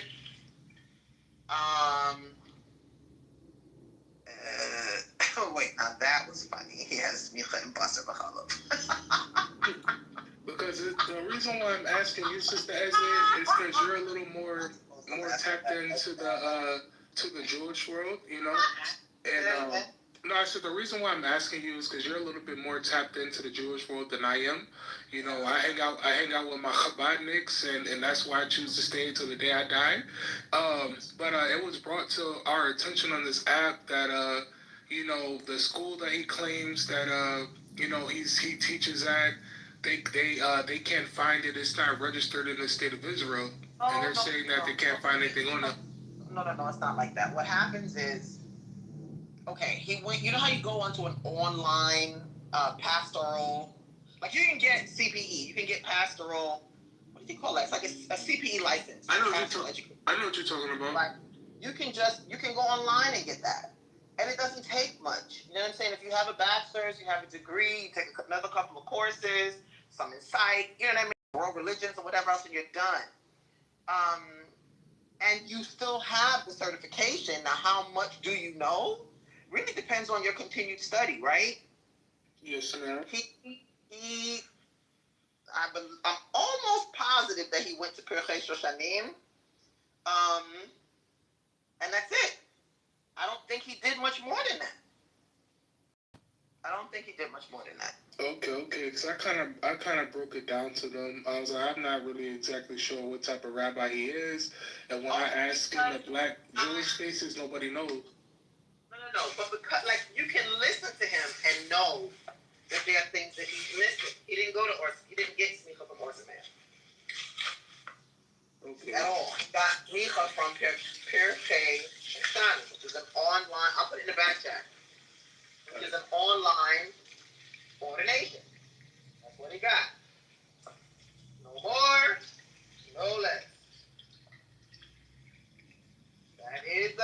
Because I'm thinking about getting a sneaker when I return back to the U.S. How are you going to use it? What do you want to use it for? I'm not sure yet. I haven't really thought that deep. Well, don't do it before you know what trajectory you're trying to move for. I mean, I'm back. everybody wants to be a leader, but not everybody wants to be a leader of people. You know, are you doing it because you want to learn? Doing it because there's something that, you know, you need to grow in? Be clear before you even get started. Yes, because I've always been a leader, you know, my whole life, and I would love to lead people, you know, back to Hashem and His Torah. But as far as the area expertise, you know, I'm not really sure yet. You know, there's so many things I would love to do. It takes a lot of work, a lot of effort to be a good rabbi. Yes. Not for everybody. Yes, ma'am. And one day, Sister Ezra, when that day comes, man, I would love to have you at my Shabbos. Oh, you can do that without becoming a rabbi, I promise. No, I know. I'm just saying, but it's going to hit a little bit, you know, harder. Rabbi Chucky Shabazz here. Yeah, I definitely want to sit at Rabbi Chucky Shabazz's Shabbat table. That would definitely be rich. Yes, ma'am. And the only requirement to come to my table, you got to wear your Timberlands. That's it. On Shabbos, okay. I don't do my Timbs on Shabbos, but I hear you. You're so funny. Yes, sir. You are funny. Oy vey. Poor thing. I think he's got serious issues. Tell that nigga to stop rapping. Tell that nigga to stop rapping. That shit was whack. What happened? What did he say was whack? Who is that? I think you need to wear diapers. Did you say you're getting a diaper or something? What the hell is that? What is a whack? What is a whack? Tell that to No, but what is a whack? You're not What is a listening to what whack? I'm saying. Oh, he said, tell that person stop rapping. It's whack. Tell that whack ass nigga to stop whack. Yeah, stop a whack. rapping that Like what is a whack, man? Is that Stop something putting like up from the with Juice with that 1980s whack or ass something? shit Is that like is a whack like something from like the 1980s? Tell Whack. him to stop running up that whack. What Are is you talking about like white boys like Eminem? whack? Y'all Yeah, just yeah, y'all yeah, say right. less. I can Yeah, make word sure that I to get your a clear mother. recording. Can y'all just Yeah, make word sure to that I your can mother. say less? Because he's the type to sell a whole lot of wolf tickets. I can't wait. Cannot wait for folks to hear him. Cannot wait. Keep talking. Who's he referring to? I don't know, but whoever he's talking about is gonna hear it. Keep talking. I hope he took his medication this time. He's a little bit I don't calmer. think he did. No, I think he did. He sounds calmer. to go hit a blunt because he's gonna need that pain relief. I hope he took that medication. Is it the bell rang and you know you got the little thing on your phone? Right, that tells you it's time to take your pill. Wait, keep Take the talking. Keep talking. Y'all be quiet. Let him repeat what you said again. Repeat what you said again. Because you're that gangster, right? Clubhouse terrorist. Come on. See? That's how you know, guys, the difference between black men and black men. Real black men don't have to talk shit. They can just show up. You're like, I'm gonna get you now. I'm gonna hang up on you. Like, right, that part. No. But what he doesn't know is that every single person that he thinks takes him seriously takes me even more seriously. I will put this shit on blow it up on a billboard, broadcast it to every person he thinks values him as a person. I have never come for Mordecai. Never come for him. You know why? Because I felt sorry for his simple ass. Is it because he's black that you won't go for him, or is it just you know what it was? I thought he'd outgrow the stupidness. I really did. I thought at some point he'd become bigger. But it's a new year. We could do this. We could definitely do this. I mean, Amir's been working on. You want some of this Mordecai? Amir ought to be getting paid like $1,000 an hour for psychiatry. Yeah, guys. While he spends his time on Rabbi. Right. But I'm going to make sure I don't say anything out of pocket because I want this video recording to be crystal clear. Come on. Nana boo boo, what else you got? Come on. But Black Rabbi, I think, as you heard about him, he wants to shoot Prophet Moses, peace and blessing on the head. I told y'all he crashes out when he doesn't have his medication. Yeah, there's That's what something wrong with There's definitely something wrong with the city. And then he'll go right back to acting like everything is okay. Can one of y'all that has knowledge about the Torah tell me who the Shiloh is? And Who the what? talking about What Shiloh is? Shiloh? Is it Shiloh? Yeah. Thank you. Are you talking about another name for Jerusalem? Well, I'm talking about Genesis 49:10. Can you read it? I don't have. I'm driving, but it basically says it says the scepter shall not pass from Judah, nor a lawgiver from between his feet, until the Shiloh come, and unto him shall the gathering of the people be. I think that's how. Well, I think translate that a little differently than KJV, but I can look at it for you. Yeah, thank you. No worries. But Amir tries to keep his room Switzerland. He doesn't really do a whole lot of religious stuff here. Yeah. So you might be up in the back chat. Yeah, that's fine. Okay. No worries. You're very welcome. Yeah, if you go like to Joshua 18, you'll see it there as well. You're talking about Genesis, but go to Joshua 18. Okay, I'll definitely look it up. Till Shiloh we shine, Rastafari is made. That's probably from the same song, from the same scripture. Amir, how have you been today, brother? Is everything good? I'm doing good. What you guys been up to? I'm catching up on my news. Yeah, the news is there actually scholars came out about 5 out of the 500. I think it's like 86% of those scholars, they said it's a genocide, and they even found a fault in that. You know, the Zionists, they're just something else.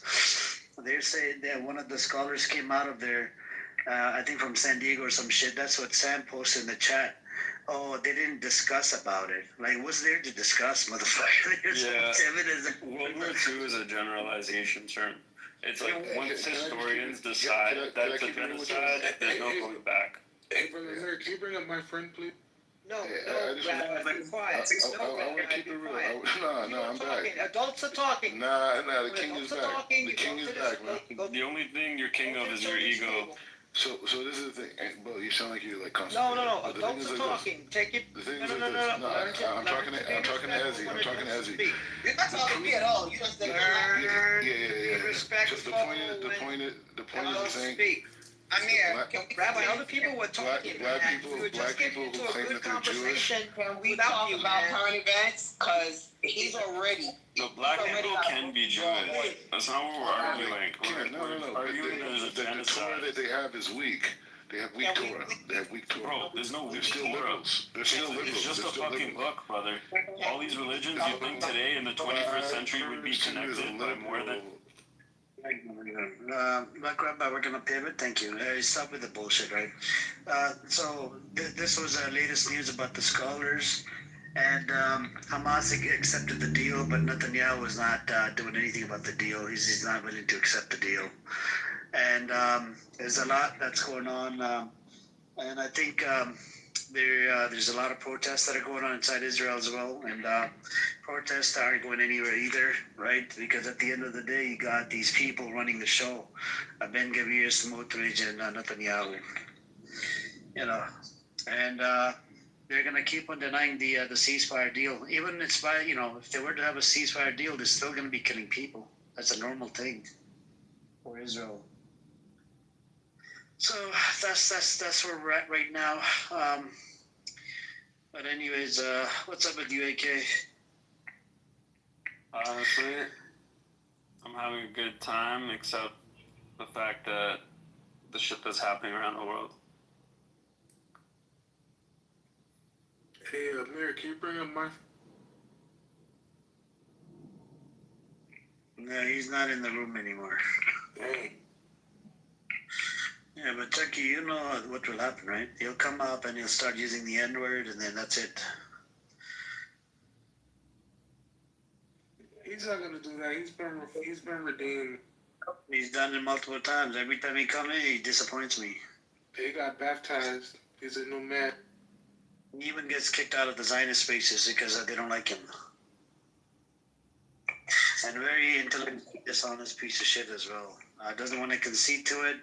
He goes, I was a pro-Pally for 10 years, and then I became a pro-Israel just because he went to one checkpoint or two checkpoint, and he thought that the West Bank was open-air prison. We had Dean here. Dean told him it was the Gaza that's open-air prison. West Bank is like apartheid, you know? Wait, was that the Jewish guy, my friend? Yeah, his name is Zach Rauda. Oh, Yeah, I remember. Yeah, he's crashed out a few times before. He crashes out every time. he crashes out whenever you give him facts. But so my question to you was in relate to the religious, right? To what I was talking to Black Rabbi about. So the city is not mentioned, right? That it's going to be the capital city, Jerusalem. Now, how are the people inside that are religious one? How are they sort of like aligning themselves with a secular state? That part I just don't get. That's the tough part, because you know what? There's no denying that I pray towards Jerusalem. Yeah, that's a holy place for the Jewish folks. Yep.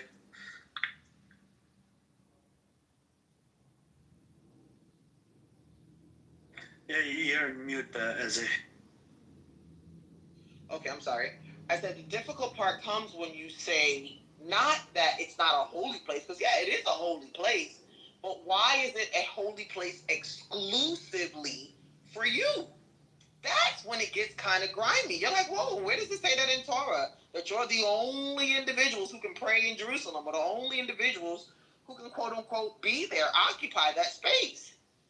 There are some people, I think what's happening in Israel today is a little off center from Torah. It's not that you can't be there. Nobody is saying that you can't pray there, that you can't observe the Torah there. But when did we come to this place where it's us against you? When Torah tells us to treat the stranger and the foreigner with decency and respect. That's where it gets ugly. Does it say anywhere in Muslim law that a Jew cannot pray in a masjid? No, as far as I know, I don't think we have a ruling of such sort. I'm gonna have to look into it. Now, interestingly enough, these people don't have any problem being buddy-buddy with Christians. And rabbinical law says we're not supposed to have to even like associate with them to some degree because they believe, I should say spiritually, not associate with them as people.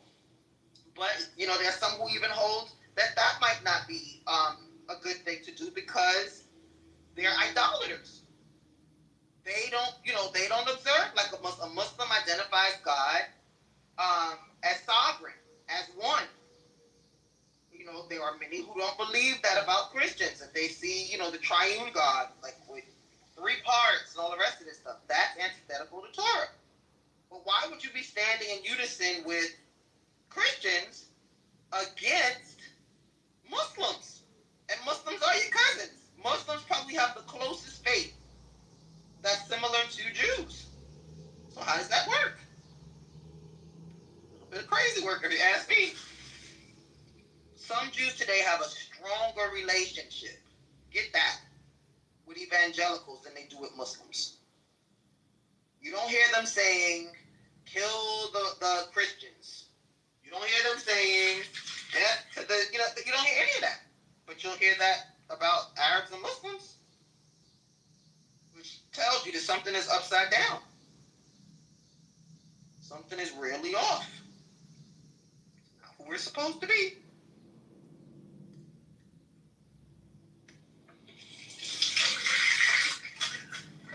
Let me see.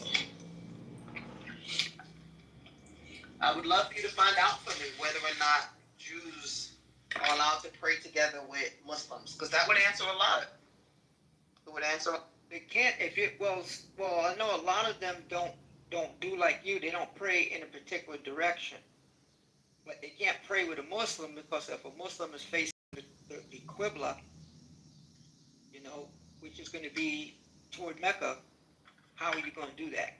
I've actually, my bad sister Isaiah to cut you off, but I've actually talked, I have a imam out here that I talk to a lot. He actually says that Jews and Muslims are Jews are allowed to pray in the masjid, and he said there was a hadith or something like that. Well, my understanding is that Jews, even if, you know, like, you know, They can't pray alongside the Muslim, again, because the Muslim is facing a certain Qibla. We're facing the Mecca. We're facing Mecca. Same direction? Mecca's in the east, right? No. How not? No. Huh? Do you guys face the Kaaba, or if you're in what they call like Moab, right? Let's say you're in Moab, right? Okay, so then Jerusalem's going to be in the north, and Mecca's going to be in the south. You're going to turn your back to our Qibla. Oh, so wait a minute. If we're all in America, here. Well, if you're all in America, then that's, you know, you do what you got to do. But what I'm saying is, there's going to be instances where it's going to be like facing entirely different directions, or you know, or we might be facing Mecca while you're facing, you know, to the west or something. You know what I mean? Well, truthfully, we're only really facing. But that's not everyone, because I know a lot of you, well, not you, but a lot of the people who follow that faith don't have a direction. Well, they don't have a direction necessarily for certain parts of prayer, but certain other parts of prayer they do. See what I'm saying? Like, there are certain, like, silent meditations that you face. I mean, I face Jerusalem for all of my prayers, but I don't know who wouldn't. That's a little weird. Might have to ask somebody else in the room. Yeah, I carry a compass in my bag, man. So I always make sure I'm following these before I talk. How about the ones you call Reform? Right? They don't have a Qibla, right? They don't have a direction, right? The Reform. Now that's a good question. I would assume that they would. Why would they? I don't know, but you know, I thought they didn't have. I mean, they tend to be a little less orthodox. Not the same. I mean, but you can, because if there was a guy, I have an article where a guy was talking about how he was at an airport, and you know, who followed Judaism, and he needed to find a place to pray, and so he went to the Muslim, you know, room, you know, where there's in the airport to go pray. I mean, you can do that. Like if you're on your own, I don't. You know, I mean, you can pray where you want. You know. That's an interesting question. I gotta ask. Matter of fact, let me see. Who's in the room? I've never heard of Reformed Jews not facing Jerusalem. Well, one would have to assume that they do, because a lot of Messianic Jews, they pray towards Jerusalem. Yeah, that would be kind of weird. I don't know. Like I said, I'm not aware. I'll definitely look into it. I thought we all did. Yeah, Rabbi Khalil said Reformed Jews face these. Yeah,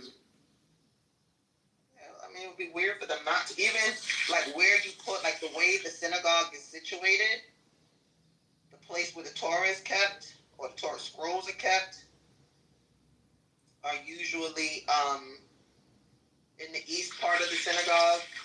I don't know, bro. Anything is possible. Anything is possible. That's kind of... Go ahead, Winston. Sorry, I just wanted to say Assalamu alaikum, Shalom, hello, and Fatizine. Shalom, wa alaikum salam. That should be her like radio call. Hello, salam alaikum, and Fatizine. Get it. Well, yeah. But it's actually fascinating, Sister Exit. When I started my journey, man, you know, of course, everybody ends up at either some type of Reformed or conservative shul, or they end up at a Messianic congregation. You know, I learned a lot from the Reforms. I ain't gonna lie. I mean, I guess it depends on your starting point. It's not that you can't learn anything from them. It's that their point of view tends to, at least for me, come from a place that's very different than that of Orthodox Jews. I'll never forget, I used to teach back in the day at a Reform synagogue, and the things that were natural for me, or the things that were kind of normalized for me, were abhorrent to them. Like, they didn't like for me to say things like Hakadosh Baruch Hu, like the Holy One, blessed be He. I had to refer to God as he or she. I couldn't give God a gender. Not that God has a gender, but I couldn't refer to God as he ever. That they definitely, and again, it could be different from one Reform place to the next, but this place definitely wasn't about that life. What else was there? They didn't like to focus too much on commentary. That was another thing. Like, they wanted historical references more than they wanted, like what you guys are guessing in Islam would call the hadith, or they didn't like commentary, they didn't like Misara. What else? Because I kind of look at them, like, I'm not going to lie, because I tell everybody who wants to convert, like, let's just say they were leaving the Christian background and trying to jump straight into Orthodoxy. It's a little extreme, you know what I mean? So, like, the Reformed, I mean, like, for example, like, I learned how to daven in the Reformed synagogue. I've learned, basic Hebrew from them. I've learned, a lot of good, attributes that when I did convert, I was good. I learned the Shema there, Okay. But are you going to learn the same level of law and Torah observance? I mean, I didn't stay that long. I ended up, linking up with the Chabadniks, and I became a Chabadnik. But just on the baseline fundamentals, like, I mean, it was good. So I'll never have nothing bad to say about the Reform movement. I think people should go where they're led. If it worked for you, great. It's not for everybody. It's not for everybody. And it's definitely not for everybody if you've been raised a certain way. That kind of makes it difficult. Like, if you don't have anything else, cool. But if you were raised Torah observant, you might feel like you're missing quite a bit. Yeah, but I just feel like, it's important to find, your inner connection to the Creator. So whether that be that the Messianics brought you there, the Reform Conservative, the Modern Orthodox, the Chabadniks, the Satmar, you got to do what's good at the end of the day. That's going to bring you peace in your soul, in your neshama. Well, I think, yeah. I think that's a good idea. I do. No lying. I can't do. For me, I feel like a lot of it is so clinical, it lacks depth. That's just me. Not to be wrong, but. I get you. I kind of look at it like once I, my first time ever walking into 770, I knew from that day forward, this is it. You know what I mean? The feel of it. It's like walking in. My bad. Oh, go ahead. My bad. Go ahead. People who will say that's the one reason they do not like Chabad, because it's all emotion. It's not a lot of discipline. It's feel good Jewish.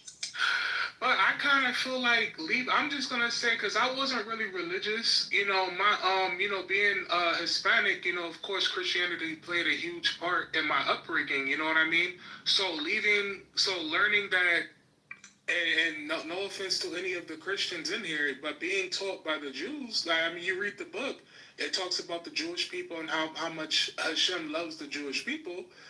Jesus was a Jew. You see what I'm saying? So it's kind of like, you're leaving that, you know what I mean? Finding out that Christianity may have it wrong. You know what I'm saying? Their interpretation might be wrong. So it's like when you're going out, you need to go somewhere where you're not going to be ostracized, but somebody who's going to meet you where you're at and help elevate you. And that's how I felt with Chabad. Like they seen me for who I was, and they helped me elevate. Okay, wait a minute. Jesus wasn't a Jew? Who said that in the back chat? Good boy. I can't take it. People like Ezzy have been grown past racial grievance politics Torah.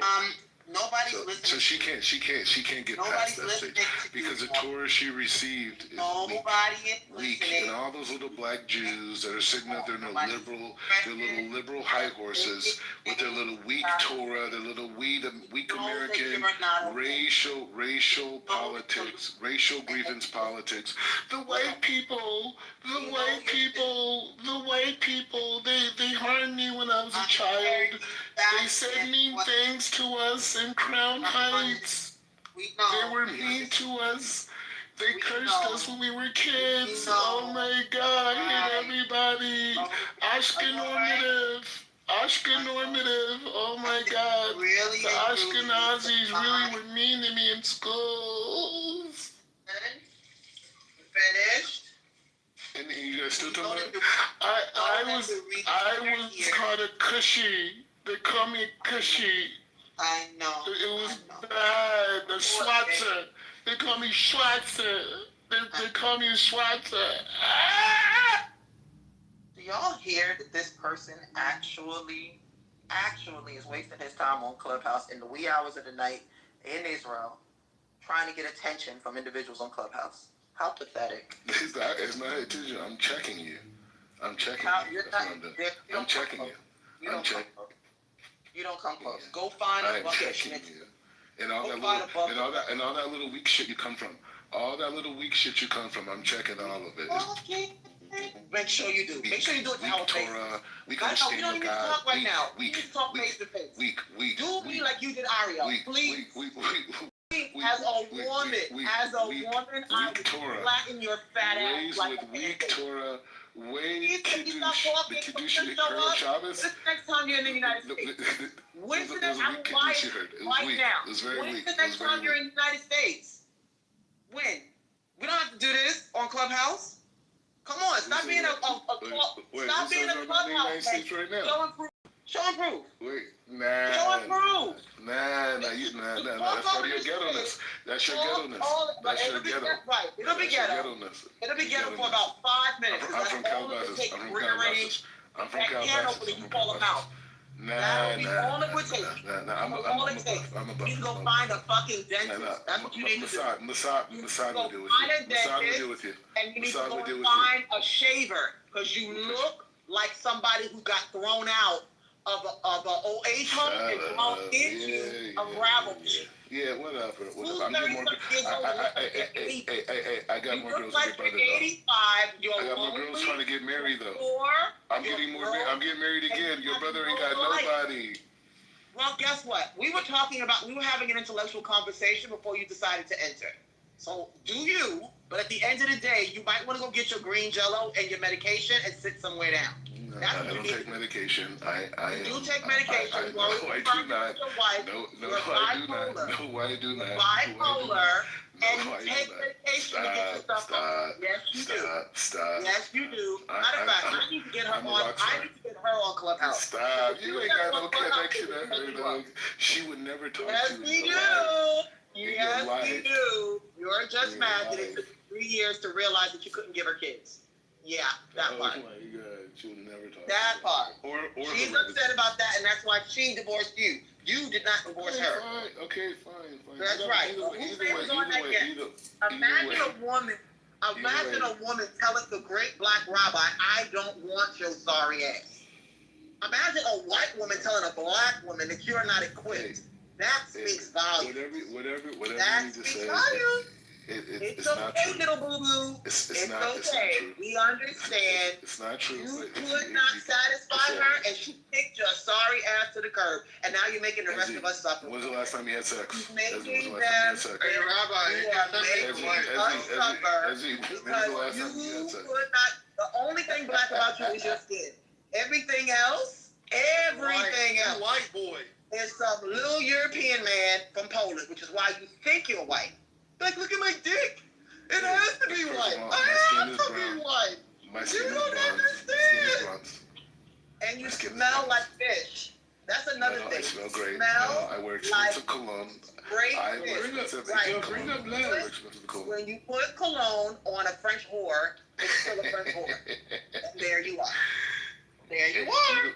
I wear cologne. And you know what? I said that I was not going to even look in your direction because I don't spend time focused on trash. So I'm going to go back to the conversation we were having before your sorry ass walked in the door. Okay? Guys, please help me stay centered. I definitely do not want to come hard for Ezzy, I'm your leader. I'm your leader. I'm your leader. I'm your leader. Miserable man. You know what, guys? I forgot to tell you this. They gave him a room in a synagogue because they felt sorry for him after his divorce. He does not have his own house at all. He has like a room in the attic of a synagogue. How pathetic. Isn't that sick? And then he talks about, oh, I invited people over for Shabbos. You invited people to the synagogue. How pathetic. That's funny though. Right, exactly. What kind of conversation is this?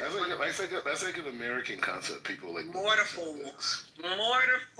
more to coon. Those are the names we have in the Black Jewish community for this. Wait. First of all, you guys are liberals. You literally, you follow a different religion. Eaten for the last 7 years. You follow a different religion. We don't follow the same religion. Can you change your suit? Can you change your shirt? Please? Because using it for a tablecloth and a napkin, please. It's disgraceful. It really and truly is bottom. It's giving bottom feeder in the worst way. I feel like when you eat matzah on Pesach, the matzah is like doesn't want to be in your mouth. You know what I mean? I feel like that. I feel like that. Dentist for the last 35 years. No, I feel like that. I feel like you only have 3 teeth and 2 of them are in your pocket. Yes. Go for it, son. Go ahead. My teeth are beautiful. I'll take a picture right now. Good money on my teeth. I don't know what the hell. Have you been opening cans with your teeth? Matter of fact, Chucky, where's that picture? Look at Chucky's quick PTR. Please. What in the hell is going on there? Beautiful. Look at the teeth going in 50 different directions. On Halloween, they call him Jackie Lantern. Yes. Jackie, first name Jackie, second name Lantern. You're secular. You watch TV. I know. I don't have that's to. That's part of your problem. That's part of your problem. That's part of your problem. I feel like you look like some. You know, kids in the community call him Hit. H-I-T. Hit. And I'm like, why would you call him Hit? They said, Kata, doesn't he look like he's been hit 11 times? Doesn't he look like he's been bust upside his face a few times? Oh, Who talks like that? Who talks like that? Listen to her. Who talks the way she just did? Right. She just made it up. A couple of times. Like there's just some black Jewish community. We should tie a stake around your neck and let dogs chase you. That's the only way that you're going to lose that 200 pounds you've been trying to lose for the last 10 years. The only way. Come on, anybody got a stake? No, wait. First of all, I have body. You have body underneath your chin and on the back. I have body. I am a Your head literally looks like an anvil. I am a heartthrob. Literally looks like an anvil. That's why I'm getting married again very quickly. I am a heartthrob. Shoulders. No one can see a space between your chin and your shoulders. You literally look like an M&M. Going and coming. Hey, I am a heartthrob. You're an M&M. I am him. That's not lying. That's not lying. I am him. Please, I'm about to hurl. Wait, Ezzy. That's not lying. I am him. I know that. You know that. You know that. God like chose me. No, you look like a chicken nugget wrapped in a bag of hair. Ezzy. Hey, Amir, thanks for the invite, bro. No problem, man. No problem. I mean, we have characters like Black Rabbi. I actually just got back. I was doing something in the background. This idiot, man. Have a good day. Go out that way. You too, bro. Sound like a dickhead. I am him. I'm just saying, you guys are blessed because you guys are talking to me, though. Like, I'm humble. I'm humble. I'm humble. Okay, you can't. And he wants to be the president in 2032, is it? He wants to be the president of America. Giant meatball. 29 followers. Right. Hey, you know what? All you need is 29. All you need is 29. All you need is 29 people who believe in truth, and they could conquer 100 million people in lives. All I need is 29. What, by your stupidity, by your ignorant, like. You can say. I'm a genius. Obviously, I'm a genius. So either you can look at it two ways. You could try to reject it right now because we're in this conversation, or you can sit back like, hey, I'm really talking. Who pays your bills, Black Rabbit? Actually funny. I do. Like listening to you actually makes me think like, wow, there's actually people out there that think like this, you know? Yeah, that's what I'm saying. That's why you should learn from me. His mommy and his daddy pay his bills. He has no job. That's why they let him. That's why they let him sleep in the synagogue because he had money for an apartment. His wife had all the money, and when she left, she took it with her. He sleeps in the synagogue. I didn't know that. You can ask any of our people friends. He has no income whatsoever. That's why he pumped so hard on these classes. He tries to get people to pay for them, and they don't want to after the first or second class because they know he's a fraud. Sorry, but not sorry. Real talk. He has no Ezzy, honestly, if you were younger, I would really check you. But because you're older, I give you a pass. No. It's you're kind of senile. You're senile. No, you're the crazy auntie. You're the crazy auntie on Thanksgiving. You're the crazy auntie on Thanksgiving. You come in drunk. Oh, I come in drunk. We actually have heard you talking about your wife and little penis while drunk. There are people who have. Yes, we have. I'm here. Has he not come on? Yep, Ariel said that. About his drunkenness? Ariel. Yeah, her and Ariel. He's been up here drunk. People have recordings of it. Right around the time he was getting ready to get a divorce, he came here sloshed.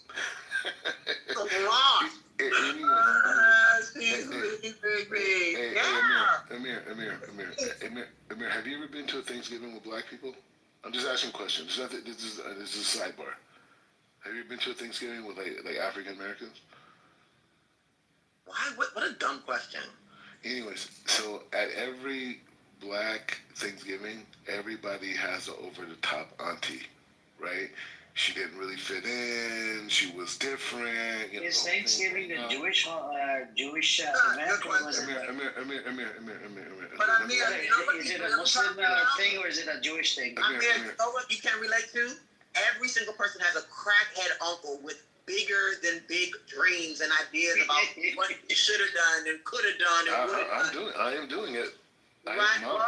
We've been on Clubhouse. Ma, I am doing it. Ma. We've been on Clubhouse with you at least 3 years. And in that 3 years, you have not done shit from shit on what you said. Okay. You told us that you were going with the delegation to Saudi Arabia. Remember that? It's political complications. It's political complications. We're going to get there, though. We're getting there. We're going to get there. We're going to get there. Saudi Arabia. Then he told us that he was going to go to Nigeria. Then he was that's right. I forgot about that when he was going to Nigeria. I'm not into the narrative. I'm not into the narrative anymore. He ain't done nothing but chew on some schnitzel and watermelon. That's it. He literally will sit up here. Yeah, I'm going to Saudi Arabia. Wait, hold on 1 second. Let me get this going out my mouth. That's all he's ever done. All he's ever done. Well, I would say like this. Chucky, what else did the Black Rabbit say he was doing? Wait. You remember? No. I'll just say like this because. Right. Did you do anything that you told us you were going to do? Wait. No. I'm just. Can I speak for 10 seconds? Tell us the truth. What did you do that you said? Can I speak for 20 seconds? You can lie to us some more. Go ahead. Okay. So I would say like this. Since October 7th, as a rabbinical figure. Number 7. No. Since October 7th, as a rabbinical figure, I have been the most present inside of the media, and the Israeli PR machine told me that my rating, they call like a Q rating, like how your likability. He says at the same height as Barack Obama. You know what I'm saying in terms of me in the media. So I've been everywhere. Do me a favor, make sure you say a giant al-Qaeda.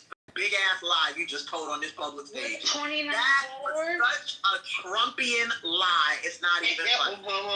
What the fuck? That was a Trumpian lie like nobody else's business. Israelis told you that you were like, oh, Barack Obama, probably because they don't know the difference. Chucky has more followers on Instagram than you. What in the hell? He's a black rock. He's a dark-skinned Barack Obama. I have heard it all. That is hilarious. No, I think what they meant to say was that you couldn't shine Barack Obama's shoes. Maybe that's what they said. Picture that. A Harvard graduate is in the same league as Brother Community College. Get the fuck out of here. I never went to community college. You didn't go at all. At the end of the day, you I did. didn't go at all. You didn't graduate. Stop it. He's a dropout. I am a college dropout, like Kanye West. The album came when I left college. Oh my God! But I did go to.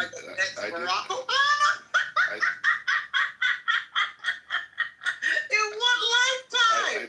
I did go to UCLA Extension. Stop, man. Just so Did they tell you you're the next Bob Marley too? And I started an internet company when I was in college, and that's why I left. Okay, what are you doing now, bro? Right now I'm a rabbi. I have a Other than being Shamish in the synagogue you live in, other than being the housekeeper, what do you do? I live in a luxury apartment in Akalog. You do not live in no damn luxury apartment. You live in a shul. No, I do not. No, I do not. That is so sick that you gotta lie. When you breathe, you lie. You know that? I live in a luxury apartment in Akalog. And when he wakes up, he's lying. Not in no He breathes, he's lying. When he opens up, he's lying. I throw at least 2 events at my house a week. So. Okay, stop. I have Nakalot on lockdown. I do have it on lockdown. Unlike you guys, unlike the black peasants, Unlike the black peasants who just want to be accepted. They just want to be accepted. They just want to be accepted. The little black peasants, unlike them, I'm actually Jewish. I'm not black. Whatever it is that he does, make sure y'all hear him saying, make sure I made good there. He's not black. He's just a black rabbi. Yep. I don't know why do you have the name black in there in your He's not black. Yep, even if you check his Twitter, same thing. He doesn't think he's black. I'm glad. I don't want to claim his ass. Not at all. First of all, the concept of black is a joke. White people. Yeah, record it right now. No, I'm about to turn up. Record. Sharif, what do you have in your grinder? That's a good one. They don't even know what you're talking about. Anyway, but the point is like this. Everybody knows. I used to sell grinder at my store, Black Rabbi. Yeah. Amir. The greatest moment in your life is talking to me, okay? But the point is like this. Wait. Hey, Wednesday, what's up? Effie. Hey, Amir, how are you? I hope you're doing good. Alhamdulillah, what you been up to, sister? Good? Assalamu alaikum. I'm getting ready to go back to work soon. School's about to start. You know how it goes. Alright, cool. All the best to you. You got caught on Clubhouse with the grinder, Sharif. The grinder? Oh, we are. Isn't grinder like a gay thing? Isn't it like a gay website? Nah, it was another grinder. Yeah, we're talking about like a weed grinder, sort of, I don't know what he's smoking. Sorry, my apologies. I don't know what he's smoking. Everything. Rat poison, it sounds like. Soon I'm gonna get. Honestly, I'm not worried. No. Soon I'm gonna control when you talk. To yourself. Soon I'm gonna control when you talk. Soon. Oh, really? Okay. Soon I'm letting you know. Hey, like I said, don't waste your time now. Don't waste your time now. You're right. Because I'm going to use sign language when I see you. I'm not even going to speak. I'm just going to punch you in your fucking face. First of all, you would never. That's what I'm going to do. And I want to make sure you would never be in my vicinity because I don't hang out with the black spaces. I don't hang out in the poverty spaces. I know. I don't do poverty. I don't do poverty thinking. I just moved to Brooklyn and yeah, but I don't do poverty I know. So then just shut up and wait for it to happen. You don't have to worry then. No, you're not going to be around me. You're right. You're not. You said that about Aria, and he was watching you piss in Jerusalem. So watch and see what happens. He never saw that. That was his great. He described your nasty, fat, flabby butt cheeks. Yes, he did. Let's not lie. That's an image in your head. That's an image in your Oh, head. that You image will fix never yourself. live rent-free Fix in my yourself, head. sister. Sister, Oh, fix not at all. yourself. You're Have you describing ever my body seen parts. yourself? You're describing my body Yeah, parts. I've Fix been to yourself, Africa sister. and I've seen Sister, other from sister, I do sister, not in any way want to sister, set twice on a black man. sister, Stop. sister, purify yourself. Not at all. The body Sister, look purify your thoughts. The Purify body your thoughts. is disgusting. He looks Sister, like a sister, Mr. purify your thoughts. Ever Purify seen your those thoughts. potatoes we used to play with? It's just like eyes on a head. That's literally it. He has no shape at all. You're disgusting. You're disgusting. You are disgusting. You're disgusting. And you're you know what? You mean like grimace? Like, you know, you ever see McDonald's? That little character around McDonald's, grimace? I have a beautiful Jewish body. I have a beautiful Jewish body full of Kedusha. Full of Kedusha. Let's keep it real. Let's keep it real. I'm part of the 0.1 percentile on planet Earth. I am pure. I am kosher. Nothing that is not wholly entered my bodies at all. Okay, other than your voices when I come on this app. But the point is saying even that God protects me, right? And so the point is saying people like Amir, when they go to the next world, you know, at the end of the day, when Amir goes to the next world, he's going to say to God, you know, he's going to say to Allah. He's going to say to Allah. He's going to say, Allah, when I was in your world, I allowed Rabbi Mordecai to learn how to defeat the Palestinians in their discourse, and because of that, you should let me into heaven. As an American that's living You should let me into heaven because I empowered Rabbi Mordecai, a Jew. Have you seen a new polling, Ezzy? Ezzy, have you seen a polling? No, not yet. Tell me about it. Yeah. So 60% of Americans do not want to fund Israel no more. New polling came out. Wow. And well, everybody saw that coming. 50, and I think about 43 to 45% of America, no, even a little bit more than that. I got to go get the numbers. Believe this is genocide. Yeah, the 500 scholars, out of the 500 scholars as well, 86%, what was it, 86% of them, they said it's a genocide, and then there's one lady, they needed just one person to object the report, right? And that lady apparently talked about, we didn't have any discussion about it, how is it genocide, like, you know, what else do you want? You got enough photos, videos, reports, so what else do you want? You want to be that person. You want to be that person. What did you say? I didn't say anything. I'm glad that nobody can hear him. Is that your girlfriend? Is that your girlfriend? So Donald Trump is powerful. Hold on. That's his girlfriend. Hold on. This guy Amir, he's getting excited. Let's listen to his girlfriend. She's coming after him. She's coming after him with a baseball bat. Oh boy. Let me talk to her. Let me talk to her. It's like if it was a gay guy, then he'd be okay. But pro-Palestine. That's what it is. Let me talk to her. Tell her Amir wants to speak with her. Maybe I'll ask her this question about you. You know, there's a lot of down low people, men are. Yeah, it's Amir. You know, it's Amir. Join Clubhouse. I like talking to new people, man. Join it. I want to ask you a question about this Black Rabbi character. You know, this Mordecai. Bro, stop it. Yeah, join Clubhouse. Clubhouse is the name of the app. Just join and join Amir's house. That's it. Amir's house. Join. I'm getting all these Israelis to join this app. we need more smoke. You know what Nachlaot is famous for? Ready for this? It's a perfect pedophilic hideout. Mm-hmm. Where he lives. Yep. Oh my God, Black Rabbi, don't tell me you have a record here in Los Angeles. That's why you're not coming back. You have a record? More pedophiles in a little bit. That's probably why he went on mute. Ezzy, do you remember that?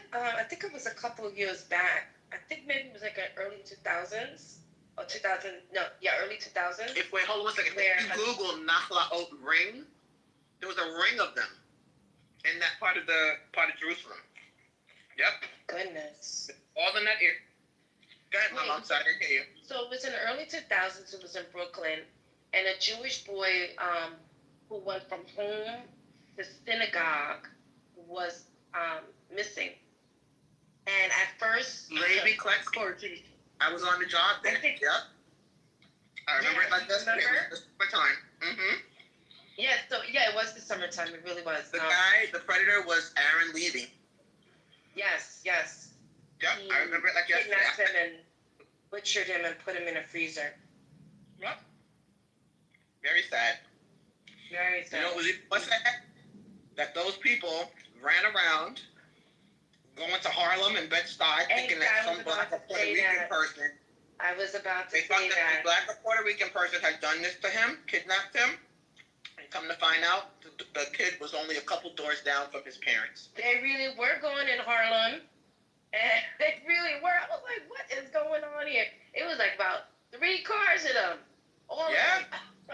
Putting up signs and the whole nine, and come to find out, if they had only checked their own, it's a classic example that I've used 1,001 times. If they had only checked their own neighborhood, they might have been able to save that boy's life.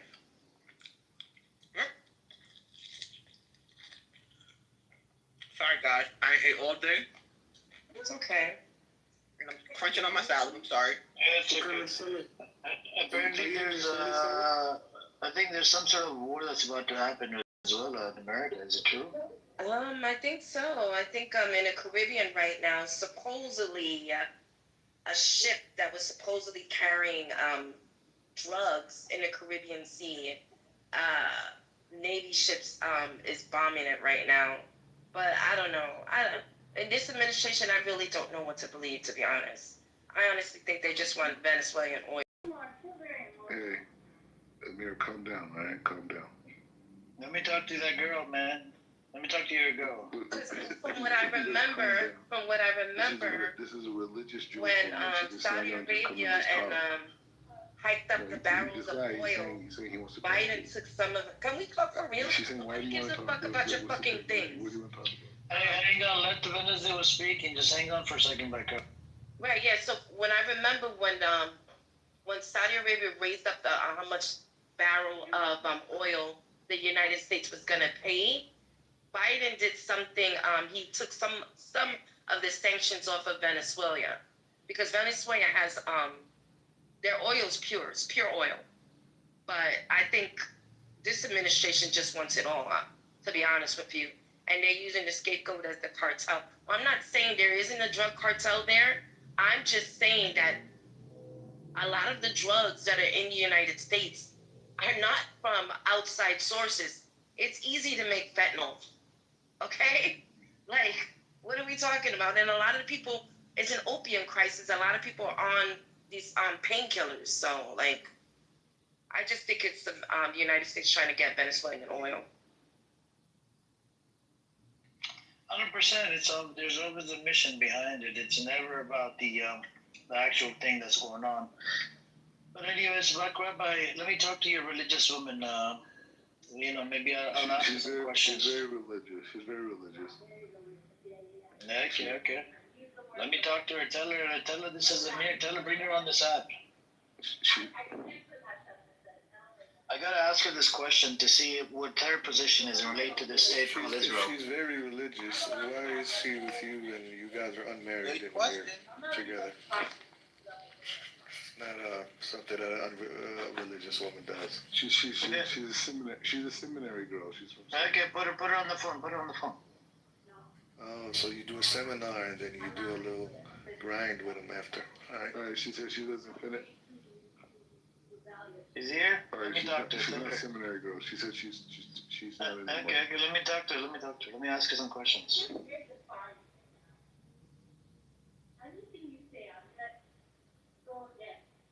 Okay. Anything I say right now, she's going to go against. So she's already gave me that. Did you ask her for ID? Even if it's right. She sounds like she's 14. Even if it's right. That's what she's at right now. She's going to go against it. Tell her, put her on the phone. No, she's like, she's taking care of stuff. Tell her it's very important because we need to know, does she support Israel? Does she support this non-religious place called Israel? Okay, so wait 1 second. So the guy asked me, he says, does she support Israel?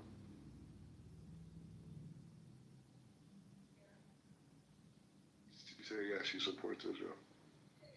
Yeah, but I'm talking about since she's religious, that she support this secular state called Israel because it goes against the scripture. I'm feeling very defiant.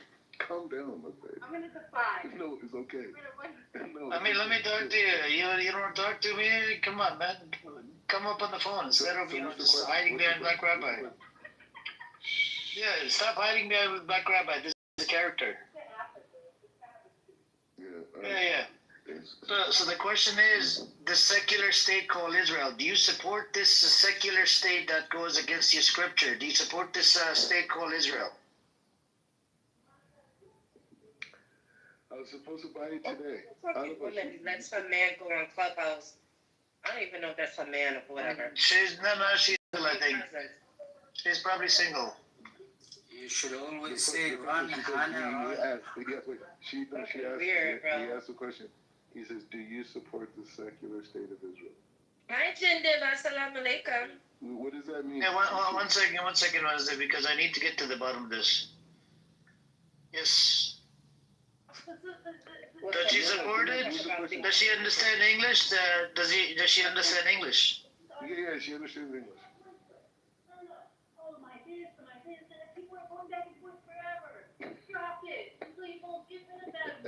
Why is he shouting? Run, Bambi, run. It's okay, we can talk to shouting people. We have a lot of people shout on this app. Go on. She says she's done with taking sides. She doesn't want sides. No, don't tell her not take the side. Tell her not take the side. I'm asking, this is a very genuine question. Does she support a secular state called Israel that goes against your scripture? Woman, just a goddamn answer the fucking question, you Zionist woman. What's up? There's too many Zionists freaking living inside Israel. I forgot. Oh my god. No, we don't need to know what you're gonna give her, flowers or some shit, man. It's okay, we're done. You don't want to answer the question, then what is the point of talking to her, man? Just mute up. She's mentally not okay in the head. Tell her Amir said she's not okay in the head. She's mentally not okay in the head. What's your next question? Nobody cares. Can we go back to the news? She never answered a question about the secular. If she don't take a position, He's trying to center himself again. She supports the secular. Okay, you didn't say. She supports the secular state. She supports the homosexuality. I don't use legal. There you go. She didn't say that, you stupid fucking liar. She don't want you. She don't want you. She wants a nice young Arab man with a six-pack. We got Chucky here. Chucky is a good candidate. You know, Chucky's about to travel to Israel as well. Observing the same. She likes the thick beards. I know I do. That aren't the exact same person as me. Do I? Yeah. She supports the secular. We just asked you a clear-cut question. Whatever her name. She don't want your salt and pepper beard. Hold on. That bad boy is white. Do you support homosexuality that goes on in that state called Israel? Do you support that? Do you support the corruption? Do you support the baby killing in that fucking state? Wait, why are you going crazy? Do you support the killing of baby? It goes against your scripture. Killing babies, it goes against your scripture. Not respecting the neighbors, that goes against your scripture. That's one of the commandments. Well, it goes what against the scripture? It doesn't go against the scripture, killing 20,000 babies? Huh? Wait, let me hear that. 20,000 children, it's like, it doesn't go against your scripture? Oh, he's upset that we're Does it go against your scripture, killing innocent children? Wait, I want to talk this. Literally the whole state. No, it's okay. It's okay. It's so interesting. I want to have this conversation with him. Give me the phone. I'm not a child. You're not a child? Okay, hello, how you doing today? Good, how are you? I'm doing good. Do you support the state of Israel that's committing crimes against humanity? More than 20,000 children dead on the other side. Well, this is really interesting. Okay, Hashem, help me know what this is. She sounds like an Ethiopian sister. Hold on, Wednesday, hold on. Everybody, please stay muted. Wait, can I tell you something? Wait, you know what? Yes. Wait, should I tell you something? Okay, I'll tell you what I think. I think ideal is that we all make peace with each other and stop fighting. That's ideal. Okay, who's killing right now? Within the next. Okay, Black Rabbi's girlfriend. Who's killing them right now? Our army is dancing on you guys. Is that what you're saying? Who's killing 20,000? Who has killed 20,000 children on the Gazan side? By the way, I like that dove. That's a nice. Okay, dove. okay. Thank you. Who's killing? Who has killed 20,000 children? Okay. My question again. Can you please, I agree with the peace. I understand you agree with the peace, but do you agree that so it is committing genocide, correct? Uh-oh. Wait, can I tell you something? I actually really take away. You're in the matrix, man. Black Rabbi is painful. Different people. I understand. Do you believe it's committing genocide? I have a different perspective than you, because I'm my own human being. Okay, is it committing? It's a yes or no question. It's a genocide, yes or no? Wait, so let me tell you something. 2 years later. It is committing genocide. Oh, so exactly. Okay. Wait, so here's the thing. So I think what do you think is a good solution for us? Because, No, forget the solution. I'm not talking about solution. I'm talking about is it committing genocide, yes or no? You just want to label me and make me feel bad for what? No. I'm not labeling you anything. I'm not labeling. It's a genuine question. Is it committing a genocide? Wait. So you're generalizing, saying that I agree with. B'Tselem said. B'Tselem, Physicians for Human Rights inside Israel said it's a genocide. Do you agree or yes or no? Wait. Okay, wait. Do I agree? First of all, okay. I don't like people being in pain, first of all. So is it a genocide, yes or no? It's just a yes or no question. Why are you giving me this whole freaking speech? I'm not here for the speech. Because I feel like you're trying to label it to make it. I'm not trying to label you anything. I'm not trying to box you into any fucking corner. I'm just asking you a genuine question. Is it a genocide, yes or no? Is it, no, forget about the peace deal. That's after the fact. We need to find out. And label and.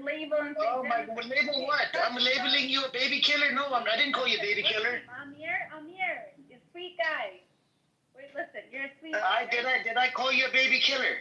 I did not call you a baby killer. I want to know. Just ask her whether or not people are starving in Gaza. Are people starving in Gaza?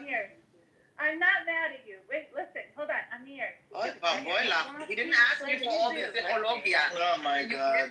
Give him an answer. He's asking, are people starving in Gaza? I don't like to see that. Honestly, I really don't. I don't like. I'm asking you. He just asked you, is it happening? You're in Israel. Okay, so you're saying that people are starving there? What's the solution? What? I'm asking you, are people we're not there, we're here. Are people starving in Gaza? I think you guys should ask her if she needs help. Are people starving in Gaza? Yes? No? But I just want to warn her. El bebé es chiquito, muy chiquito. Muy chiquito. She doesn't speak Spanish. She speaks Hebrew, Wednesday. He's at the religious school right now. Here's a good solution. My question. I'm scared. She doesn't care. Did you say she's Are you a child? Is she a child? Oh wait, but I'm a different person. I have a different perspective than the guy you're talking to. So don't assume we have the same. Oh my God! I said genocide, yes or no. You couldn't answer the fucking question. There's no point, man. Starving. And you didn't say yes. You didn't say no. Guys, listen. You're all beautiful human beings, and I love you, and I'll care about you. And yeah, she was definitely there smoking weed with him. 100%. 100%. There it is. There it is. Listen, he's going to try to take advantage of you. Run away. No, she can have him. We don't care, Wednesday. We don't give two fucks. If somebody like this doesn't want to acknowledge it's a genocide, she can have Black Rabbi. Wait, I give you guys all brachas. Yeah. I would never. What? If you need help, just say so. Okay, can you guys listen for 1 second, please? Living in such denial. I can't believe this woman right here. What? Me? Why? You're living in denial. You don't want to answer any questions. I asked you about the genocide. You didn't want to say, answer it. Sister Eze asked you about starvation. You don't want to answer that question. Do you ask? What do you think about apartheid in the West Bank? Do you agree? Yes or no? Apartheid in the West Bank? Yes or no? It's not about, okay, it's not about, like, It's a yes or no question. I don't want your stupid speech. I'm not here for the speech, man. It's freaking Zionist. I can't believe this. What? Do your parents know where you Let are? me give you the backup, please. Okay, can you guys listen for 1 second here? We're not here for your speech. I don't want your speech. I already know how the speech is gonna go.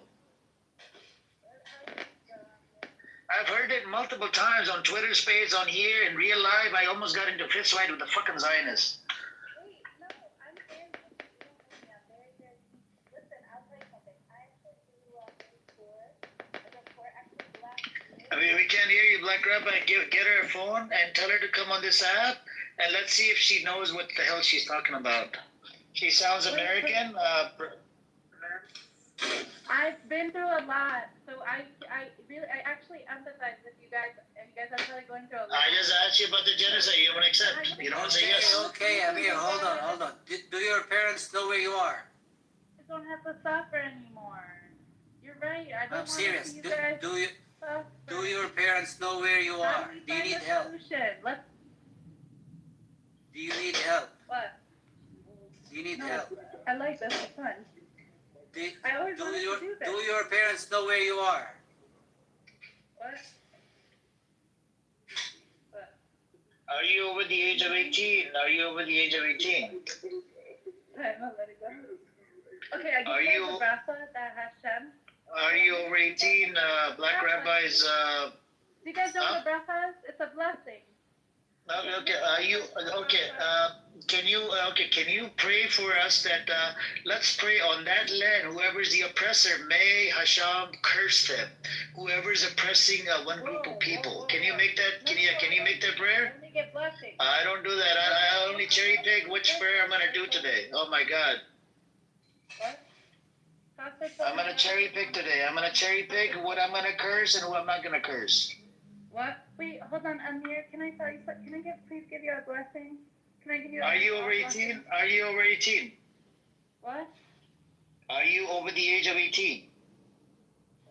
Why are you asking me that though? That's very personal. The reason why, because in this room I don't allow kids in my room. I don't allow kids in my room. Wait, Amir. What year were you I'm born? trying to give you a blessing.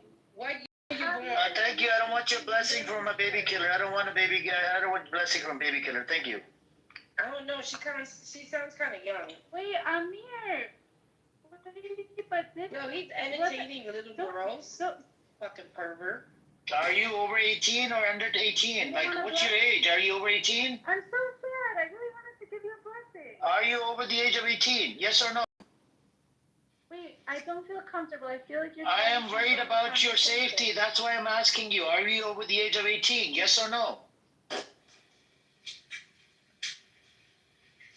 I don't know, man. This Black Rabbi character or something. What's the Ezzy in Israel? Because I know in the UK an adult is like 16. What's an adult in Israel?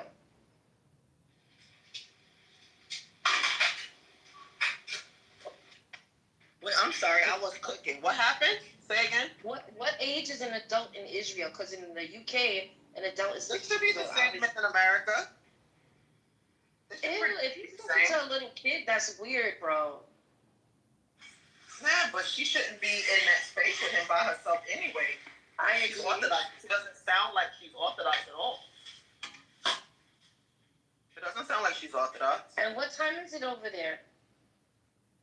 At 8 hours.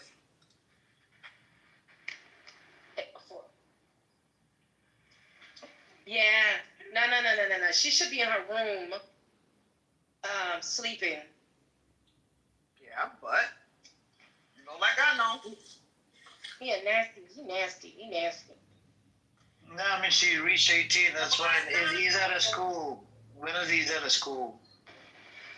No, he's at a synagogue. A synagogue, yeah. It says, people come from different background. I mean, even at the mosque, there's people like you have kids, you have adults. He lives at the synagogue. He said he lives in a 3-bedroom apartment or some shit. Oh, he lives in a synagogue, like in a part of a synagogue. He pays rent to them, or he lives there for free? My understanding is that they gave it to him to stay there after the divorce. Well, but I can I can reconfirm that if you need to. Are they allowing him to live there like Is it what synagogue is open now? There are services Well, now. our synagogues are open 24 hours, but if he's living there, it will be open. I have a bad feeling about this kid. I'm not feeling okay about it. I hear you. Hey, brother Jinder. Wouldn't be the last. I'm gonna send you something in your back chat. Can you tell me if you're familiar with this name?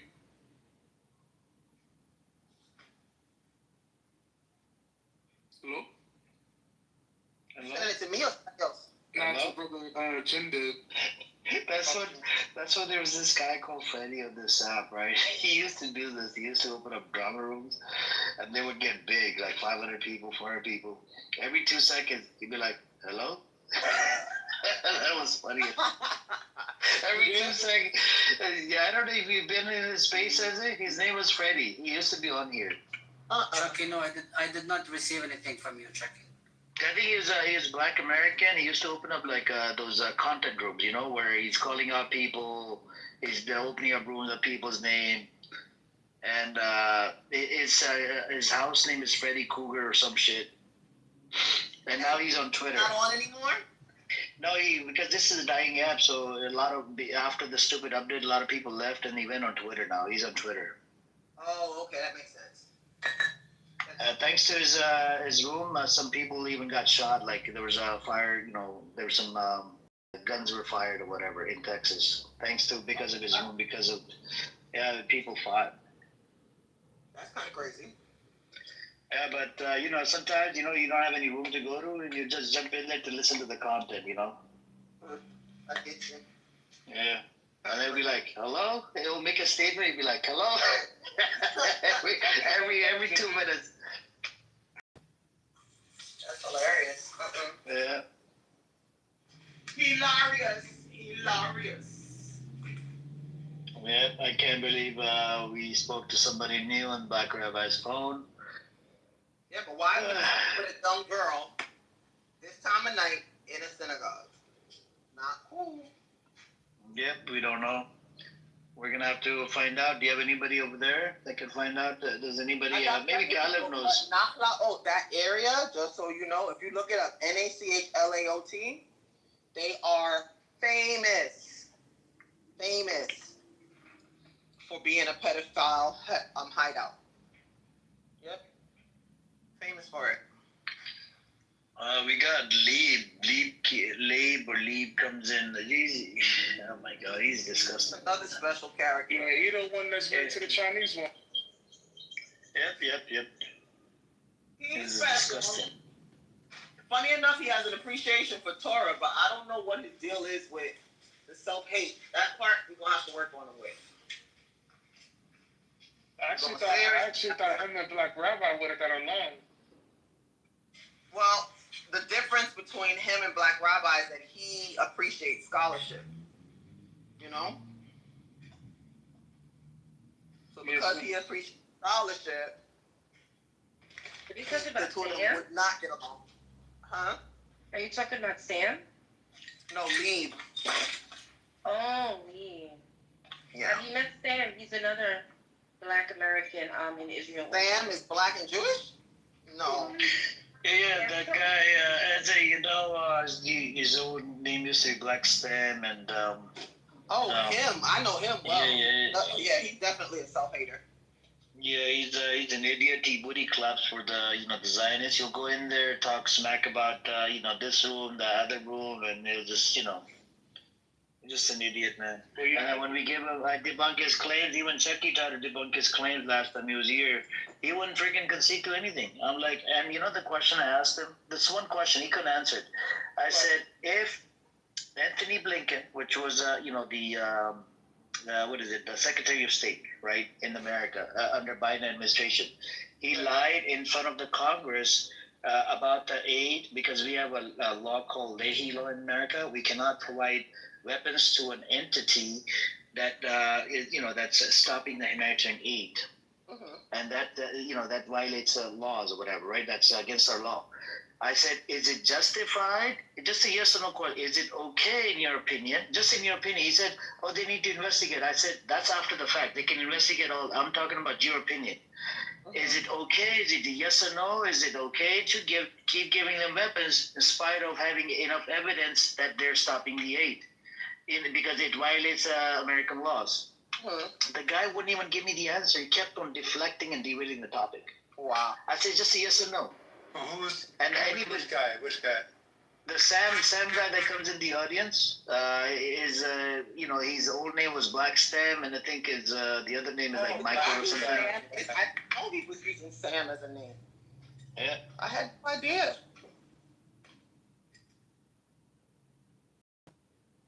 Yeah, because he knows that's a checkmate.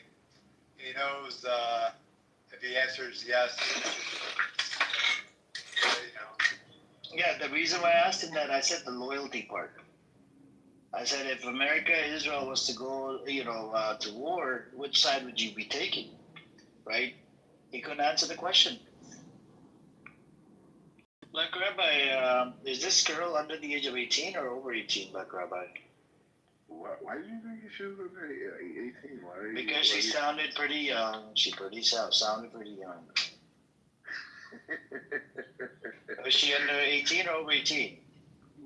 Well, definitely over 18. Come on, man. Okay, cool. Does she have a phone? Tell her to come on this app. Stop, she ain't coming on this app. She's like a religious girl. She barely has a smartphone. Yeah, that's fine. She's got a smartphone. Tell her to download Clubhouse and go to this app. Barely. I'm saying she barely has a smartphone. Get her a phone. You got a phone, right? Barely. Yeah, Barely. Actually, but why is an Orthodox Jew with a man at this time of night in Israel? Why? I mean, is it only like does she gotta have like a guardian or somebody protecting her from nasty, disgusting men who might manipulate and try to get into her box? I didn't know you live at the synagogue for free, Black Rabbi. You were pretty much glorifying or promoting that you live in a 3-bedroom apartment earlier. No, I don't live in no synagogue, bro. I don't know what you're That's what I heard. You live at the synagogue. No, bro, I don't live in no synagogue, bro. I don't think Hey, what's up, Ace? Nobody lives there. Hey, Ace, Mr. Girl. Ace, Mr. Girl talking. It was a young girl, sounded like under the age of 18. I kept asking her, are you over 18, under 18? She's like, no, I don't want to tell you my age. And then I asked her this question. Yeah, Black Rabbi lives at the synagogue. She was like a young girl,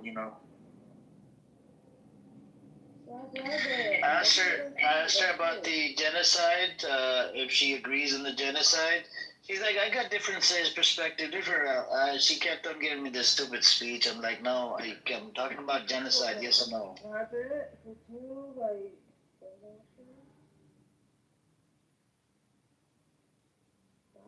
did you say? Nice. Those are nice. Those are cute.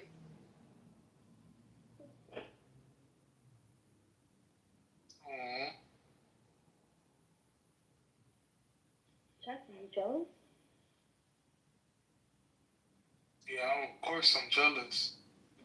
Oh, Eze, the queen is on stage. Hello, Eze. How's it going, girl? We're gonna just start calling Sister Eze the queen mother of all Jews. I think she's busy. I think she's cooking something. And Ginger, of course, the king of the West Bank. Sorry, Black Rabbit, that will never be you. Nah, she's the queen of the Caribbean and American Negro. He's the king of the West Bank. Hey, Chuck, you heard that religious girl. That religious girl thing get different, doesn't it? Chucky, Nah, do not put yourself in something yucky like that. It would make you seem like you're a predator looking for religious girls to get into their box. And you know that's your Jewish sister. You wouldn't want to do that, right, Chucky? I actually agree with you for 120. Well, thank you. No, but he said she's over 18, so Yeah, I don't know, man. She's supposed to be a religious woman. Her box Yeah, is supposed to be for her husband. Just because that they're over the age of 18, they're still young than me. So what's the ruling on this? Can they live in the synagogue? Can they coexist, women and men? I just want to know, why does the synagogue smell like feet? What's going on in it? Synagogue smells like feet. It smells like feet, booty cheeks, and pork rinds. What's going on? Why would it smell like pork rinds? I don't know how are you able to smell. Are you at the synagogue right now? No, I'm actually at work, sir. Maybe you think you're probably confusing your workplace with synagogue. Maybe it's that coworker that smells bad, Chucky. Dang. No, actually, he's not here no more. Did you check inside your shirt? Maybe it's coming from inside. Amir, you there? You said it's coming from inside, Amir? You never know, bro. I'm just kidding. Yes, like Rabbi. I don't know, man. I take showers. I take my uniforms to the dry cleaners. It's not me. Amir, the girl you talked to. I don't know. I don't know if she's ever even seen a movie before. What is she? So, what is the ruling on this? Can you live together in the synagogue? You got a girl. I don't live in no synagogue, bro. Stop. Nobody lives. Where do you live? I told you. I live He in lives in the closet of the school he teaches at. You guys forgot. Yeah, he said the same thing. And he said the same thing. Oh, sorry, Black Rabbit. I just don't understand why a religious Jew woman would be somewhere laid outside with a man. Oh, that's crazy. No one around. That's really weird unless shenanigans were happening. I mean, but then again, this is these like. I mean, let's keep it real. Like, I am him. You know what I mean? I'm the guy. Shenanigans are happening, so you can't really be that religious. Well, the thing is like this. I'm a rock star, you know. I'm a You're a rock star, but so you're not really a good rabbi, not a good. Yo, come on stage, Sam. Because you're not following it. Come on stage, Sam. Sam, would you be outside late at night with another Jewish Orthodox woman that's not your wife or family members, Sam? I'm in my house. I'm not outside. Well, not even worse. She's in your house. That's nasty. That's the same sand that used to be Black Stan.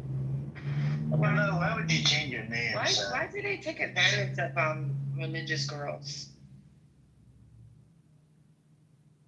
I don't know, man. Well, yeah, I don't like she's young. religious girls. I like religious. She has never seen what Israel is doing to the Gazans. She's never seen it, like Rabbi. She can't see, she can't hear any bombings, any bullets. No, I'm saying, I know I just made the point, like, I don't know if she's ever watched a full movie in her life. You know what I'm saying? I understand, but when you live close by, people always talk, right? You talk, she talks. Yeah, and you were treating her like a child. Is she under the age of 18? Bro, what are you talking about under 18? Why are you even... Yeah, she said, I'm not a child. Give me the phone. Alright. How old was she? How old was she? The fact that he doesn't want to answer is so weird. You love me telling you that. Bro, I mean, it's like... Is she in her 30s or 20s? Bro, I'm getting married very soon. That's all I gotta say. I understand. Are you getting married to this chick?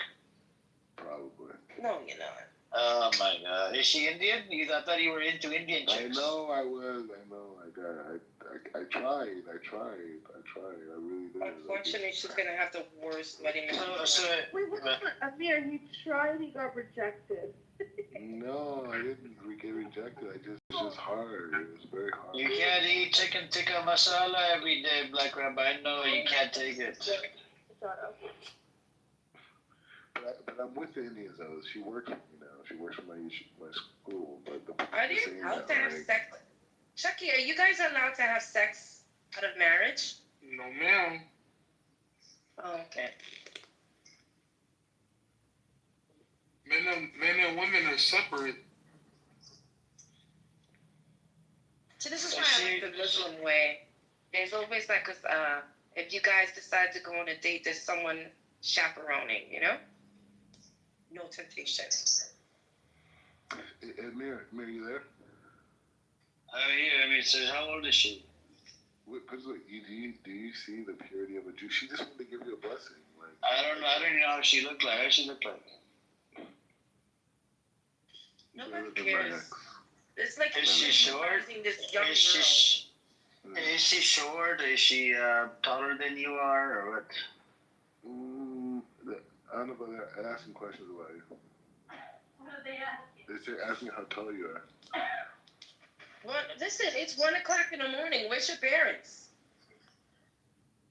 Now she's getting married to this guy, so I don't know. Are you doing it with consent? So they can be together? Hang on. Are you doing it with consent? What's her name, Black Rabbi? What's your name, young lady? What's your name? Can you hear us? This is Amir speaking. What's your name? I don't think that's gonna be his wife. I think they're in his apartment smoking weed. Yeah, we had them. Yeah. Do you smack him in the head sometimes? Because he talks a lot of nonsensical bullshit, Black Rabbi, this Mordecai character. Can you smack him right now for me? Can you slap him in the back of his head right now? Can you do it? After her room, we got it. What's your name, young lady? What's your name? She doesn't want to say her name. Okay. Make up a name. Give me a fake name. I don't mind. I'll call you with a fake name. Stop. That's no. What do you want to be called? I don't know. We can call you Michelle, Tina, Mina, whatever name you want, man. He's gonna put his blubber on your body. Oh. What do you want us to call you? Should we call you Black Rabbi's fiance? What you said? I said blubber to blub. I don't know if she's blubbery. Maybe she's a blubbery girl too.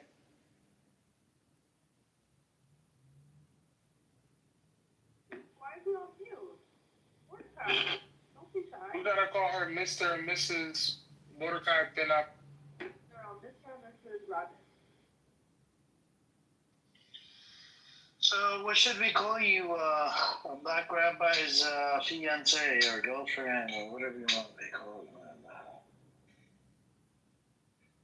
That ain't his fiance. That's some chick he said he got weed and she over there smoking weed. They hooking up.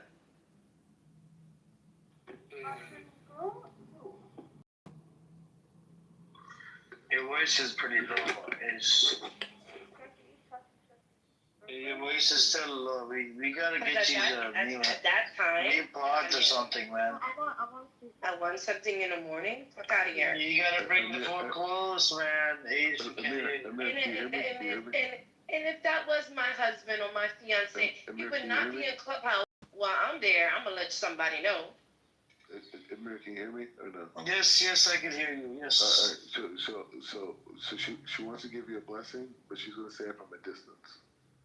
So what's the blessing you want to give to Amir? Well, I want to give her a blessing too. Just tell her to curse the oppressors on that land. Huh? Can I have a blessing too? I need a bracha. Only one blessing. She's gonna give. Just give it to Chucky. I don't need blessing, man. Because I hate the fact. Amir needs a blessing. The blessing is going to be the weed is better than the tweet. Amir, you listening? She's giving me a blessing. No, you're gonna do it. No, because I'm controlling you. Okay. Amir, I give you a bracha that Hashem should comfort you and give you knowledge. Okay, God, everyone, yeah.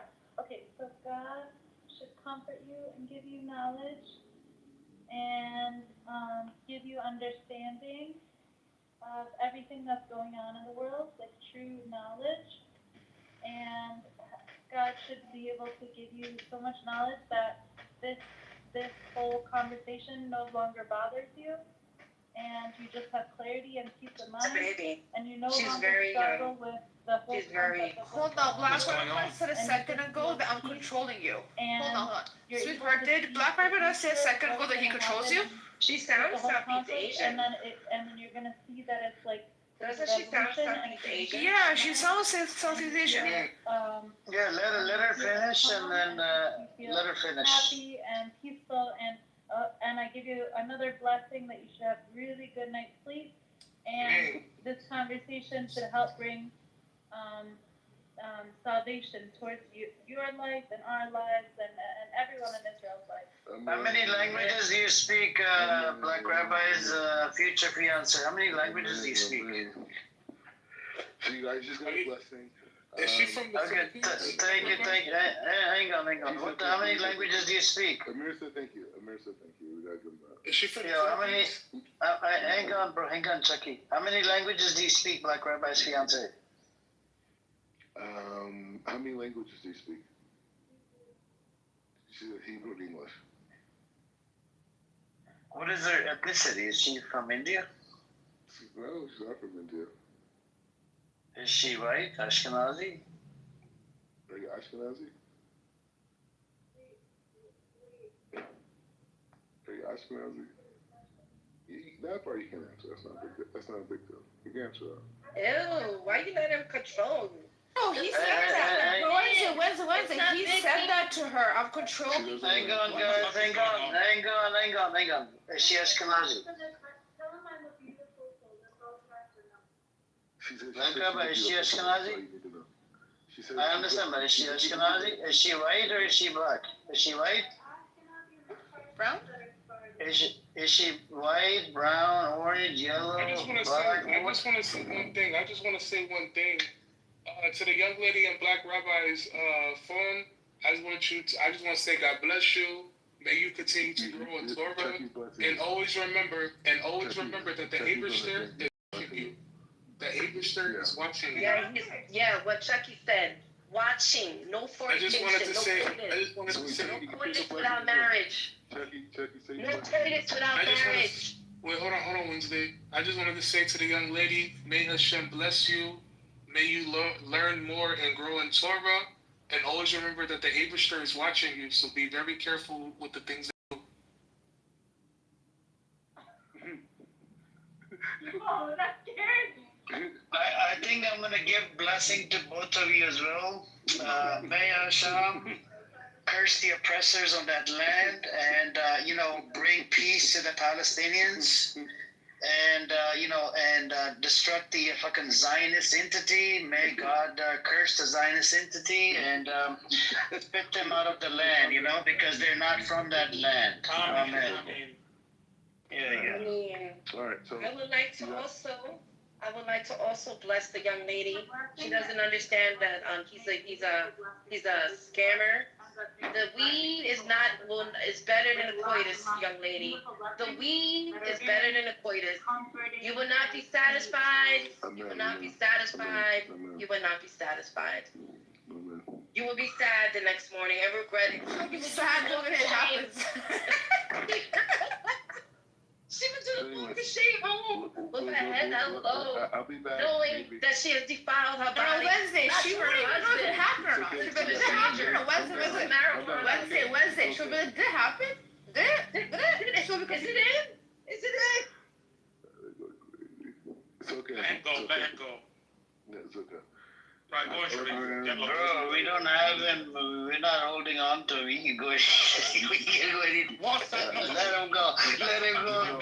Just know every time I General, I think if it was up to you, probably push him down the stairs. I think. I'm fucking tired of Khalifa. Every time I bring blessings, she wants to give another blessing. No, we don't want any more blessings. That's okay. Thank you. Go tell her to get educated on Palestine, Israel. Then come and talk to me. She said Listen and pray. Whatever you did with him, you don't get an HIV. Yeah, but get this. He's on here when he has a guest in his house trying to prove something. You fucking scumbag. Go and enjoy that person. Go and entertain that guest. Get off the fucking That's what I'm saying. That cannot be his wife or his fiancé. Because no wife or fiancé. No it could wife or be fiancé someone would he's paid entertain that. for the night. I don't know. No wife or fiancé would entertain that. Sorry. It doesn't make a difference to us. He's got someone there in person, a guest. Go and entertain that person. No, he's proving to us that, oh look, I can talk to an underage girl Yeah, but too. this is what Sister Eze has said several times. He always comes on here to prove his fucking delusion, and we entertain it. He left. We don't give a shit. He's gone. Thankfully. You're embarrassing him. Hey, welcome. Hey, we gotta invite new people to the What's Up with the General. Welcome, A. Good evening. Good evening. Good evening, A. Did you want to say something, A? A, where's B at? I think this is I'm gonna think. Depends where she is. Hey, can you speak, A? Can you come up to mic so we know who this is? Yeah, just say hello really quick, do a drive-by. Say hello so I know who this person is.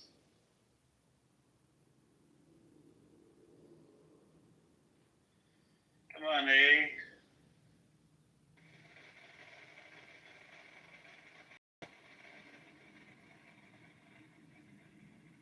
It must be crazy to make all these numbers just to come up to someone's room. Look what house he's part of. blocking them. He's part of a house called Amir Terrorist Call. Is he? And there's a live room in there. Amir is a terrorist promoter. Call the FBI. That's a good one. That's a good one. Oh. That's not Hey, do you want to come up to mic? him, that stupid weirdo. He's not at work. Okay, have a safe flight in the hallway. Bye-bye. Get lost. Get lost. He's on the permanent block list and a safe flight to the hallway. Aiden, same guy who's begging for money on this app for your stupid fucking campaign. His name is John Kitover. John thinks he's going to win something. Can somebody put a commercial on? So if anything, YouTube will. Oh yeah, give us That's okay. It's okay. We don't need commercials. Sure. It's okay. We do. We Yeah, do. it's okay. No, we don't, bro. It's annoying music, bro. Your commercials are pretty long. Yeah, the ad. They're about 50 seconds. They're so long. American commercials, real quick. 1, 2, 3. Next. Anyways. These commercials, you're getting paid for these commercials. Nobody's paying me, man. Don't lie to us, Amir. That's what the Zionist thing, that I get paid, and especially Caleb. He goes, he's definitely getting be honest paid. with me. Nope, I don't get paid shit. Caleb. I wish I did, but I actually want to ask Caleb as a married man, I think he has daughters too. What do you think about a rabbi entertaining a woman in his house at 1-something in the morning that is not his wife? It's a secular society, Vanessa. They can go out and date. But this is supposed to be black rabbi. He's not a rabbi. He literally cursed Prophet Moses, peace and blessing upon him.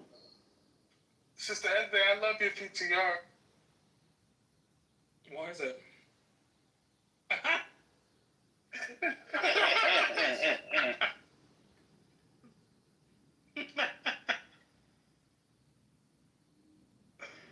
Yo. You guys need to stop with posting his picture. It's causing me trauma. Oh man. I'm sick of this cunt. Nah, that's a good picture though. Yeah, I'm full of shit. I just scared 20 people. And what you gonna do about it? Well, he's scamming that poor girl. He's probably making it seem like he's this big time, showing these pictures of him with Ben Gavir and stuff like that. When he was probably there, just shook his hand and left. That's it. That poor girl is probably just so innocent she doesn't know a scammer when she sees him. I'm sure she'll find out in the morning. She does the walk of shame, yeah. So I can't believe me and Wednesday actually agreed on something today.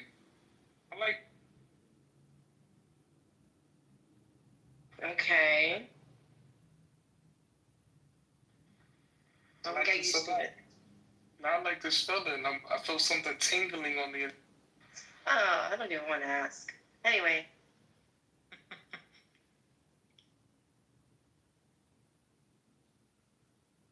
See, that's why I like the way Muslims like the way we do it, because there's always a guardian. But it's similar, it's similar, but Yeah, but the thing is, he's not rabbi. He's not a representative. I just told you he wants to kill Prophet Moses, peace and blessings. That doesn't make you can't be a rabbi or Jewish. No, but he's not a representative of the Jewish faith. We're not going to judge Judaism by what he does. But we do have bad apples on Muslim side as well, by the way. Exactly. Yeah, true. Yeah, there are Muslims. They're dating, sleeping with each other. You know, Exactly.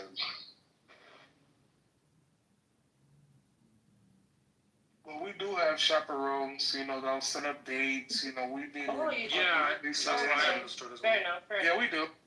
It's almost exactly the same.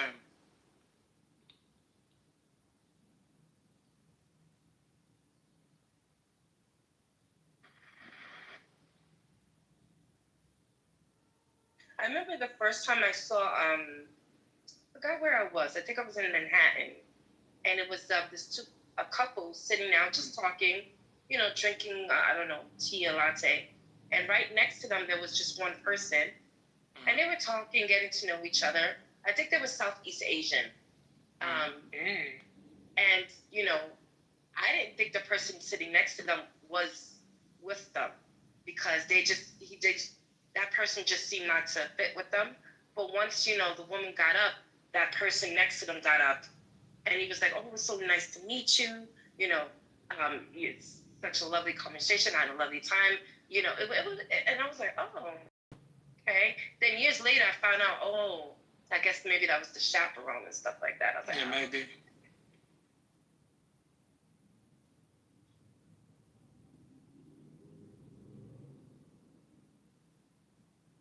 Yeah, like we'll go to like cafes, we'll go to like hotels, or like we'll go to like restaurants, you know, Yeah, I can't wait to be a chaperone. public people. I'm going to have snipers trained on the target. well, you're going to say, you have sisters? 4 sisters.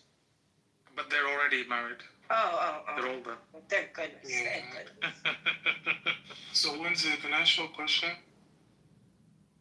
Sure. So how's the chaperone thing gonna work with us when we go get some coffee and a slice of pizza? I'm going to chaperone you. Yeah, General's he's gonna snipe you. There's actually a really good pizza spot in the Bronx. He's gonna be like, Where's the... I don't live in the Bronx. So No, I I don't was know what just you're talking saying though, there's a really good pizza spot in the Bronx, or I know a really great kosher pizza spot in Brooklyn. Oh, perfect, Jackie. You can take me on a date. Yeah, of course, all 3 of us. That'll be fun. about. I don't think that's gonna happen. I think you would love it. Why not Wednesday? You'll have some nice pizza. I have nice pizza already, thanks. Or I could take it to like the And best first of all, I can eat. No. The only thing I can eat out of a pizzeria is just regular plain pizza. You're boring. Oh no, or just with mushrooms. That's good. Yeah, so that's why we go to the kosher. Like Yeah, but if it's a kosher place, it's okay. Yeah. Why would I want to go to a pizzeria that's kosher? You don't have It's issues good. like with other places, contamination with other meats and stuff. Oh, makes sense. Kosher, you're allowed to eat the meat. Yeah. If there isn't another option. You know, we got kosher. Such a weirdo black rabbi. That poor girl. What did he say? He's getting married to the girl? He ain't getting married to no girl. That's his weed person. They just probably like smoking up and stuff. And Probably not in that. she about it. You know what it I mean, I don't like to talk ill of the sister, but maybe he's paid her for the night. is. You never know. That's She's fine. the queen of the Anyway, night. moving on. Yeah, but anyway, moving on. We don't really give a shit. As long as she's safe, it's fine. She should leave the building. Fair enough.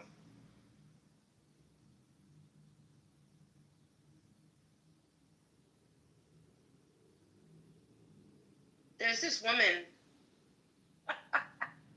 There's this woman that I found on TikTok, and she's in New York, but she used to be an ex prostitute, right? Right. She tells the story of her clients and stuff. Mm-hmm. And she said she had this one Jewish Hasidic client for years. she used to live in Chelsea. I don't know where this person used to live at, but he would know where to find her. She was like, it was going on 10 years.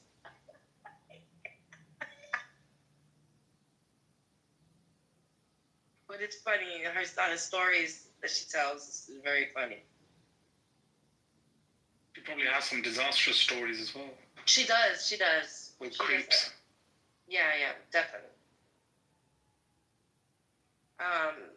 Because Times Square now, that didn't look like that for, like, that's like, what, 24 years now? Before it wasn't like that. If you look at the 90s and 80s, the Times Square was very, like, red light district and a lot of clothes there. Yeah.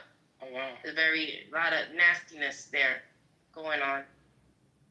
Ladies of the night.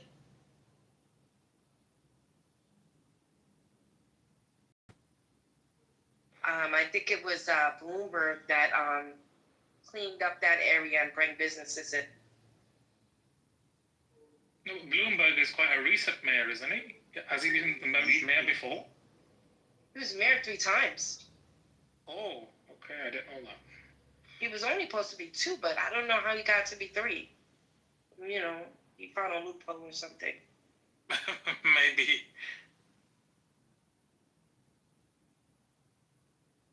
But he did horrible things with the stop and frisk, but I have to admit he did fix up Times Square and bring businesses in and stuff and made Broadway look better than what it was before. Yeah, maybe he made a lot of money in the property around that Yeah, area. I'm sure he did that also.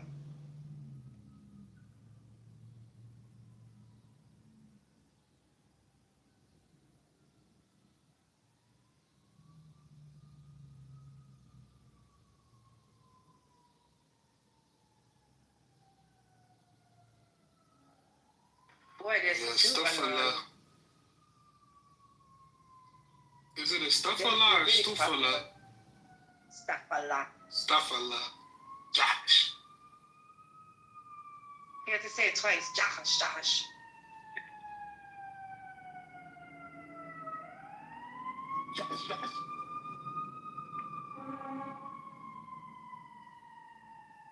Back to the old grind. Thursday. Josh, I want.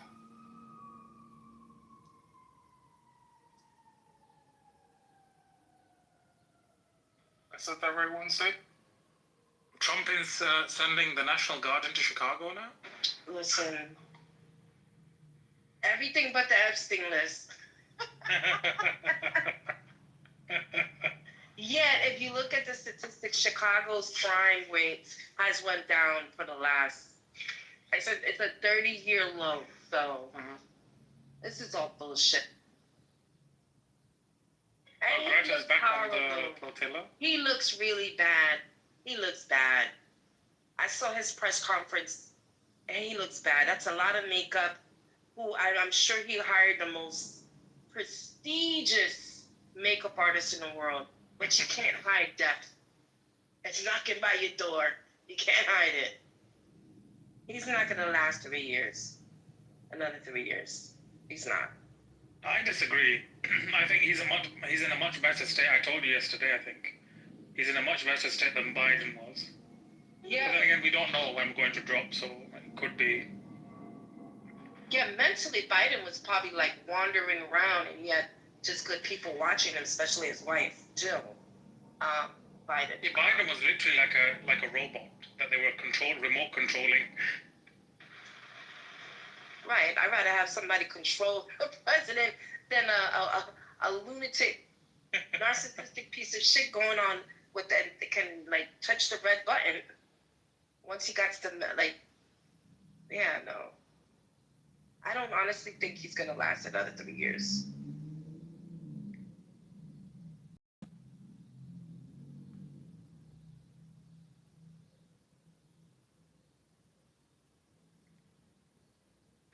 So it's about to get heated in South. What do you mean? No, I'm just getting caught up to Venezuela. Oh, it'll be fine. No, I'm just laughing. I saw the president of Venezuela was very happy about his phone that President Xi Jinping, yeah. Xi Jinping gave him. What's it called? What brand was it? Hawaii? Huawei, yeah. Hawaii. I think He said it was that Huawei. the United States can't track him. I started laughing when he said that. I didn't watch. Is that what he said? He did. He did. But I'm listening to him pretty much threaten the U.S. about sending warships into that part of the world, and that dude just looks scared on videos. Listen. I don't think he's scared. Oh, what is there was a the Vienna Film Festival is happening. Emilio del Toro, he's a famous director, and he told everybody, he was like, the real monsters wear suits, and I agree. I have a question though, Wednesday, in your personal opinion, right? Let's just say that the U.S. went to war with Venezuela. Who would back Venezuela? I could see Cuba backing them, but who? What do you mean? Listen, I honestly think it's just smoke and mirrors. They want Venezuela for their oil. And Venezuela has one of the purest oil there is. I said it earlier in this room. When Saudi Arabia put the prices up for the barrels of oil, Biden took some sanctions off of Venezuela, and they started trading oil. So it's all about the oil. It's always about the fucking oil. It's starting to get annoying at this point. Yeah, but Venezuela has more oil than Saudi Arabia. Yeah. Much more. But my question is, right, this is just a hypothetical situation. Let's say that this war does pop off. What countries would join that war? Because majority of Latin American countries, fuck with the U.S., excuse me. I think the war would be a different war.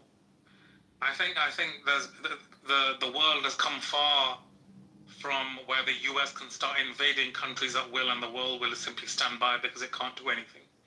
I think any more wars that the Americans get themselves involved in will simply hasten their decline even further than they are doing. Because other countries will start banding together. I mean, look, we have, I think, I'm not sure if it's they've completed, but the Shanghai Cooperation Council has been meeting this week. There have been countries meeting, and this is probably one of the largest gatherings that China is hosting. And I think there's a military parade going on as well tomorrow or the day after. So the world is shifting, and the Americans are kind of stuck in their imperialistic mindset that we can bomb, take over countries at will, but the world has moved on. The world will hold them to account to an extent. Maybe it's time for a new leader. I mean, I don't like China either. They do a lot of fucked up shit to their people and stuff like that, and doing a lot of messed up shit to the Uyghur Muslims, but nothing that America hasn't done. So yeah, but it should go from a unipolar world. You know, when you move from a unipolar world, when you have a single superpower, and you're transforming into a world where there's several superpowers. I think that a multipolar world is much better than a unipolar world. I agree. Because superpowers will be able to keep each other in check. I mean, in my hypothetical utopia, there's no such thing as superpowers, but that's just me. Okay. So everyone is equal. So ChatGPT, the question that I asked, and it says the key partners for Venezuela would be Russia, China, Cuba, but I can see Cuba playing devil's advocate because they need the U.S. as well. But no, they don't. And Iran and Turkey. The Cubans don't get anything from the Americans. But they're trying to get relationships. It was normalized, and then the Trump's put the sanctions back on. Yeah, I heard. Sorry to interject. I heard they're putting drones over flotilla again. Is it? Oh no! Really? It set sail. Was it yesterday or today? Yeah, check. Ask Google Bob or something. I'm gonna look into it. But would have been cool if a foreign military would have escorted them as close as they could. That would have been cool. I think that would have been a lot better. Yeah, like what countries are participating in this one again? They're setting sail from Spain. Yeah, so Spain. That would have been cool if a Spanish warship would have sailed alongside of them and up until they got close to the border, so that way they can guarantee their safety. So I'm just reading here, on Saturday, port workers in Genoa, Italy, issued a stark challenge to Israeli authorities should they attempt to intercept the flotilla. So they're basically threatened to lock down the port if Israel harasses the flotilla. And it's one of the ports where Israel kind of docks quite a few things as well. You know, sorry. You know what I'm thinking? I don't think, I do believe that China is going to be the next superpower. But I don't think China wants the responsibility of being like the police of the world, right? I think they're going to want America to keep that little label for themselves while they just run everything else. That's just my opinion. I mean, I could be wrong. I think the Chinese simply want to do business. Yeah. There's a big space running on on Twitter. The brother Suleiman's running about that drones in Chicago and all of that shit. I don't know. If you guys want to listen to it, I could probably ask you to jump in. I don't have any energy for this man. I don't understand. He looks sickly. What's going on? Is it not? Why does it bother you, Wednesday? Let him die in peace. I want him to die in peace. That's what I'm saying. Yeah, but leave him. He died now. Why are you worrying about it? Is he your uncle? No, I don't care. Then leave him alone. Leave the orange man alone. Leave him alone. He's going to distract you. Isn't it a coincidence he's doing all that shit the same day the IDF is going into Gaza, ground forces, ramping up the genocide? It's so bad that I wish death on another human. But this man, I think the world would celebrate if he died. I think some people will mourn him. Of course they would. Yeah, the MAGA checks. Yeah, but not just MAGA, as in the right wing in Europe. You know what's his name? In Hungary. Tommy Johns. There's all over the place. Tommy. Tommy will. What's his name in Hungary? Yeah, they're everywhere. These fucking morons. Yeah. Yeah, but they're basically, the right wing has been funded by Musk and his crew in Europe, and it's caused chaos. Yeah. It's all strategic. It's all planned. Very strategic, because what it's doing with Europe is, for example, it's creating that culture war. And it's creating an environment where people argue and fight with each other, whilst these billionaires make immense amounts of money. Exactly. Like the same thing that happens to America is happening to Europe. Yes. Mm-hmm. Yeah. All orchestrated. Operation Chaos in the 60s. Same thing. I just want to go. Because people have literally started fighting amongst themselves. Mm-hmm. And it's like, I personally don't get it. Like, you've got to understand that the issues that are, facing everyone are not your fellow man's fault. It's the politicians, or it's the billionaires that are divide and conquer, basically, or setting policy. I'm surprised you say you don't understand it when this is how common people have been duped for centuries. I mean, this is nothing new. I would concede that point, but I don't have a lot of experience. That's why. I see. Well, the book 1984. It's written in 1948, and that's what that was about as well. The dumb fucking proletariat. People forget the large part of that book was a commentary on how dopey fucking working class people are. They just give them a bunch of stupid baubles and trinkets to get them all excited while they're being herded around and manipulated. Fake war propaganda, never any war to keep the military machine going. It's the same old shit. Yeah. Even H.G. Wells was moaning about it at the end of the 19th century, how dumb and complacent the working class were. This is time-honoured. It's just a law of physics that the majority of people are dumb fucking morons and so easily manipulated. And they're never going to learn, apparently.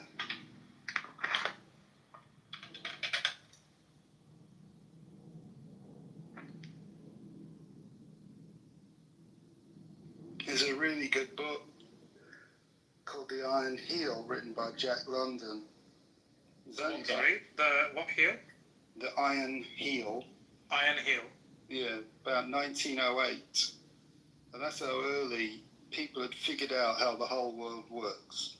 You know, you had the epitome of the robber barons at the end of the 19th century. That's it. Right, it became these enormously wealthy billionaires, the equivalent of billionaires running their global corporations like Standard Oil, East India Company, all that shit, right? Everybody knew what was going on by that point. It was just common knowledge that we're all just minions being exploited by these mega wealthy corporations, right? And so Jack London and people like Marx were knocking around, and Jack London wrote this socialist book as a sort of a science fiction book, as a prediction of the future. And it was all about the struggle of the different classes. So you had the working class, the proletariat, you had the middle class, you had the upper class, of course, the oligarchy, and then you still had militias at the time. So the whole conflict was who can basically get control of the militias if you ever want to have a revolution. And the oligarchs, of course, had all the cards, because all they needed to do was bribe whichever class they wanted to get whatever they want. So if they want to set the working class against the middle class, they just bribe the right people. If they want a militia working on one side or another, they just manipulate it. So it was a whole commentary how people like that had already figured out how the world works. He's written a best-selling novel, but the public doesn't take it on board. They don't understand this is your reality. Fucking work in that reality. The intellectuals constantly explain how the world works, and the public fucking constantly ignores it. One generation dies, a new generation comes along, complete fucking moron airheads. Oh, let's go and fight, let's watch Star Wars, let's go and join the army. Fucking morons. Yeah, I think that's the problem, isn't it? I think the distraction is very well laid out for the generations. Yeah. Every time it just works again and again, over and over. And I don't know if a newer civilization like China may be more mature, because when I listen to their commentary within their society, it's far more intelligent. It's completely different, yeah. Yeah. So I think it was Wednesday, someone was saying, they may not be perfect, but they're far less evil as a society in terms of the kill count.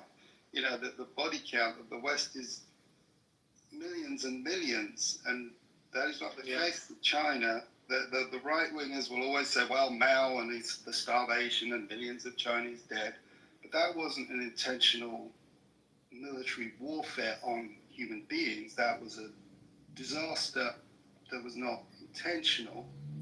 So that's a very different scenario, in my opinion. So maybe the only hope is that a newer civilization will come along that will be able to overcome this human trait of stupidity. Maybe. But I think this the civilization that we have in the Western world essentially is contagious. For sure, yeah, it's a problem. Yeah, it's that's the risk. That, I think, because if you look around the world, I mean, if you just look at the Middle East, for example, the so-called civilization has kind of permeated the Middle East to an extent, and it's creating the same problems within those societies. And these are societies that were very, I won't say impenetrable, but they were kind of resistant to Western civilization to an extent.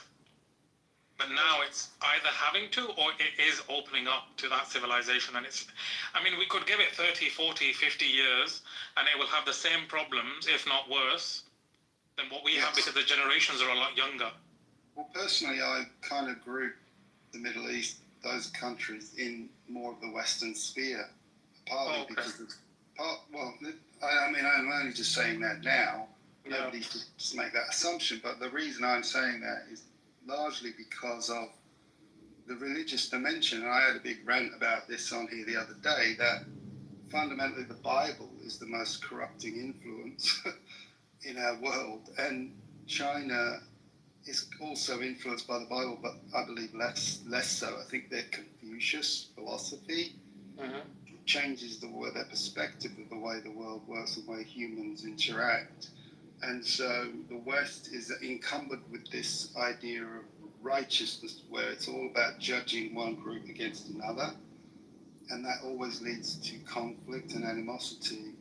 Whereas I think the Chinese culture is clearly more pragmatic, and they almost universally say that about themselves. Oh, we're much more pragmatic, and so that means. Plus, I don't think they have like a superiority complex about them. Well, no, I don't agree with that. No, they with do. The Chinese? Big superiority complex. Yes. Well, maybe I've not experienced it. Yeah, they do, and that will increase as they become the dominant power. Their superiority will increase because it will prove to them, oh, see, we're the master race, and they're already. But the point is, they don't translate that supremacy into slaughtering people, right? Yeah, that's what I meant. It's not a given. You know, our supremacy is we will slaughter people and we kind of dehumanize. Yeah. Now, their supremacy, they may say that we're better than you, but they're not going to, start slaughtering en masse because someone's a different color or they don't deserve to run their own country, so we're going to take over and give them democracy. Yeah, currently they're displaying the opposite behaviour. They're going to places like Africa and doing really good deals with them, treating them with respect, whereas the West always looked down on them as inferior societies. The Chinese are treating them as partners and not ripping them off, not insisting on, installing military bases in exchange for getting access to all their fucking infrastructure. It's the opposite of building infrastructure, not imposing military rule. They do get, obviously... It's a different kind of imperialism, if you want to call it, for the lack of a better word. It's an economic imperialism. It's an economic imperialism rather than a land or something. I would say it's not as imperialistic even at the economic level because they work in a much more fair manner. You've listened to people like Varoufakis, the Greek... Yeah, I was just going to mention him. He describes the way they arrange their deals, and they're much more fair. The West was more conniving about building in intentional parameters to cause them to fail, and they would be on the hook. The Chinese are trying to that is a fair point. The Chinese look at win-win, all ships rising. They don't have an incentive to make states fail like we want them to fail. So they're banana republics under our rule.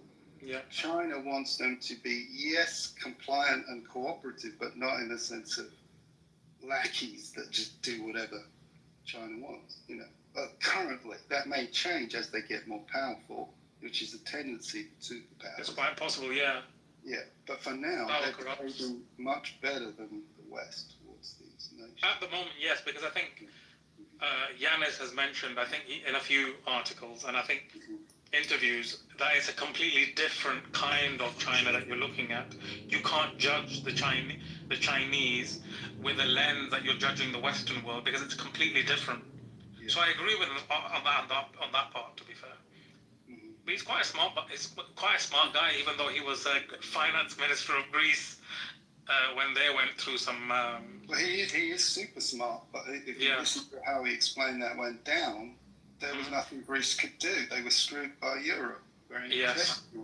So it doesn't matter how smart you are. If you have no bargaining power, all you can do is stand there and watch it go down and tell people, this is exactly what they're doing to us. What can I do? I can't do anything. The banks and the European Union had way too much power. And of course, I'm sure there were bankers within Greece cooperating because there's cooperating, bastards. It's that fifth column that always seems to kind of. There's always one. Yeah. I've added that book that you mentioned in my list, so I'll probably get around to reading it in about 2 weeks. Cool. Nice. So hopefully I can provide you the feedback. Yeah, I'd be interested to hear what you think. It's been a while since I read it, so you might refresh me on some interesting details that I might have forgotten. And I think you may be shocked at how completely and fully aware they were back then how the things work. And you will see a lot of echoes with what's happening now.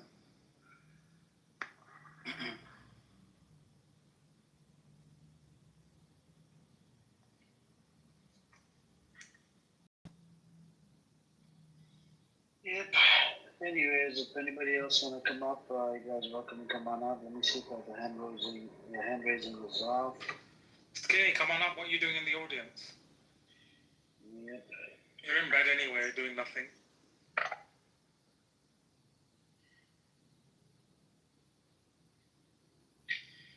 Yep. Someone was talking about a film festival earlier on. Are you sure you meant Vienna? Wednesday. Did you mean Venice? I think she meant Venice, yeah. What did she say? Vienna. Yeah, it's the Venice Vienna, yes. Film Festival. Sorry, it's Vienna Film Festival, yeah. Well, there's one right now in Venice, but that's Venice, California, in LA. So I don't know if you mean the Vienna in Europe then. Yeah, the Vienna one. They had a pro-Palestinian protest there also. They did it in Venice, one. It's in the news on the Hollywood Reporter. There are thousands protesting at the Venice Festival, and Brad Pitt announced his exec producer on the Hind Raja murder. Really? You know, the 6-year-old girl. Yeah. Really? So that is a really big deal. So props to Brad Pitt. Did you see the car in Netherlands? Was it Netherlands or something? They put a car up. And they put holes all around it, and they put pictures of her, reports of her, how she was shot, 300 bullets into the car. Yep, they set up a little place in Netherlands. That's pretty awesome, but nobody cares about Netherlands. No. It's making a headline. It's on Twitter all over the place. No, that's great. Seriously, that is really good. But the point I'm making is that is a big shift in Hollywood for someone of that clout, because he has a big production company, Plan B Films. He made that F1 movie. He's a big deal now in Hollywood. So for him to back that and promote it, there's a big shift in Hollywood that the celebs are coming out and they're not shy. They're not scared of Israel anymore to be able to do that. That's important, because just 5-10 years ago that would be absolutely unthinkable. They had so much control in Hollywood, that wouldn't have been possible.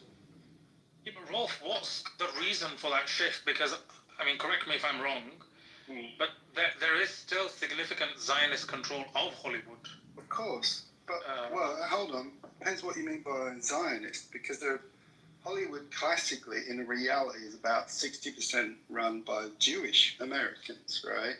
Including some Israelis. Mm-hmm. But Jewish Americans are not rabid Zionists. They're 98% mild Zionists who are liberal-minded, raised in America, and not indoctrinated into the pure hatred that Israelis are, right? So all the Jewish people I know in America are quite appalled by what's going on. Mm-hmm. And so there are going to be plenty of Jewish people in Hollywood who have been quiet. It's very awkward for them. They don't want to be seen as self-hating Jews. They don't want to be seen as disloyal, but they're quietly very upset with what's going on. So you can have a goyim like Brad Pitt get away, and then you may have, say, a Joaquin Phoenix, who I believe is Jewish, who's speaking out against it. So there are plenty of American Jews who are very, very upset with this. They tend to blame it all on Netanyahu, but that's a generalization. Many of them quietly realize how extreme Israel as a nation has become. Many of them, of course, never move to Israel, right? They stay here in California or New York, where it's comfortable. So that's part of the shift, but also the shift in financing. I think the finances in Hollywood are not so dominated by pro-Israeli groups anymore. There's more and more funding coming from outside, especially the shift towards the Chinese market. It means the influence is shifting in the industry as to who has the bucks and the clout. Mm-hmm.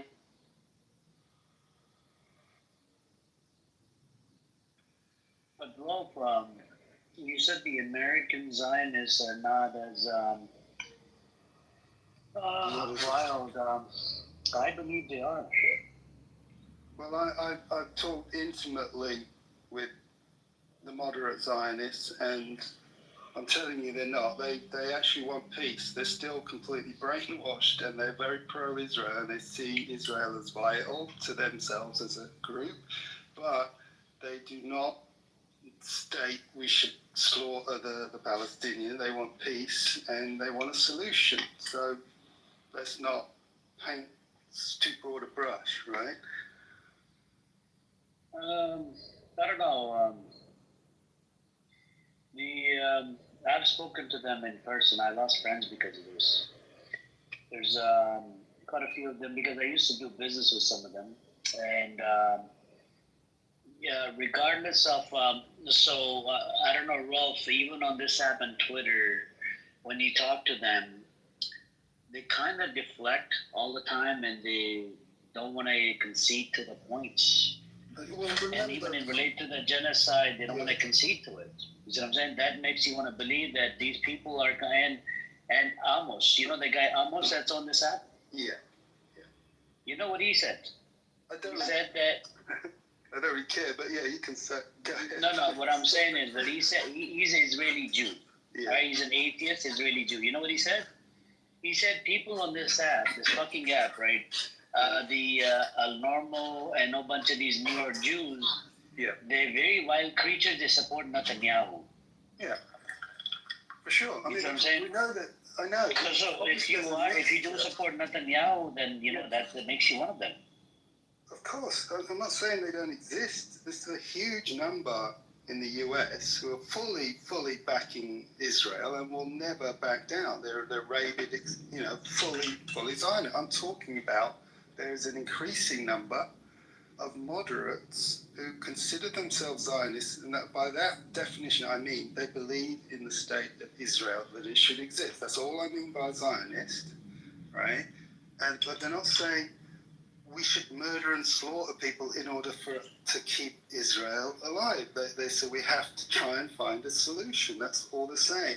Now, maybe my personal friends might be different from the people you do business with, right? I develop long-term friendships, and I'm in the creative industry, so there's naturally a more tendency to be liberal and wishy-washy and lovey-dovey, right, as people. So my cross-section is probably different. Yours probably reflects a more typical cross-section of society. I'm not saying mine is typical, but I'm just saying they're an increasing number. And even if you look at the statistics, the polls, every new younger generation amongst the Jewish population are increasingly anti-Israel. So it's a trend. As the older generation dies off, the boomers who were raised on the Bible movies, the Moses, much shit, and the propaganda of how poor little Israel was created, and their parents literally went through the Holocaust, right? As those generations die off, the younger Jewish people have way less of that indoctrination. They're just born into a world post 9/11 where all they see is terrorism, violence, Israel doing nothing but violence their whole life. They don't have the rose-tinted glasses of the older generation towards Israel. They see Israel as a right-wing extremist nation. The boomers saw Israel as a cute little socialist kibbutz thing. The Guardian in England used to go on and on about what a wonderful socialist left-wing country it was, right? The perception is totally different now. Everybody in the world looks at Israel as just this vicious right-wing extremist nationalist aggressive country. They go and do murders all around the world and kidnapping them and do extrajudicial executions and just bomb people in their apartments. So it's a really different perception. Would you disagree?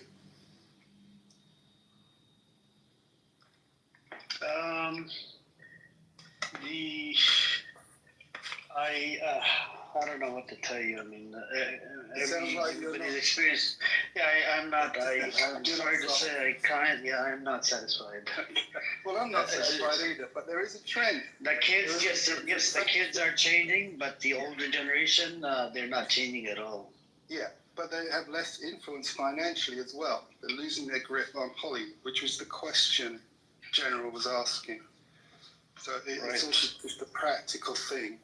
They don't have as much financial influence. Although, of course, I say that, but they've literally just made a massive move to re-grab influence, which is the Skydance takeover of Paramount, because that's Larry Ellison's son, which means Larry Ellison, and he's the guy who created Oracle. He's another super ultra pro-Zionist Israeli type, and he, on the day of Trump's inauguration, was one of those creep moguls on stage with Trump, along with Musk and the other cronies, announcing a new AI plan, 500 billion worth or something insane. Yeah. Brand new fucking surveillance system working with Palantir and the Israeli, what are they, Unit 8200 or whatever. Yeah, Unit 8200. So these fuckers, you know, I'm contradicting myself here because they've just done another massive power grab to regain control over a large part of Hollywood. So yeah, I'm somewhat contradicting myself. But I've worked for Disney, and Disney are super liberal progressive. They are not, they're still run ultimately by the pro-Israeli camp, but they're much softer liberal end of the pro-Israel camp, and they're very diverse intentionally. As you know, they're famously diverse. So the people you're working with in Disney are people, Asians, Chinese, Arabic people. Disney was known for Jew hating. I think Disney himself, that's an exaggeration, but ever since the 80s and 90s, Disney was fully taken over by pro-Israel types like Eisner, Bob Iger, all Jewish moguls who are pro-Israel. But again, they're on a moderate... I tried looking into the board directors. It's like they didn't have the Zionism. I mean, they did write a check to Israel after the 7th of October, I think, for $1 or $2 million, but they didn't show any connections. No, it's all behind the scenes. It's on the board of directors and all that. They are ultimately pro-Israel, but they're moderate on the scale of things, right? That's all I'm saying. Don't you guys do you ever get tired, Rolfo, of anti-Semitism? I'm not anti-Semitic. I just spent quite a while talking about some of my best friends who are Jewish. Yeah, but you always talk about Israel. I don't always. I was in a room hotly debating people about Russia and Europe. You weren't in that room, so no. I don't always talk about Every time I see you, you're talking about That's because you're in this room, and the topic of this room usually revolves around Israel, because we of can what talk about something else. Palestinians. No, I fucking won't. Certainly not for you, you stupid cunt. How fucking dare you tell me what I'm going to talk about? I'll talk about what the fuck I want, especially when there's a fucking genocide happening. So fuck you, stupid cunt. But it's anti-Semitic to talk about Get the fuck out of here, you stupid cunt. You see my PTR? I don't give a fuck about your fucking stupid PTR. This is the definition of anti-Semitism by the Anti-Defamation League. They're a fucking bunch of clowns. The ADL, who defended that fucking child rapist. Fuck them. I don't give a fuck what they think. They've completely lost all credibility. Alleged.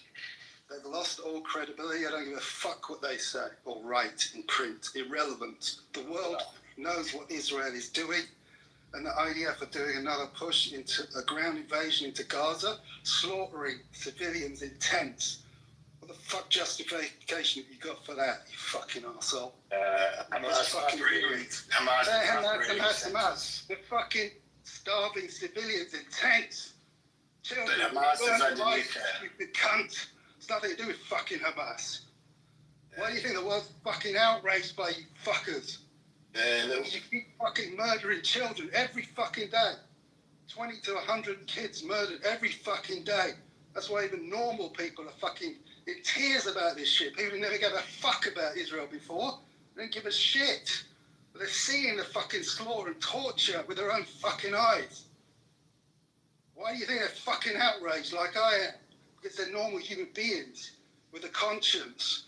So shove that fucking anti-Semitic crap up your fucking arse. There's nothing to do with it. Israelis could be Iranians, Jordanians, Chinese. It doesn't matter what they are, what their fucking religion is. They're fucking evil bastards slaughtering innocent children every day. There's nothing to do with fucking Hamas. So shove it up your fucking arse. What do you got to fucking say for yourself? I don't think there's any reaching you. There's no getting. No, you're not fucking reaching me. Far from it. You can hear the anger in my fucking voice. Because these children are dying every day. And nobody's lifting a finger to stop them. What are you doing to protect those fucking children? And they're going to kill Hamas. It's not Hamas killing those children. It's fucking IDF. On the record, everybody knows it. From medics to doctors to witnesses to reporters. Everybody has seen it. It's in mainstream media. It's not even just fringe groups like Al Jazeera. It's in mainstream news outlets. That is what's happening. So don't come with your shit about Hamas. Hamas is long gone. They barely exist. A fucking ragtag, pathetic group with hardly any weapons. Running what, between tents in the road? Where are their fucking bunkers and military tanks or anything like that? They've got nothing. A few people with fucking rifles and homemade explosives, that's it. They're fucking irrelevant. This is a slaughter and it's an ethnic cleansing, it's a genocide. And Netanyahu and Trump have all announced it, that they want to clear Gaza out because they've got plans for it. So don't come with this shit about Hamas. Nothing to fucking do with it. It's an excuse. Everybody in this room knows that. It's that stupid cunts like you. Do you know who Alan Dershowitz is? Of course I fucking do. One of the biggest cunts in the whole fucking world. One of the most hated public figures. Because everybody fucking hates him. He's a lying, slimy douchebag. Why would you mention that cunt other than to get me really fucking angry? Eh? Well, I was going to say, he said in order to get to a resolution here, we have to get beyond the terms like ethnic cleansing. Yeah, well, he's fucking wrong, isn't he? Because it is fucking ethnic cleansing every day. And the more you ethnic cleanse, the less we have to remove that word, the more we need to emphasize that word. Because it is fucking ethnic cleansing. And it's worse ethnic cleansing every day. If you keep adding more people getting murdered and slaughtered and relocated and starved, you're increasing the ethnic cleansing. So no, let's not remove that language. Let's increase that language and emphasize that language, just as the South African report did to the International Court. And the International Court absolutely recognized everything in that document and agreed that what they said was true. And they're fucking sitting on their ass debating whether it's a fucking genocide or not. It was a genocide a month in. And the fucking Western media, BBC and Guardian's just come out today. They fucking collaborated with Israel to keep the story fucking straight so they can keep a lid on it and propagandize stupid fucking Westerners that Israel's going to defend itself when it was a pre-planned fucking genocide from day one. This is why they allowed Hamas to do that stupid October 7th stunt, which the fucking Israel, it's our fucking 9/11. It's not fucking 9/11. It's a pathetic little attempt at an attack that was completely used for justification for their plans that they already had for Gaza, all in terms of Greater Israel, because they want to expand their territory, which they're doing into Jordan, into Syria, into Lebanon, and try and pick a fucking war with Iran that they can't fucking win because Iran's much too strong for Israel, and so on. That's what's fucking going on. So yes, we will continue to highlight that is an ethnic cleansing going on. What else bullshit have you got to say for yourself? Are you always this contrarian, or only when you talk to Jews? You can have a break now. I think you've riled them up enough. Rolf, I wanted to pick your brain with regards to Iran. What's your assessment? Do you think the Israelis will attack Iran again? Because there's been a lot of talk about it. Yeah, there'll be another round of stupid exchange between them. I was in a room earlier today talking about what's it all about. You know, is this really a war with Iran? Is one side going to win? Did one side get an advantage over the previous exchange? The consensus was that Iran came out with more advantage because they had more intel as a result. But I pointed out Israel is not stupid, nor are the Western allies of Israel. You've got the US, Britain, Europeans all collaborating on the intel against Iran. They have it surrounded. So whatever Israel did was a calculated provocation, again, to assess Iran's capabilities. It also appeared to highlight collaboration with China. So all of these were useful data to help the West replan. And so that's what I expect to see, increasing exchanges where both sides recalibrate against each other. China ultimately is more capable of increasing weapons production. It's now faster at innovating, and Iran's now going to probably start using their satellite GPS system, which will all help with their missile technology. So as that trend continues, the advantage may well go towards Iran rather than against it. But then again, China doesn't want to get directly involved militarily. The West is happy to wage all-out war. Yeah. And Trump's just announced the change for the name of the Department of Defense to Department of War. So the kid gloves are off. They're not pretending anymore. Everything's going to be wars of aggression now for the rest of Trump's term. And so they're happy to go full-on war with Iran.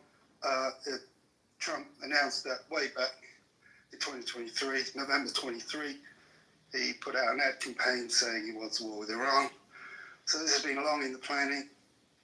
And the only question is how long will it take? I'm predicting roughly 10 years, a long, slow war of attrition coupled with attempts at destabilizing Iran from within, which is standard playbook every time. That's my guess. No, thank you for that. Yeah. And do you sort of disagree with any of that or question about any? No, I'm not disagreeing with it. I just simply wanted to pick your brain because I think, I mean, even during my lifetime, they've always tried to destabilize it to an extent. I just simply wanted to pick your brain with regards to any future conflict that the Israelis have planned vis-a-vis with Iran, what the purpose of that would be, because this, taking out their nuclear plants was simply an excuse for the Israelis, I think. I don't think the Israelis had any intention because they were counting on the Americans to do the heavy lifting. Yeah. Anyway. Yeah. I do think a lot of that was somewhat performative because people like Scott Ritter pointed out that they would have already moved their facilities out of there by the time it happened. So it felt performative. The fact that they were willing to telegraph that to the public so well in advance means they're sort of going wink wink to Iran. We don't really want to hurt you too much this time, so let's put on this silly performance for the world. That's how it felt, and so I think a lot of it. The same thing happened with that previous missile exchange, as you probably know, when Iran sent that wave of drones into Israel. It got revealed later that they carefully collaborated with the West to calibrate exactly how much damage they would do. Yeah. So there's a lot of sort of theatrical performative stuff going on here as they feel each other's capabilities out. And it's very complex politically because you've got players like Russia in the mix who are split in their agenda. Their agenda ultimately makes sense to defend Iran for geopolitical reasons, but they're much more aligned traditionally with Israel, culturally as well as they have. They've been fucking Iran over recently with Azerbaijan and Armenia, the different pipeline plants for those areas. So they're less and less of an effective ally for Iran, which is why Iran's pivoting much more towards China.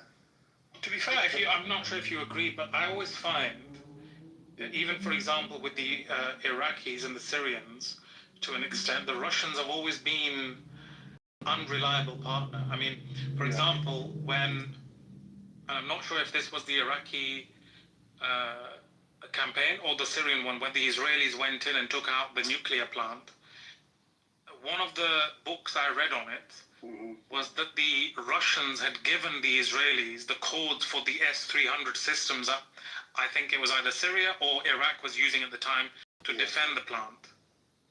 So it always feels like whenever, for example, an ally like the Iranians or basically a Middle Eastern ally, or even anywhere else to be fair, the Russians always come out as not being very reliable. They're not. They're probably the opposite. If you add it all up, I think they're more of an enemy to the Islamic world than an ally. Yeah. They have to play nice publicly to Islam because they have such a large population in their territory. They want to keep them on board. They want to keep them as allies to have access to trade and oil, all that. So there's a lot. That's why I'm saying it's a conflict. When it comes to the nitty gritty, they're actually they will simply stab them in the back. And that's what it seems to occur more often than not. Agreed. So I think that's why the Iranians are moving towards the Chinese now, because I think they've figured out that the Russians are not doing it. There were two recent examples, I forget the details, where Russia screwed them twice recently. And that coincides with very public statements with China saying, we fully support Iran. Yeah. And as you heard, talk of big Chinese bomber landing, or not, a cargo plane landing in Iran, maybe to deliver radar systems and stuff like that. So there clearly is more of a pivot towards China, and China absolutely needs that oil. It needs the Strait of Hormuz being kept open. And I think China would be a natural partner for the Iranians as well, because I think the Chinese manufacturing capacity and capability is there, whereas the Russians are not really. I mean, some of their technology is not. I mean, people like to boast on about the S300 and the S400. I don't think it can. It doesn't live up to its name. I agree. It's not all that hot anymore. And the one thing they are good at is producing munitions. So they're very capable of cranking out missiles and artillery. They're very good at that. But so are the Chinese. And so are the North Koreans to some extent. So. Yeah, but I mean, for example, let's just look at Chinese and Russian equipment.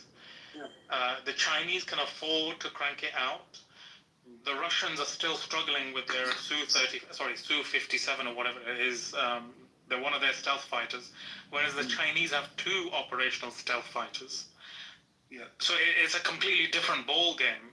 No, I agree. I mean, comparatively speaking, nobody in the world comes close to pace of production that China can do, and now they're becoming the leading innovators as well. So on top of the ability to produce, they're able to advance their technology faster than the West as well. Yeah, but even in the long term, Rolf, if you look at, if you're, for example, a leader of a country where you're trying to secure the future of your nation, you wouldn't look at a country like Russia, whose economy is barely the size of, Finland? Or maybe Italy, I don't know. Italy, maybe Italy. I mean, it's a very regressive, because if you look at population growth, it's not really growing. And this is obviously, it's all to do with demographics as well, where their population centers are, mostly centered around Moscow and that region. They're not really reproducing. Their economy is really not really doing much. It's like Japan's is stagnant to an extent.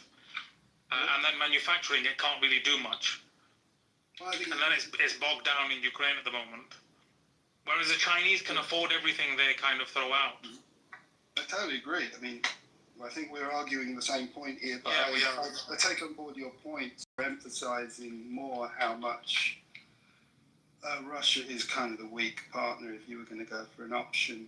It's just a gas station at this moment in time. It's just a gas station for the Chinese to power. I mean, I think I was reading today in the FT that they recently signed the Power of Siberia 2.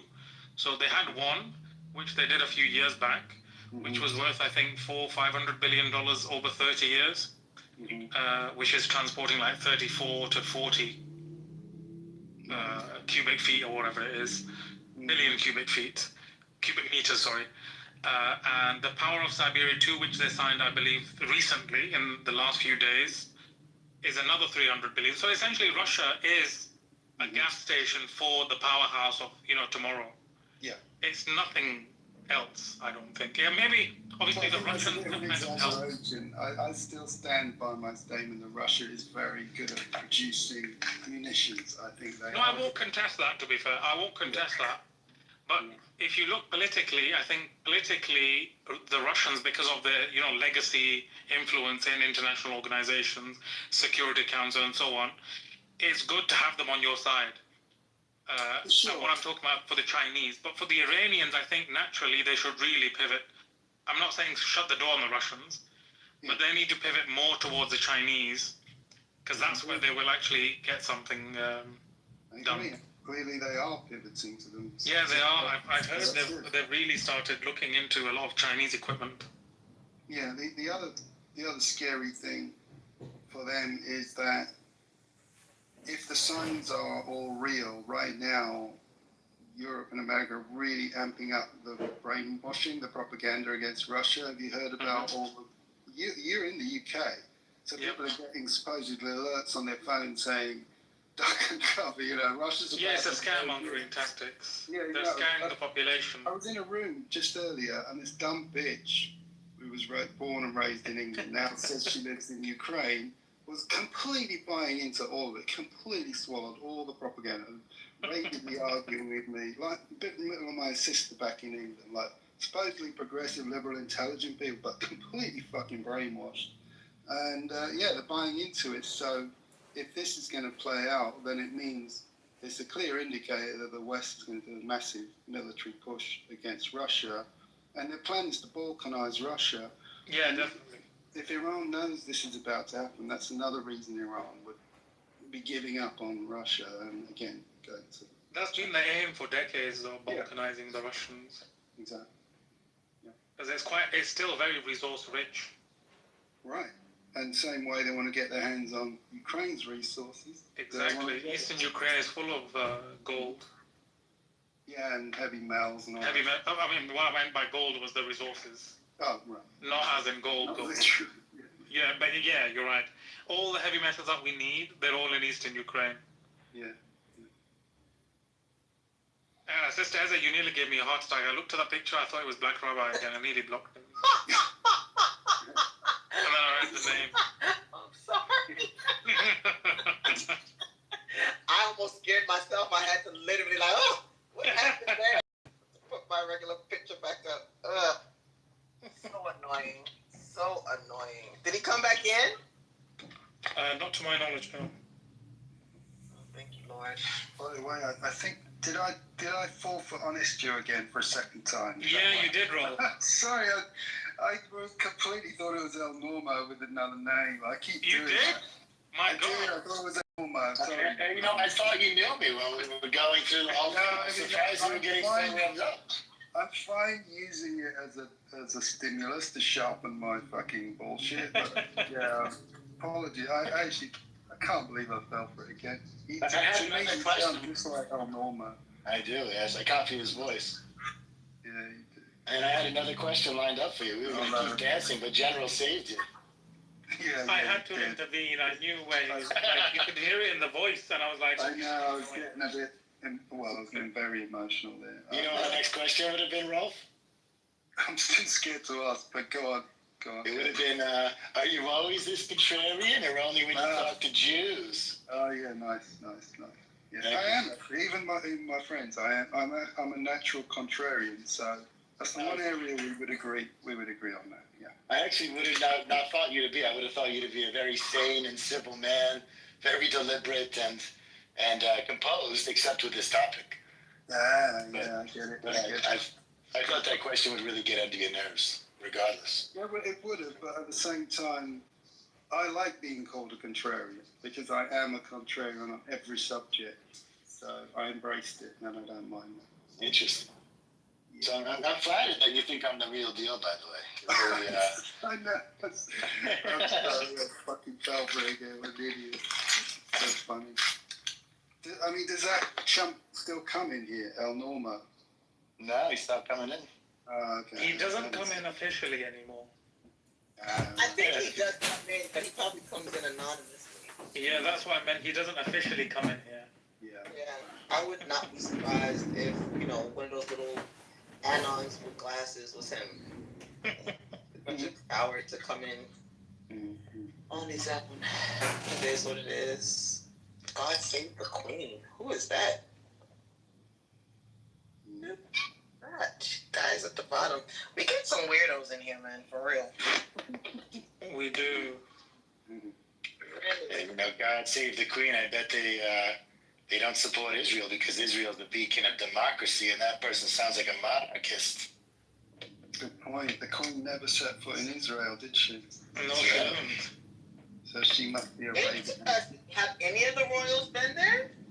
No, I don't think so. Wow, what a fun fact. It is a fun fact, isn't it? Apparently, I read.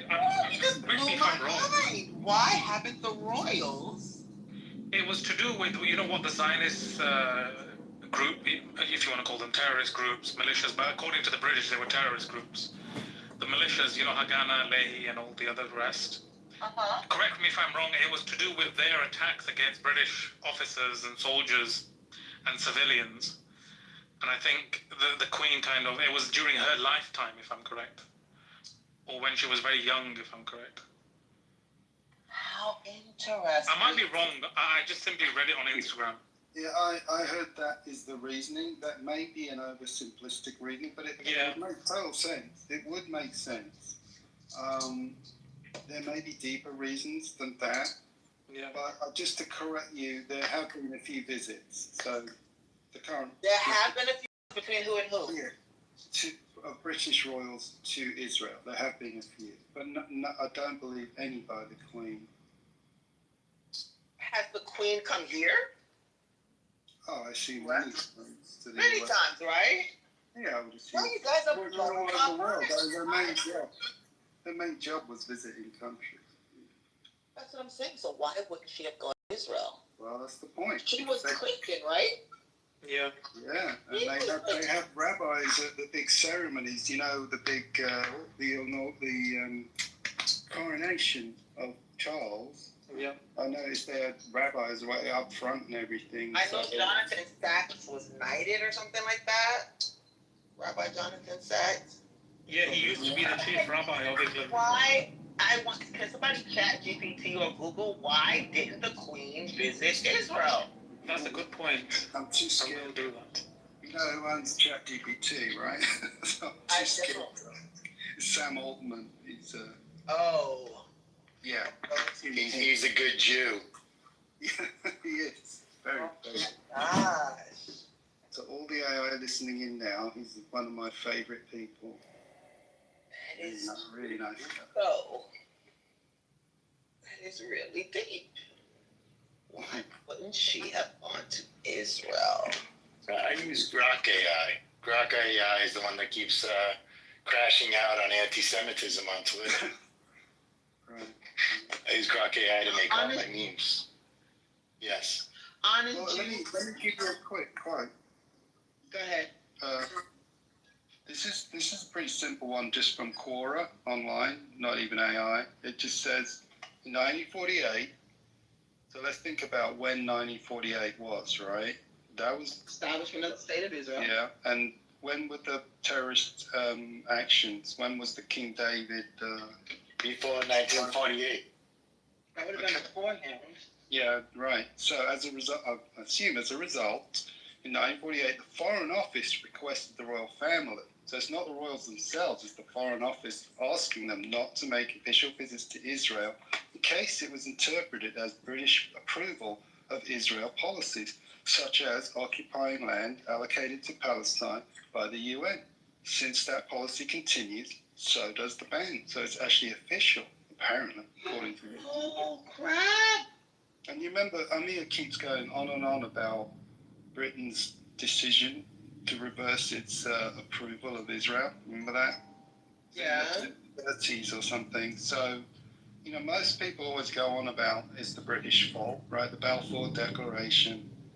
The British enabled it, which they did, and the British were still militarily supporting Israel all the way up to at least 67. So the British were definitely integrally involved in creating the State of Israel. But by the 30s or so, they started to back off and change their mind and were turning against the State of Israel. And basically, gradually, it became more of a US operation. So after the Suez Crisis is essentially the turning point where Britain was no longer the ruling power of the world, and it was the US. And then Israel effectively became a proxy state under US rule, pretty much after 67, I would say. And it's stuck ever since, huh? Yeah, clearly, more and more so. To the point where Israel, the US is now a proxy state of Israel, pretty much. Wow. That is some deep shit. It I is. don't even know why it never crossed my mind before. Because I've never seen that. Yes. Go ahead. we are, well, I was going to say, we are definitely presented with the idea that Britain is so completely, fully backing Israel. That is the narrative, and this contradicts that. It's pretty important. It does. It does. Whew. Well, where does Britain stand on Gaza today? What does the UK stand on that? Unfortunately, they're mixed because they say nice things, they say rhetoric, but they keep tacitly giving cover to Israel. That chump Starmer, who I believe is kind of a closet Zionist, he said Israel has the right to defend itself. That chump Lammy keeps saying things to cover for Israel, but quietly the government has an internal document acknowledging that Israel's committing war crimes, but the UK government is not acting on it, and they have not acted upon the International Court's decision. So the UK is playing this game of hypocrisy where they mix their messages. They don't want to piss off Israel, and they don't want to piss off the public, so they're talking out both sides of their mouth. Meanwhile, they're running. The bigger question is this good public policy? And I think actually, we're all three of us are in agreement that it might not be. Well, I think for me, I'm a big component that crime should be reduced, and that we should do something about crime. So that's where I start. Let's start there.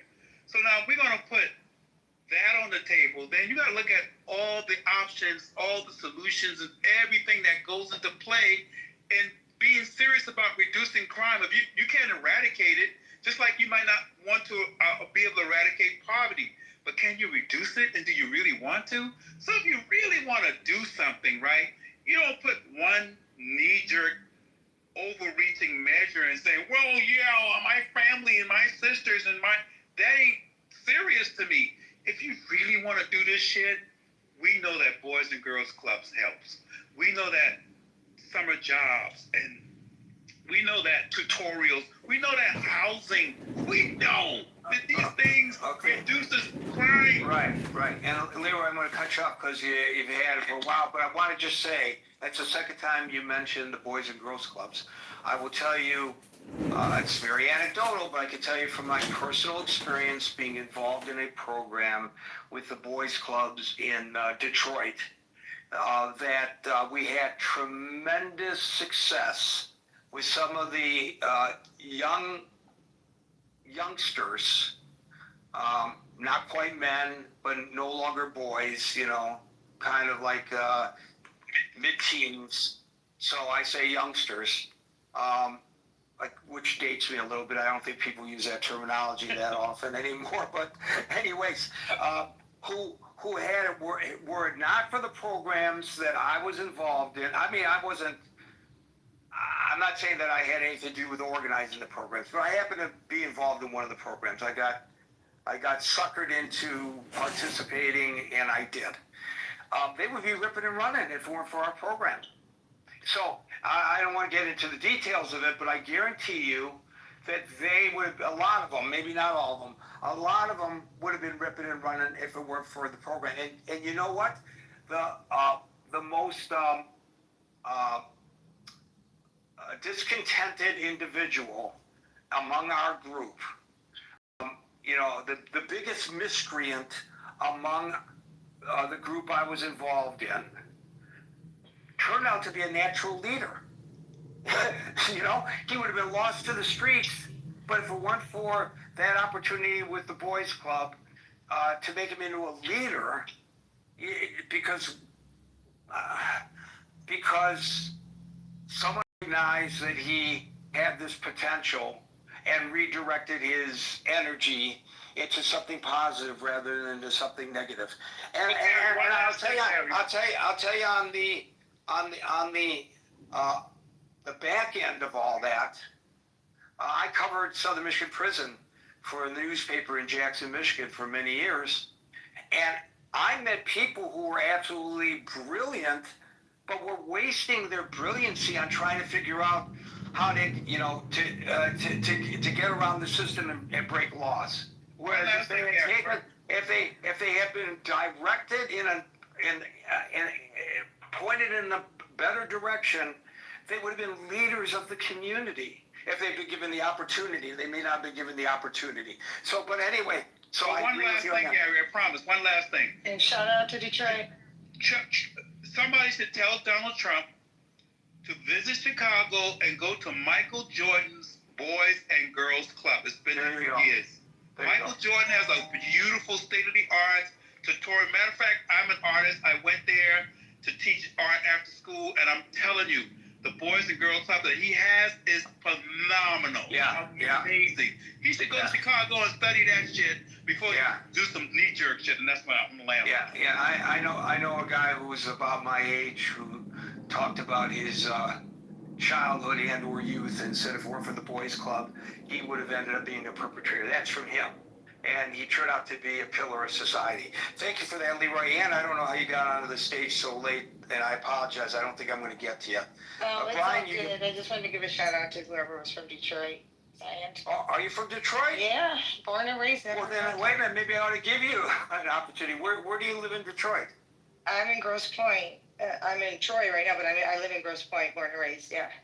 Oh, very nice, very nice. Right up against Alter Road there, right by, Alter Road, that's the last road before Detroit, yeah. Right, that's the demarcation line between. That's the DMZ, man. Do you remember when Jam Sounds used to be at Alter Road in Jefferson? Yes, I sure do. Oh yeah, well that was. I can picture the big yellow building and everything. That was literally the crime DMZ, because all the cops were going in there to get their sounds, and all the drug addicts were going in there to get the big boom boxes for their cars.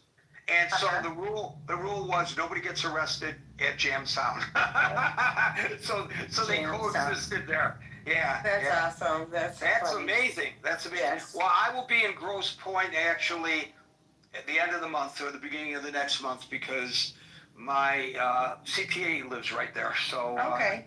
Yeah, his office is across the street from Grosse Pointe South High School. Oh my God. Yeah, that's like I could throw a rock at the high school. Well, we'll get together for a cup of coffee. Yeah, good chat. Okay, and thanks a lot for that. That's kind of fun. Okay, Brian, you get the last word. Thank you, Leroy. Brian, did you fall asleep? No, I'm sorry. Something came up on my screen. I had to get it off before it would let me find the mute button. That's why I put it in D&D. D&D. Go ahead. You're up. Was Double talking about, when he was talking about feeling unsafe, was he talking about Washington, D.C. or Baltimore? No, Washington, D.C. He said his girlfriend lives in when was he out of his apartment last? Because if he still feels unsafe, then obviously the National Guard hasn't helped. And according to Donald Trump, there's zero crime in D.C. now. So I heard him talking about that, and I thought it was D.C., but I thought I better make sure. National Guard's been there a while now. That with the National Guard there, his girlfriend, it's her apartment. His girlfriend still feels unsafe, even with the National Guard there, he said. So, geez, what do we do now? Well, as Leroy pointed out, they're there for 30 days. So what happens when they leave? And he's absolutely right. He obviously is a guy, I could tell from how he expresses himself, and also talking about his experiences with the Jordan's Boys Club and all that. He's a guy who understands how it works. And he's absolutely right that if you're going to saturate an area, whether it's with the police or whether it's with the National Guard, and if they are, and there's a question of the legality of this, but if they're stopping people on the street with checkpoints, again, probably not legal, but I'm not an attorney, they're not going to be ripping and running with drugs and guns, because they don't want to get caught with drugs and guns, and they don't know when they might get caught with drugs and guns, so it's a deterrence. But when they're no longer on the street, then they're going to be back out doing what they were doing before. And you will see that. And when it happens, the president probably will say, see, this is why we need the National Guard. Or maybe he'll ignore the crime statistics at that point. But I will put my money on Leroy's prediction that in a couple of days, whenever this thing expires, this 30-day deployment, I'll have to check to see when that might be. The crime will go right back up in the areas that the National Guard's patrolling, of course. Yeah, they'll probably put an extension, but I mean, in short, I'll let you go. But in short, I agree with most of whatever everyone has said. I think that we need to put the money into the crime fighting in the programs, and I don't think it's fair to our National Guardsmen to use them in that fashion because it's not really their job, and they're either going to be underarmed and at risk or overarmed and run a risk of a bigger incident happening, which I'm surprised hasn't happened yet, sending them into, if they were actually sent into neighborhoods where there were violence. One other quick thing I was thinking about earlier is that, in our city, we've got these things around the city that if it hears gunfire, it reports it. Do you know that any other, most major cities have these shot detector programs. Yeah. Yes. All right, Gary, have a good evening and good night. And they work, but they don't work very well around the 4th of July. Folks, we're here Monday through Friday from 5 p.m. to 6 p.m. New York time. So until 5 p.m. New York time tomorrow. For the next edition of the Critical Thinking Forum, everybody be safe, be well, and peace out.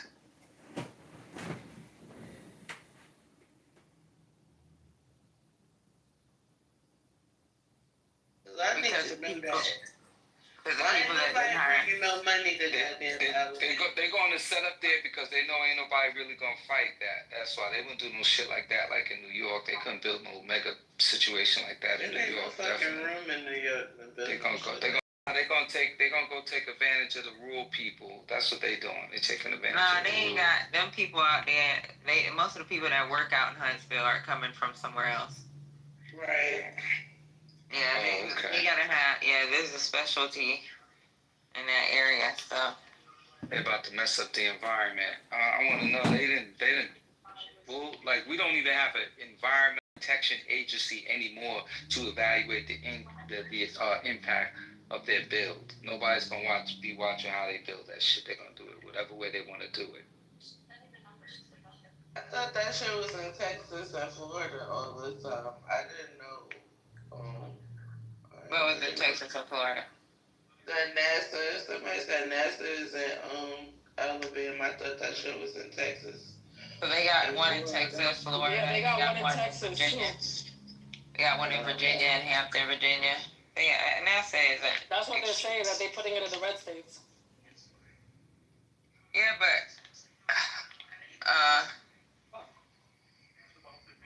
Alabama's where they get a lot of their parts for aviation, so that's where their item managers are. So like when shit goes down, it's the item managers that procure all that shit. And it goes straight to Alabama. So it only makes sense, maybe. I don't know. It makes sense to me.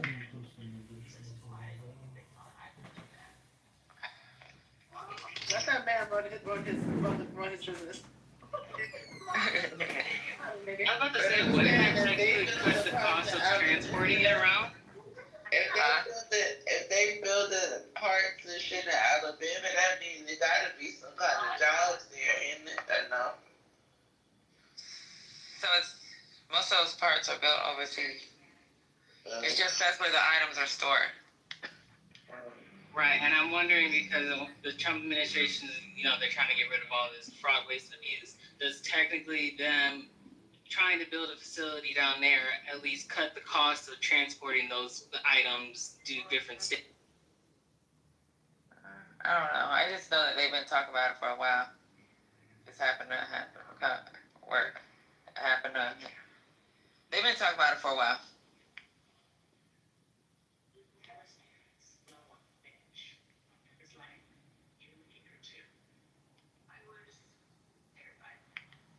I think it's a big deal. I don't even know why that was such a grand announcement. I'm like, Space Force is moving. Did he go on the tangent? Did he lose his thoughts today? He went to talking, like, cause you know he went on a tangent. He was just talking about anything and everything. I think he was too quiet for the last couple of days, so we had to play catch up. But maybe last time to prove to everybody he was alive, and that's like the last time we didn't see him for a couple of days was last year. I remember it. I was in Canada, and I remember my mother saying to me during the trip, she was like, "You know what, son? I haven't heard from Trump lately." I said, "Really?"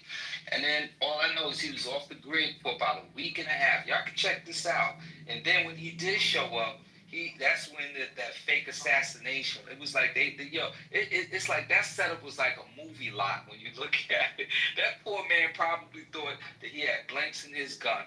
He probably did. You know, he was a wannabe actor.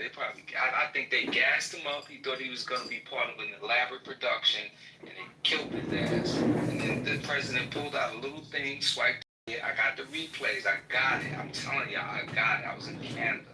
I saw this shit play out. And they did that hoax. So that was the last time he was off the grid, and then when he came back on, I guess they did all the rehearsals and all that shit. But